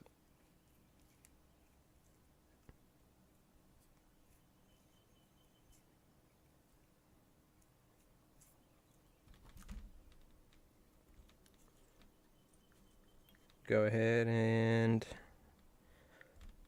tie some on the bottom there. Maybe do we start adding some pink now? We probably do. We'll do a blend of pink and white for the next two collars. If you look at a baitfish, most of their colors like silver or somewhat translucent, and then you get flashes of blues and stuff, and when you get to the top of the fish is when you get those darker colors and stuff. So I like having pretty much white for most of the body of a bunker or a herring, and it's a pretty accurate representation. Mind you, in the water, these fish look completely different than they do out of the water. If you've ever seen any of the photos of Kenny Abrams and stuff of bait fish underwater, it's actually pretty eye-opening to see what fish look like in the water as opposed to out of them, especially bait fish. It's one of the natural camouflages of a bait fish, like a spearing or something like that, is its natural translucency. They actually almost like become invisible in the water. If you ever snorkeled or swam with like a mask in a school of shiners, you should really do that sometime. in the bay or something like that on a hot day, go swimming in the marsh or the bay and look for a school of bait, or out in the ocean, when they're in the surf. It's a nice day during the summer. And you'll see the bait fish don't look like they're silver and stuff when they're out of the water. They're almost clear. So you'll see like yellowish, greenish hints on their backs. But it's pretty amazing, like silver sides and bay anchovies and stuff like that. They're almost completely invisible in the water because they're translucent appearance, The light physically shines through their body. If you ever held them up to light, they're almost clear the entire way except for their back and the lateral line. So it's pretty interesting. That's why tying flies with translucent material and, not tying too much material so that it's still see-through and stuff like that, I think is important in a lot of flies, especially when you're fishing in daytime. And you have that natural sunlight shining through that bait fish. So I think we could probably get about like 2 more collars in if I get it in, leave myself enough room here. This is where we add some of that chartreuse again. Could probably even blend it with some of this pink.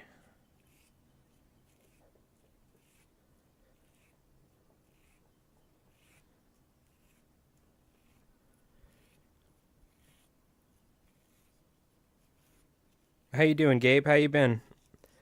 You been catching any fish?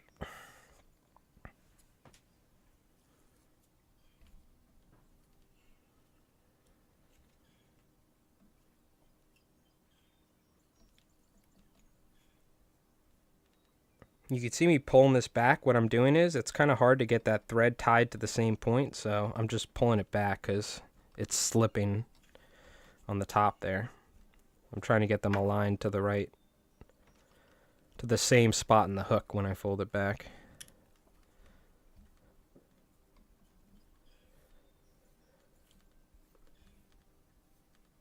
I actually kind of like this short circle hook for this.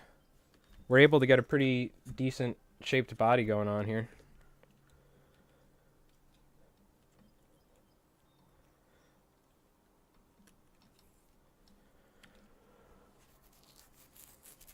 No, unfortunately, not my fly rod broke, and there's not many stripers on the surf and in the bay here in New Jersey. Okay, that sucks. Hopefully you can get it repaired. You can either maybe get a section replaced or have it repaired or something. That sucks, though. I hate to hear it. It happens to the best of us. Happens to the best of us. You ain't fishing if you ain't breaking fly rods, especially in saltwater. Hopefully not all the time, but every once in a while, it's the rogue clouser minnow hitting your rod, or accidentally high sticking a bluefish or something, happens to the best of us. I think I've broke probably about 3 or 4 fly rods while streaming, like live on Twitch, at least, I feel like. We've definitely broke 1 or 2 TFOs. I broke an Orvis rod. Is that all I've broken on stream? Maybe. I think on stream that's all that we broke, but it happens. A lot of them were me high sticking small bluefish, like dumb stuff. Stuff that probably could have been easily avoided.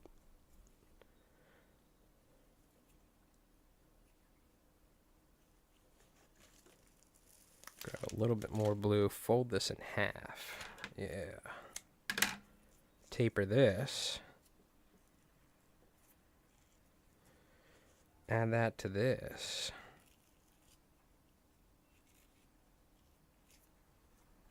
And accidentally made it too long, so I gotta adjust it. Just essentially folding it in half and making sure that it's somewhat even, I can always pull some out and redo it.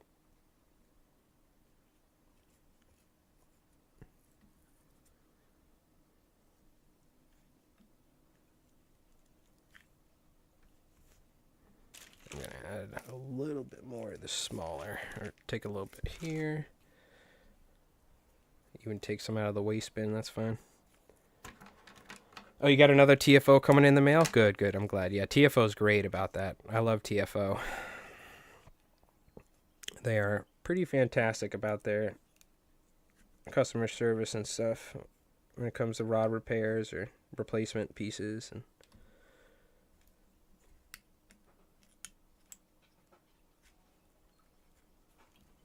the hell was that noise?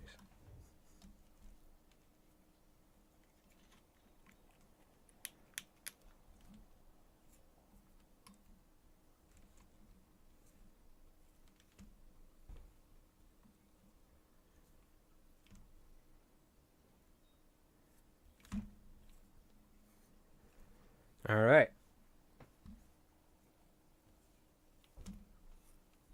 Let's glue some eyes on here.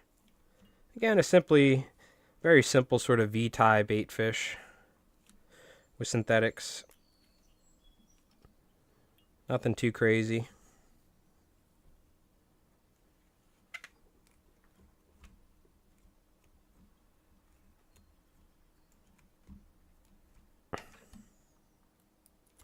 Go ahead and put some 3D eyes on there. You can tell I made sure to put a little less synthetics this time, especially because A, it's a smaller hook in length, but also because I just wanted it to be a little bit more, little less aggressive in the amount of material.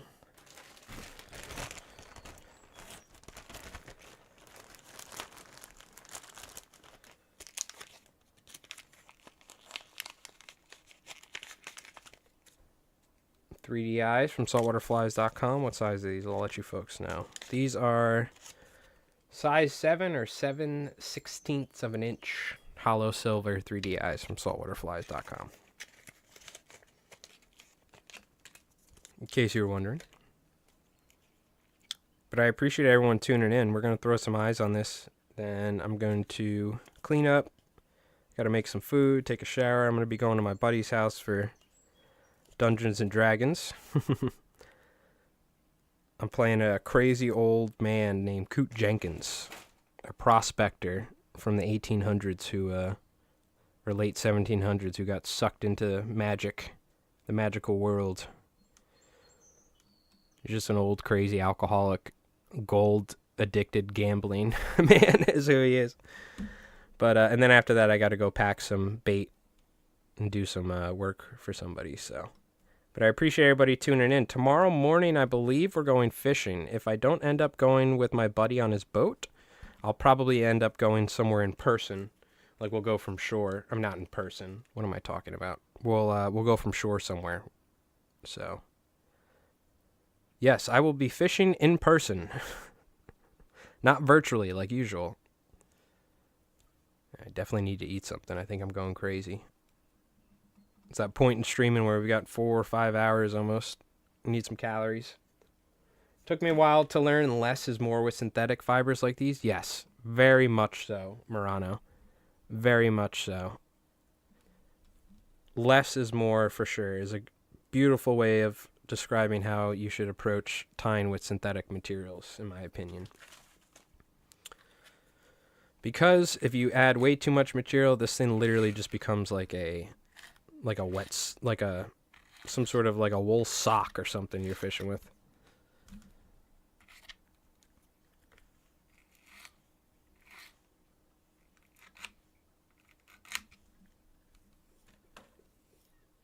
Yes, that is a perfect description or a perfect tip.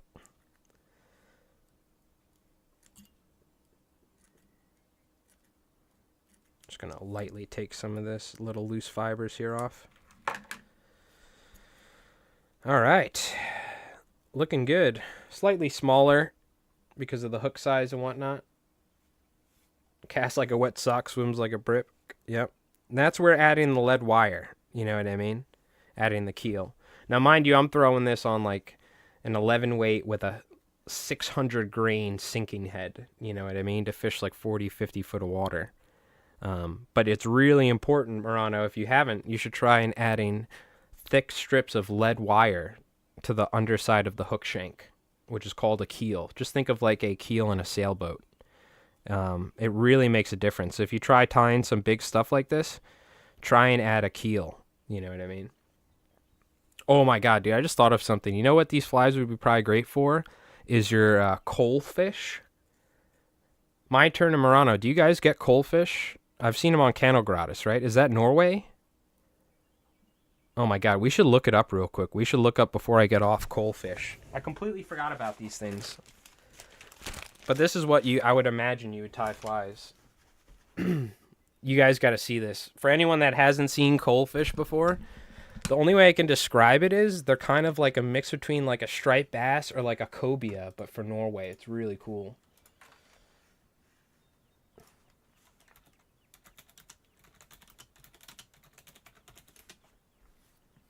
I think it's on Canal Gratis, right? Yeah.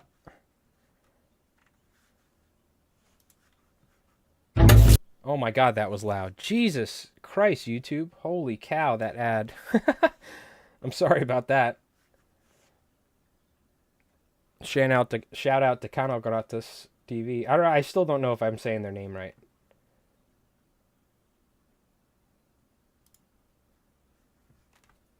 But this is what I would picture you would be throwing big flies for. You've been trying to catch big ones on the fly in the large shoals after the herring, but it's always too deep for fly. Yeah. So you need super fast sinking lines and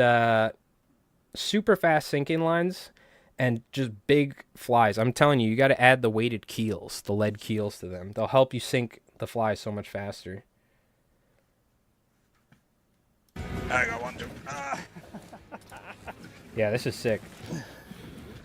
No, the problem. This guy's awesome, by the way. I always forget this guy's name. Andreas something or something like that. He's an awesome fly tyer. I really like these guys. They got a cool way of doing stuff. But check that fish out. Kilos. Come on. So they're like almost like cod or like pollock, but they're like, imagine like a very aggressive 12 weight with a lot of backbone. fish. These are made for tarpon. Now, weren't they catching them on top water or something? Am I wrong about that? Or is it all subsurface? I thought they had some crazy bites that you could see on the surface. A nice one, probably closer to. Yeah, it's funny. They look very similar to like a pollock or a cod. I don't know. Let's see. Yeah, no, these seem way more aggressive and way stronger. They're like a much more predatory game fish. So really, really heavy sinking lines, but in general, it's pretty simple. Normal pike tubes.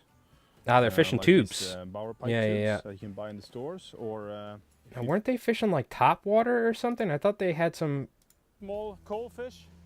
And the big. Oh, no, the did you see fish are big just sail? feeding on the Big coal surface fish like come up that. and Yeah. take them. So we're trying to tease the fish. Oh yeah, they are doing top water. This is it. I want to see the bite. Awesome, man. Now you're gonna have a problem because you're. Damn, yeah, beautiful fish. There you go. You made it. Nice. Yeah, very cool. That's what I picture when tying like big flies out in Norway. I'm picturing you guys fishing for coal fish. Man, if you get one of those from shore, like a big one, oh man, that thing probably put up a fight in the rocks. I could only imagine. But yeah, some big herring flies for striped bass. These obviously will catch big bluefish on them, and they'll get destroyed less. One thing you got to know when you're fishing stuff like this, it's helpful to have like a comb with you on the water, because what'll happen is when you catch a big bluefish or striped bass, sometimes these things get super knotted up and they get all scrunched up and stuff like that, and that's where having a brush is really helpful. So if you do fish synthetic stuff like this, I do recommend keeping a brush with you. You know what I mean? It does make a difference. So because they will get like knotted up just from the fish thrashing around and stuff like that. So let's give this one a nice brush as well.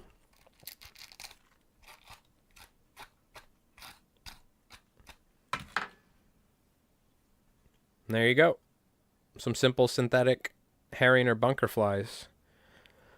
These are kind of like synthetic slammers, if you will, but they're essentially just V-tie bait fish. But very nice. We'll see if we can. I actually kind of like this hook the way it sits too. This Bob Clouser hook for streamers. I kind of like this hook. This one right here. But I guess we'll see. We'll test these out. I'll throw them in the fly box and hopefully we can get a shot at throwing them to some big striped bass. So All right, chat. Appreciate it. I hope you folks have an awesome day. Hi, how's it going? Appreciate you. Thank you for so much for hanging out. Chalks, hey, thank you for tuning in, my friend. We got Bomb Daddy, thank you for the follow. Chalk, thank you for the follow, dude. Appreciate it. Bond Water Milkshake, Goats, PS. Man, we got a bunch of new follows today on Twitch. Appreciate that. Thank you to everybody on Twitch for watching. Thank you to everybody on YouTube for watching. If you guys don't know, !YouTube on Twitch, you can check out our YouTube channel. We have all sorts of fly tying tutorials. If you enjoy fly tying, maybe you can learn how to tie some new saltwater patterns, or maybe get a little, a different perspective on some of the patterns that you enjoy tying. I am going to clean up. I got some stuff to do. I got to pack some bait later. But tomorrow we will be doing some fishing of some sorts. So appreciate it. I hope you folks have an awesome night. Have an awesome week. If I don't see you, we're probably going to end up doing a lot more fly tying this week because I missed out last week. And I also need to record another YouTube video at some point here because it's almost been 2 weeks since I uploaded. So, but thank you so much for hanging out. Appreciate it. I've been getting so distracted with the fishing, which is good. I've been having a lot of good fishing. So I have been missing our YouTube schedule for a good reason, at least catching big bluefish. But I got a couple of videos to record here in the near future. So thank you so much. Let's see. Maybe I can... is there anybody I could throw a raid to? Let me just check real quick on Twitch. Is anybody doing fishing?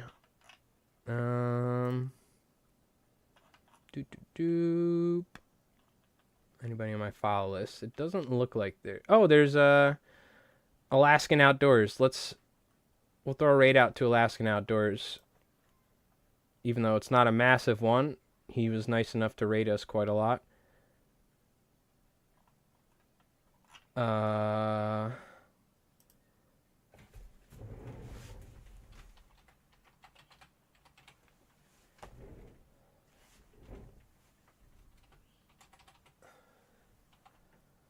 Alaskan Outdoors not found? What?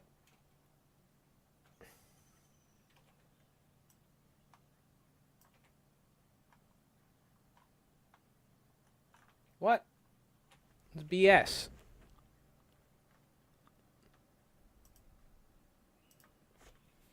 I'm not so not used to modern Twitch, and the rating mechanic is like so different to what I'm used to.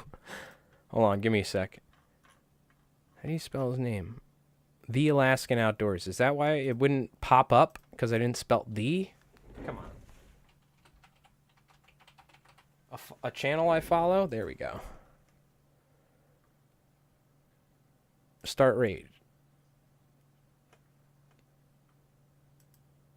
What is this? Okay. Ready to raid. All right, cool. It was so weird, the screens that are popping up. All right, chat. Thank you so much for hanging out. We're going to throw a raid out to Alaskan Outdoors. Everybody on Twitch, I hope you folks have an awesome day. All you folks on YouTube, I hope you have an awesome day as well. And thank you so much for hanging out and watching. I'll see you folks again soon for some more fly tying and fishing as well. I think we're fishing tomorrow. So have a great night, and I'll see you folks, all right? We're going to throw this raid out, and then I'm going to end the stream. So appreciate it. We'll see you later.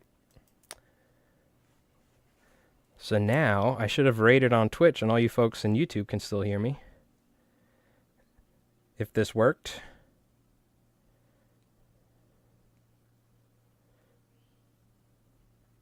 Did it? I don't know.